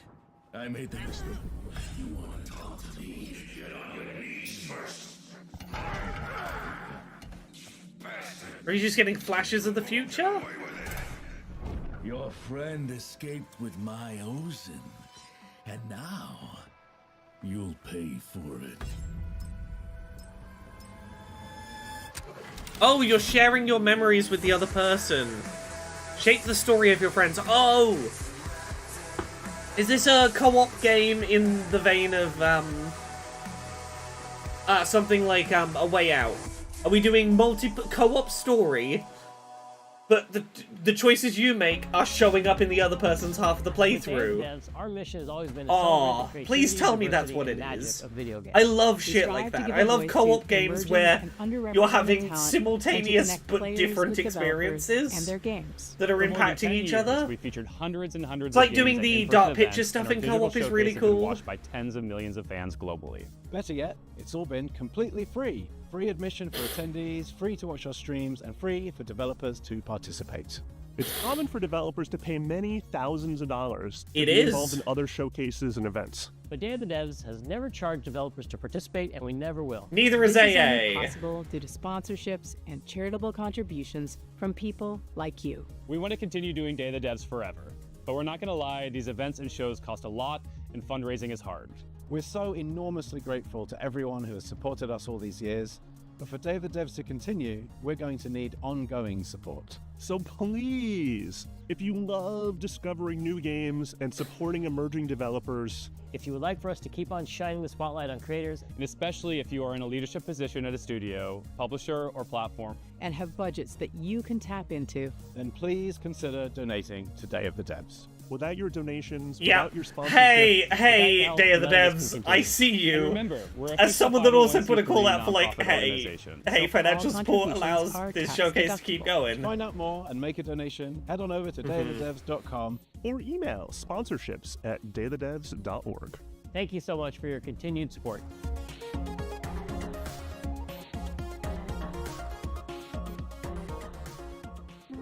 Stay tuned for Devolver Direct, coming up right after Day of the Devs. Thank you to our generous individual contributors. Hell yeah, Showcase is not charging devs to be involved. And Fuck here's a yeah. list of all the amazing companies that have supported us in 2024 so far. You could be on this list too, if you email us. To Shouldn't Microsoft just sponsor it? I don't know. Productions and I Am 8-Bit.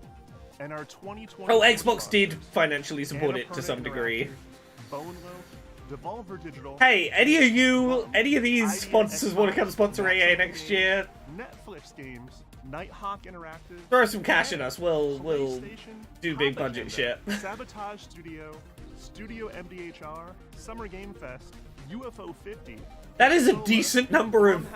Hey, Day of the Devs. You sure you need more sponsors? You've got a pretty good number of sponsors. Our guy Dose One for providing beats, interludes, musical No, poetry. don't hog all the sponsors. I could do with like one, maybe two. Make this show as bombastic and, Tee-hee. cool and vibey without your stuff, man. You're a genius. I'm Check being out his silly. stuff. Dose One. It's late. If you love this It's Gamer program Week. and you want to support us, sign up for our email blast at dayofthedevs.org. We Oh, do lots of events if Double and Fine have stuff to showcases show, throughout it'll the be in the year, Xbox Showcase. place to find out This is explicitly Stay about tuned Double after the Fine program using their for a clout pretty awesome to music show off other performance. people's indie shit. You don't want to miss it. I don't think Double Fine have ever looks like- shown anything in Day of the Devs. Well, thank you so much for watching. Thank you, Jeff Keighley, for having us. Thank you for the developers for making these amazing games. Thank you to the curation committee for finding them. Thank you to all the sponsors who help make Day of the Devs possible. And most of all, thank you to you for sticking around to check out these games. Have a great day, and thanks for watching Day of the Devs Summer Games Fest Edition. Bye. Right, who's ready for Devolver? And then bedtime.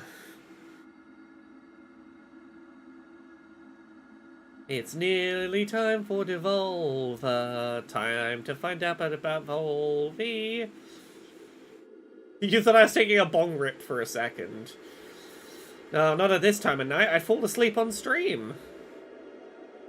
I'm not awake enough to continue to just do a casual bong rip on stream and then right before Devolver. Perfect time. Perfect time to just real take a couple drugs into my face. We're also not allowed to smoke inside, exactly. And that's the only reason. Do I stay on here to watch Devolver, or is Devolver... Do I go to a different channel to watch Devolver? I'm gonna switch to being on camera for a second and see if Devolver is on the same stream or not.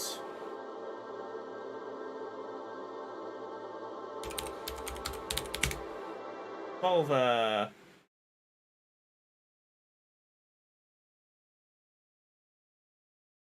I'm not seeing like a separate stream for Devolver. I'm going to assume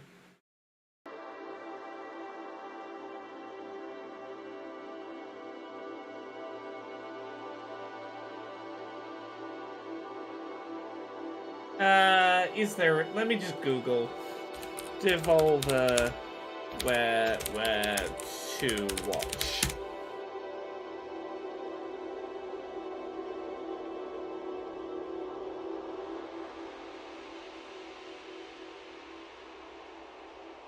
Okay, there's a direct YouTube link I found.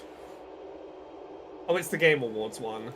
Is that what I'm already watching? Stop! Sure you want to lick the creamy yogurt from every last inch of lid? Stop adverts. Okay, it's gone past 1, which is why I assumed it would have started already if it was going to be Devolver. Okay. Okay, I guess we just...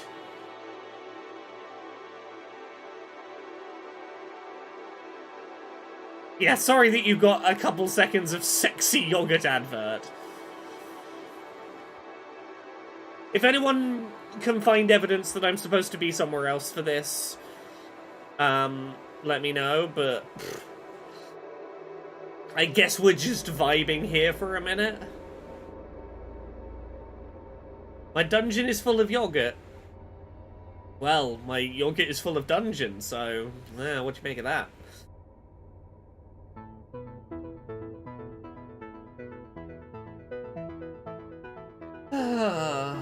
The audio did eventually sort itself out in Day of the Devs at some point. I don't know when it fixed itself. It did fix itself.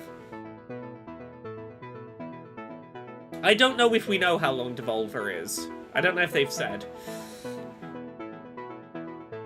If anyone can find that information, let me know. I know that an hour from now, Atlus is doing their thing, but I can't be asked to wait around for Atlus tonight. They said about 20 minutes. Maybe it's not going to start till like 10 past then, maybe? Question mark? Oh, it's going to be another wacky thing. It's Volvy's 30th birthday or whatever the fuck. Okay, yeah, we're on the Game Awards channel, I think, aren't we? Yeah, the Game Awards. Is it a different stream on the Game Awards channel?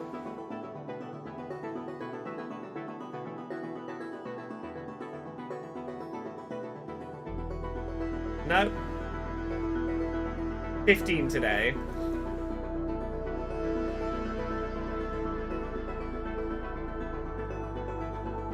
Give me accurate scheduling times. Don't tell me 1 AM and then not happen at 1 AM. It's been a long day. I need to know where my Devolver is.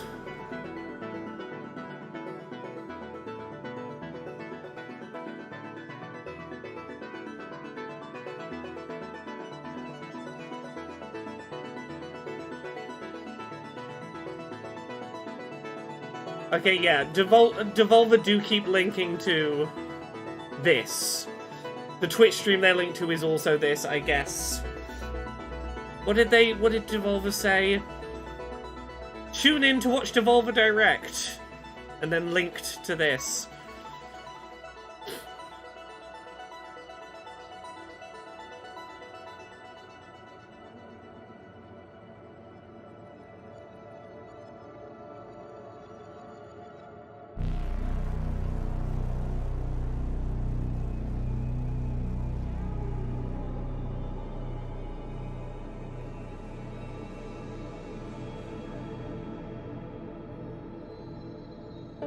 Yeah, this is supposed to be Devolver Direct. I don't know what to tell you.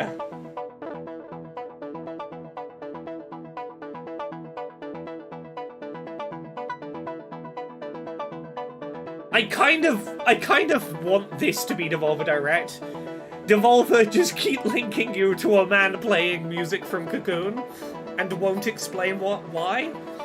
There is no Devolver Direct this year. It's just this one man playing music from Cocoon.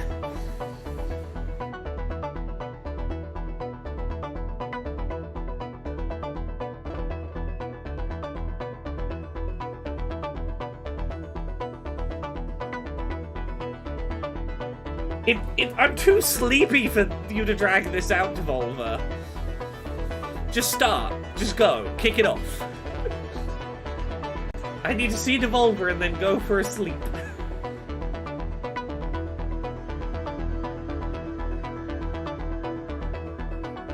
Devolve faster.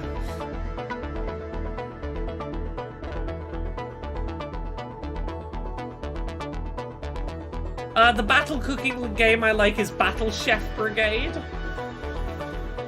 Also, stop with the full screen pulsing light flashes. Can't imagine this is good for photosensitivity.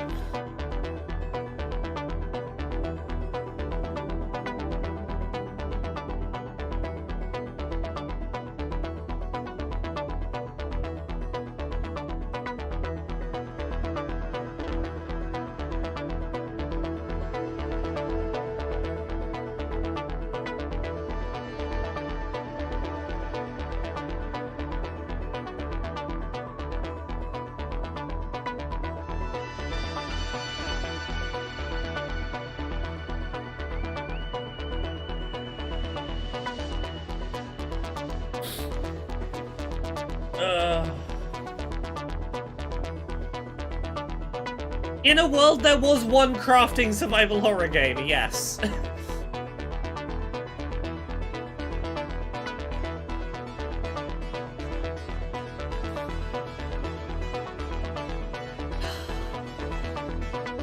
Yeah, this... It really feels like this one song could go on forever. It's just, these guys are just jamming.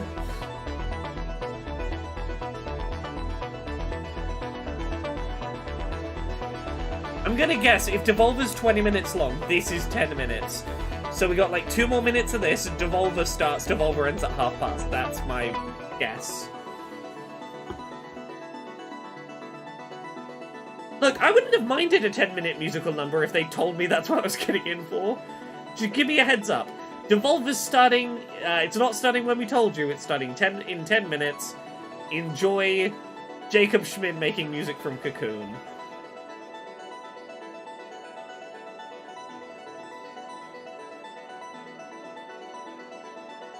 Yeah, someone set the trance playlist going, and it's unclear if we're still on the same song or not.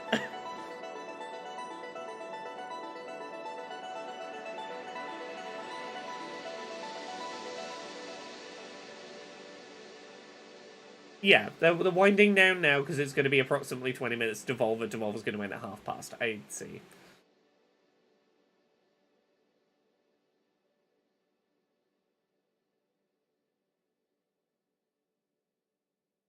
Cool, Jacob.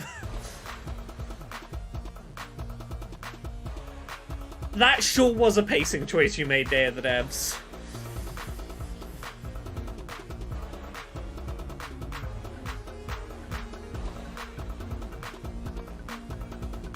I'm looking at the list of people who made this, and all I can think of is that one meme from the show Invincible. Look at what they need to mimic just a fraction of our power.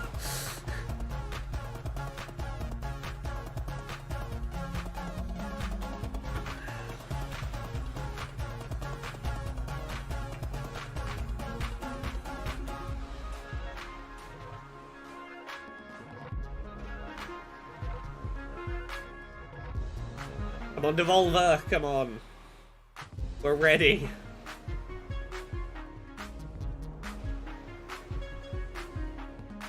I'm ready for some weird shit that's gonna impact my dreams. I'm ready to have very weird dreams, Devolver. Get me set off to a good start. Oh, 5-minute wait. 5-minute wait. You could have at least given us a countdown during Day of the Devs. You better be glad you're Devolver. I wouldn't wait around like this for any other dev. If you were any other little indie presentation, I'd be like, I'd probably be debating leaving, but it is Volvy's 15th birthday, so like I can't skip out on Volvy's 15th birthday party.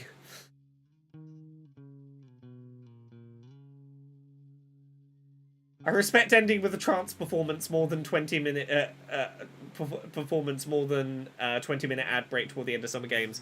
Yeah, but again, at least I knew what I was getting into. Like, Summer Games Fest was very clear about when it was going to end. that trance performance, I was like, we could be here half an hour for all I know.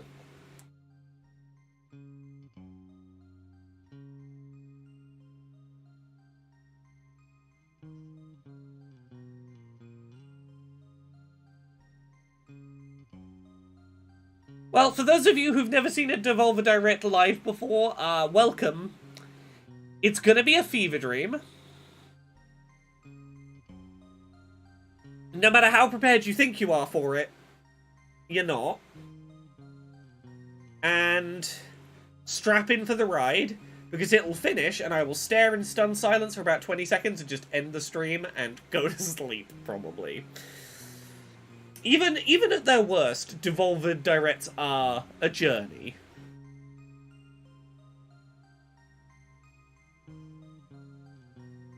They're always the showcase I watch and go, you put in way more effort than you needed to, and I respect it.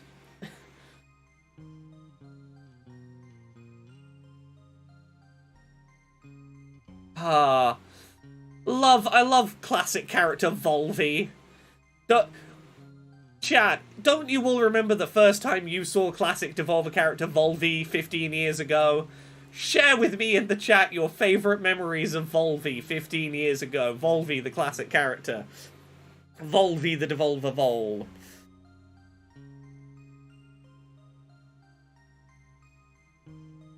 Oh, Devolver Land Expo was something special.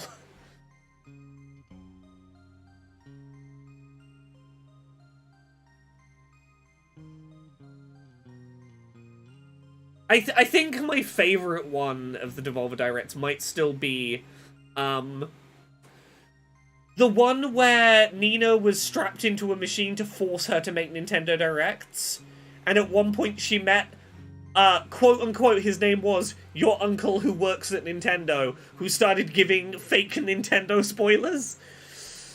Check a look. It's me, your uncle that works at Nintendo. Have you heard about that new Kirby game they're making? It's sick. They gave him a gun. It's well cool. Oh, when Volvi was romanceable and had a full boyfriend. Oh, good times. Good times. When Volvi declared Ronald Reagan an enemy of the working man. Oh, classic Volvi. Zealous says, I think I saw a video of one of these with copious amounts of blood. Yeah, that sounds about right. Oh yes, the NFT, the not fuck withable tape. Sure was a thing they made.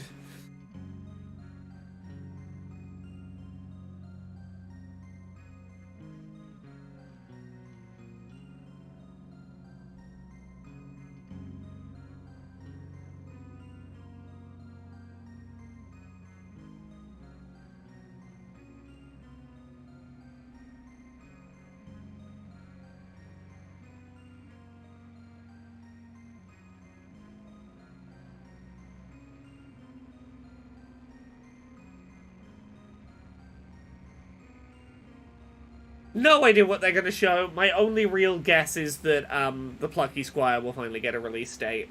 That's the main one I'm waiting for. I want to play the Plucky Squire already. Oh yeah, those were Dropsy cookies, yeah. Just watch this show and wishlist some games after, yeah. The guest show Volvi. It's Volvi's 15th birthday party. No games, no game reveals today. It's just Volvi's birthday. It's time. No Plucky Squire, according to developer. Okay, sorry. Did they say that on screen? I missed that. I was really hoping for Plucky Squire. In that case, I have no idea what to expect.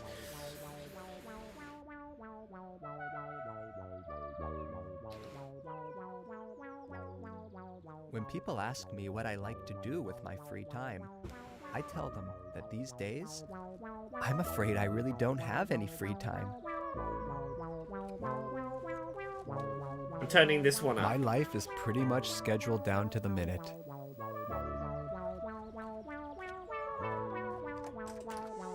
Okay, I don't have a job per se, and I'm not in a relationship right now, but I do have my interests.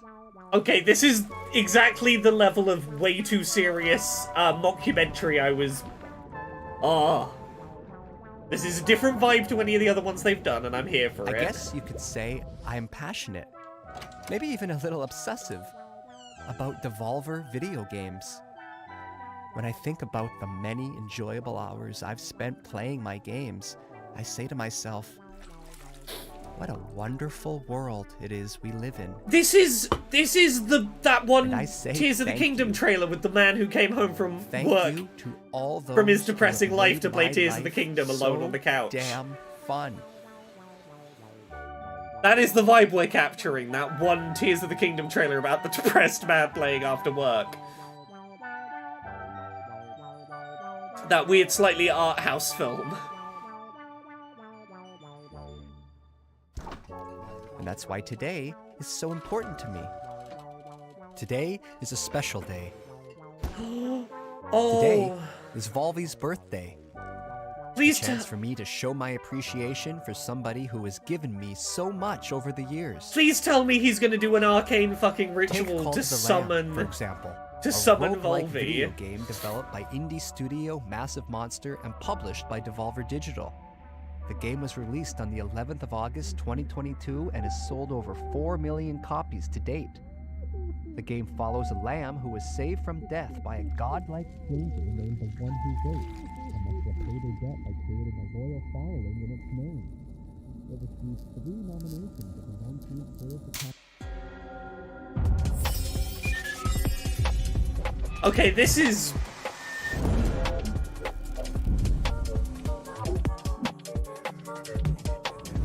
This is great. Autistic man info dumps so hard he has an existential crisis into a cake. Not the vibe I anticipated. Yeah, I'm assuming it's a new game mode for the existing Cult of the Lamb, but maybe not. Local co-op. Fuck yeah! Look, we've all autistic hyperfixated on something a little too much and dissociated into some cake. In your hyperfixation room, we've all done it, right?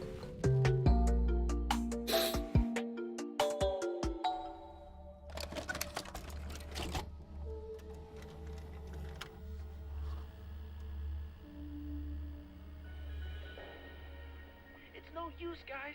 Fishpig and the Warlocks have trapped us in. That madman. He won't stop until he has turned everything into toxic waste. Yes, Oh, it's a not fuck-withable tape. People forget that Oh, putting he's on a inflating big party balloons. can be a lot of work. The way he's hyperventilating, I It's a thought he lot was of fucking pressure. doing whippets for a minute. Everyone is relying on you as the host to get things right. You don't want to humiliate yourself, do you? Not in front of him. But we thought you were executed by the head of state. No, We thought you were executed by the head of state. Honestly, that Ronald Reagan joke someone made in chat was pretty fucking on point. The Crush House is crushing it as the country's #1 reality Whoever show. made the Ronald Reagan joke was Heating up this on the right week. wavelength. Insatiable fans, beloved sponsors, and savvy network execs won't believe what's Yeah, in it's a store Love for our Island cast knockoff. of potential lovers and Okay, haters. okay. Monday. Seize the tension between I don't know what Priscilla happened and with me. the subtitles. Finally boil Sorry. over into an explosive confrontation, into a steamy moment by the pool. Tuesday is a bit more chill in the house as Io brings the cast together with a bopping saxophone performance. As Charlie brings the cast together with a bopping saxophone performance. Wednesday. Tune in Wednesday for the real fireworks when Charlie and Milo, Beer and Alex sneak off for a little moment of self-reflection, for a little romantic time in the garden, for a wild fist fight. And by the end of the week, crowd favorite Emil, Priscilla, finally lets all their love and a little lust. I'm guessing this will be like make Finally choices takes on matters into how their to own hands. like which path the Love Island should take.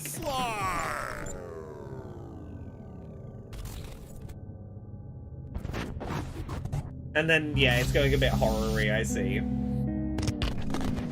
Do not miss this week in the Crush House. There will never be anything like it ever again. Yeah, what if a reality dating show went a little bit weird, surreal horror?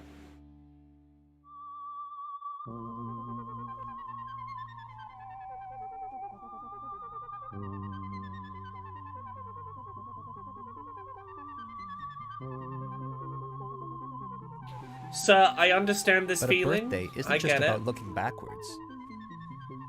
It's about considering the future.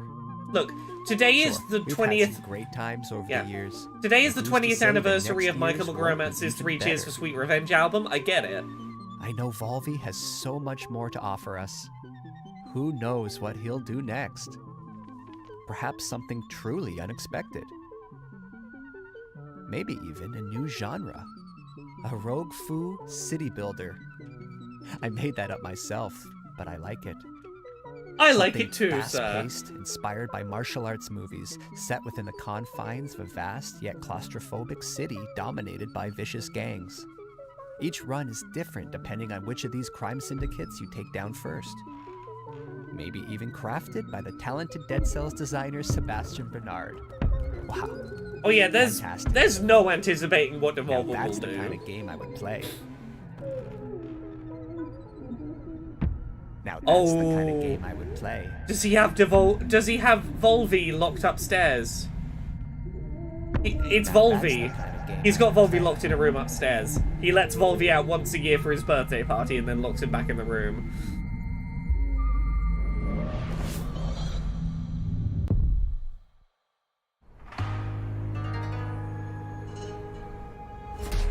Yeah, I think we're in a Misery situation. I think this is Stephen King's Misery. Yeah, I can see the Angela the Adventurer stuff going, yeah. Honestly, it's been a couple of years since they've had this solid of an original idea for Devolver Direct. I'm into it. Oh, this is gorgeous. Phew. Phew. That animation was very late 80s anime. Oh.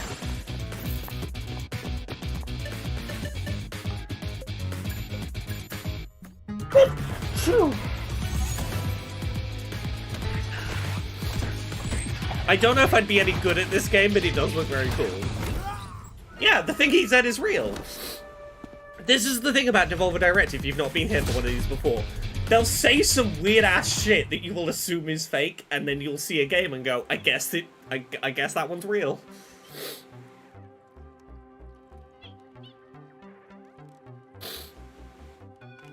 Yeah, they'll say weird shit and it'll be real. Are not for everyone. Some people prefer to spend their time outside exploring the natural world, or watching their team win the big trophy. Yay! And to them, I say whatever works for you. We all have our passions, and if you're going to be passionate about something, then why not go all in? And hey, if you don't care about anything passionately, well then I feel sorry for you. I guess what I'm trying to say is that it's important to be true to who you are. That might sound easy, but a lot of people are just too afraid. Time to dress up as one of Volvi's friends. Judged. To look in the mirror and say, yes. Look, more power to you. This is who I am. If not for the fact you'd kidnapped Not a Volvi, robot. I'd be like, yeah, more power to you. Dress up as Volvi's friend if you like. Principle 2 is a puzzle adventure video game developed by Crow Team and published Also, by this Devolver man Digital. looks kind of like Conrad Zimmerman in certain A sequel to shots. the Talos Principle, 2014. I occasionally The see game this was man and released in go, November Conrad, hello? 2023 to critical acclaim. The sequel builds on the first game's origin story of robot kind by exploring the newly It might emerged just robotic be a man in a civilization mascot through the suit. newborn eyes of 1K. That's It a has been very described British as police thoughtful, car. heartfelt, and deeply moving. Oh no. I just wish there was Oh more. no. Oh no, the cops Road found to out Elysium he's got is a Volvi. three-part coder that allows you to dive deeper into the world Did of the Volvi Talos somehow get his Principle hands on a and put phone? your puzzle-solving skills Oh to god, the test. it could be Tusk. In Orpheus Ascending, One you sec. return as 1K and enter For any of you that don't know Tusk, it is a horror film about a man being surgically transformed into a walrus. It's fucking terrifying. And now that Jane has brought it up, I'm like, oh, it could be Tusk. You could have made a flesh suit to make your own Volvi. That's at life. Step into the shoes It would of justify the Yakut levels and of visit blood the that Isle Devolver of the loves to Blessed. do. Challenge yourself with a wide variety of never-before-seen puzzles Oh, using familiar Tusk tools, is weird and culminating hilarious and terrifying in the equal hexahedron, measure. A large, continuous puzzle cluster set in a mysterious, crooked time. The Abyss takes you on a journey through a dream world, full of the most challenging puzzles yet, taking place on a series of floating islands and shattered dreams. Yeah, Tusk was based on a weird Reddit Road to Elysium Reddit post continues once. the evolution of the robot world, providing you with about a new man who was like, perspective hey, will you through a come series of live in my house and thought-provoking be my new living stories. walrus?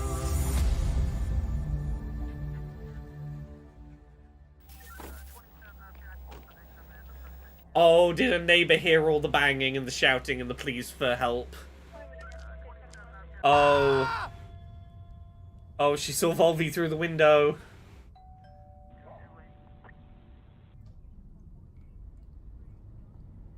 Oh, I was not ready for it to go this south this quickly.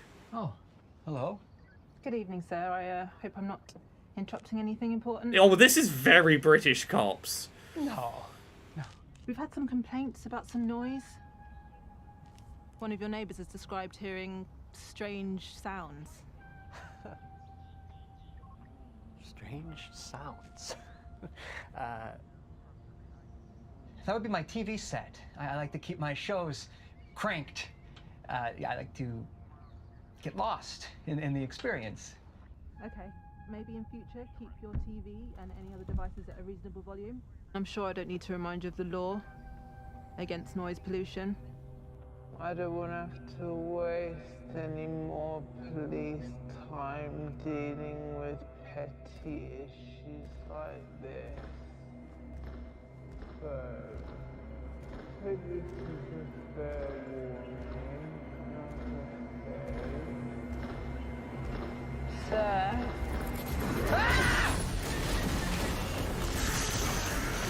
Oh. Angerfoot. Come on, get us back on track.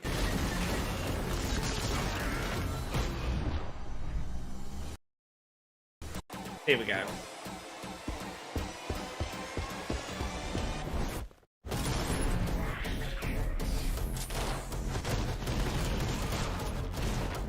I've tried to demo for this, I'm no good at it. It looks great. I would love to watch people play it. I'm not talented enough for this game.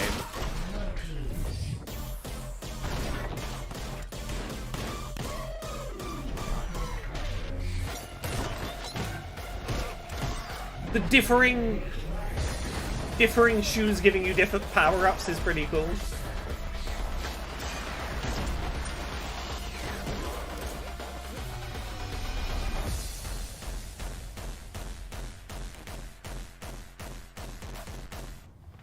Are you okay, sir?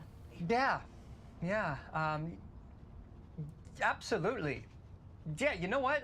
First thing tomorrow, I'm gonna go around to everyone in the area. I'm gonna make things right. A formal apology and a card. I don't think that's necessary, sir. Just keep the noise down. Yeah, I'm gonna switch it off. A day without TV would probably do me a world of good. Okay, so thank you, officer. Where'd you keep your TV then? Oh, I have a few just dotted around the place. You know, like I said, I like to immerse myself in the experience.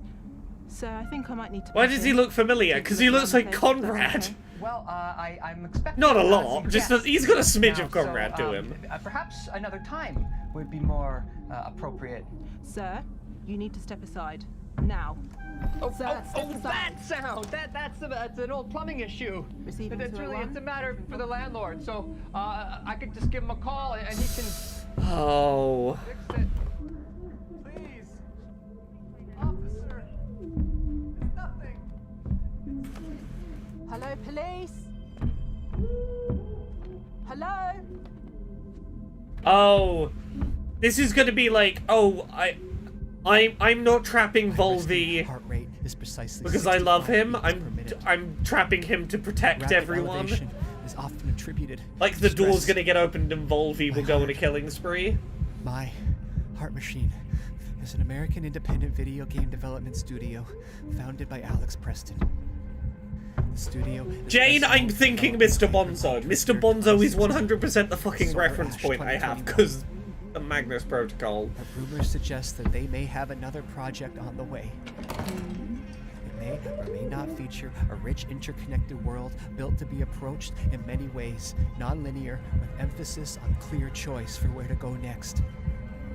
This purely hypothetical game's narrative balances the bleak reality of the characters, absurdity, and humor. God help me. Ooh, Hyperlight and Solar Ash. These are good names to mention. Heart Machine, hey. Oh, this looks fucking stunning.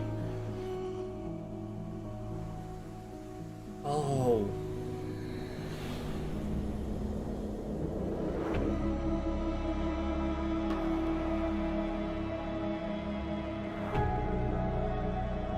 Oh, this is a fucking beautiful looking thing.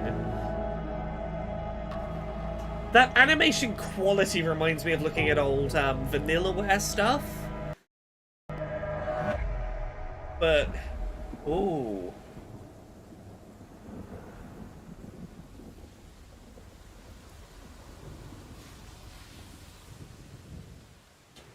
Yeah, I know nothing about that other than I will definitely fucking give it a try.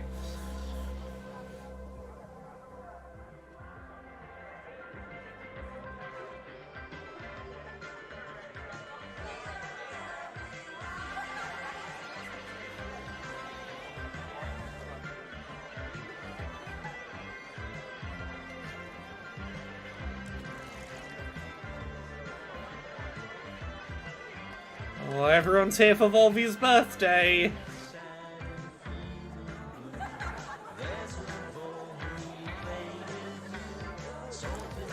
And we're definitely not all just hallucinating in a prison cell or something.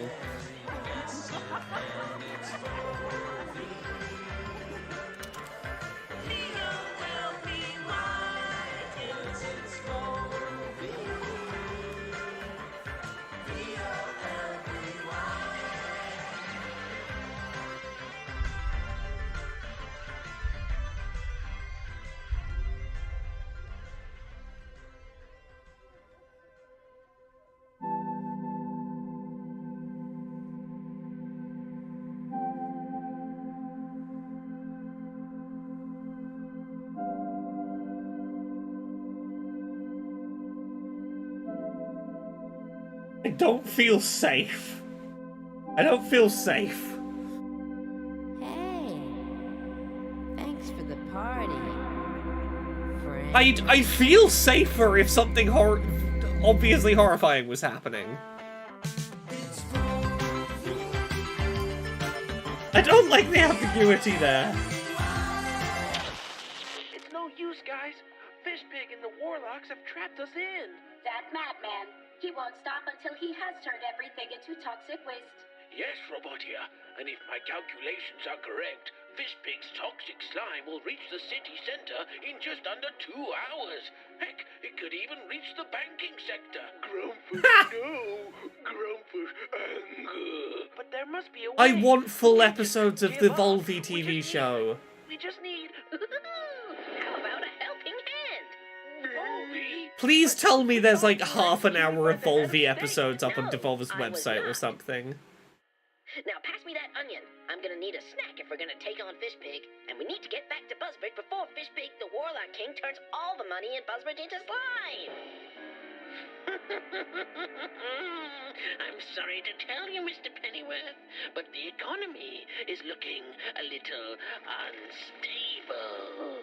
No, you can't do that. Don't turn all the money into toxic slime. We need all that. You can't stop me from doing it, Mr. Banker.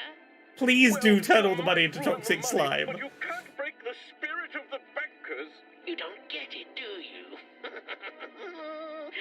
Nobody can stop me now. Not even your precious... Is this the voice of one of the Don't Hug Me, I'm Scared puppets? The bird one. Party, Fish Pig. The Fish reason you Pig. wanna start off empty-handed.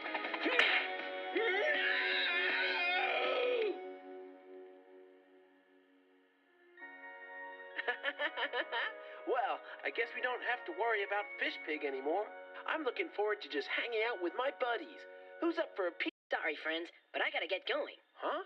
But Volvi... I've got to get back to the Vol Dimension.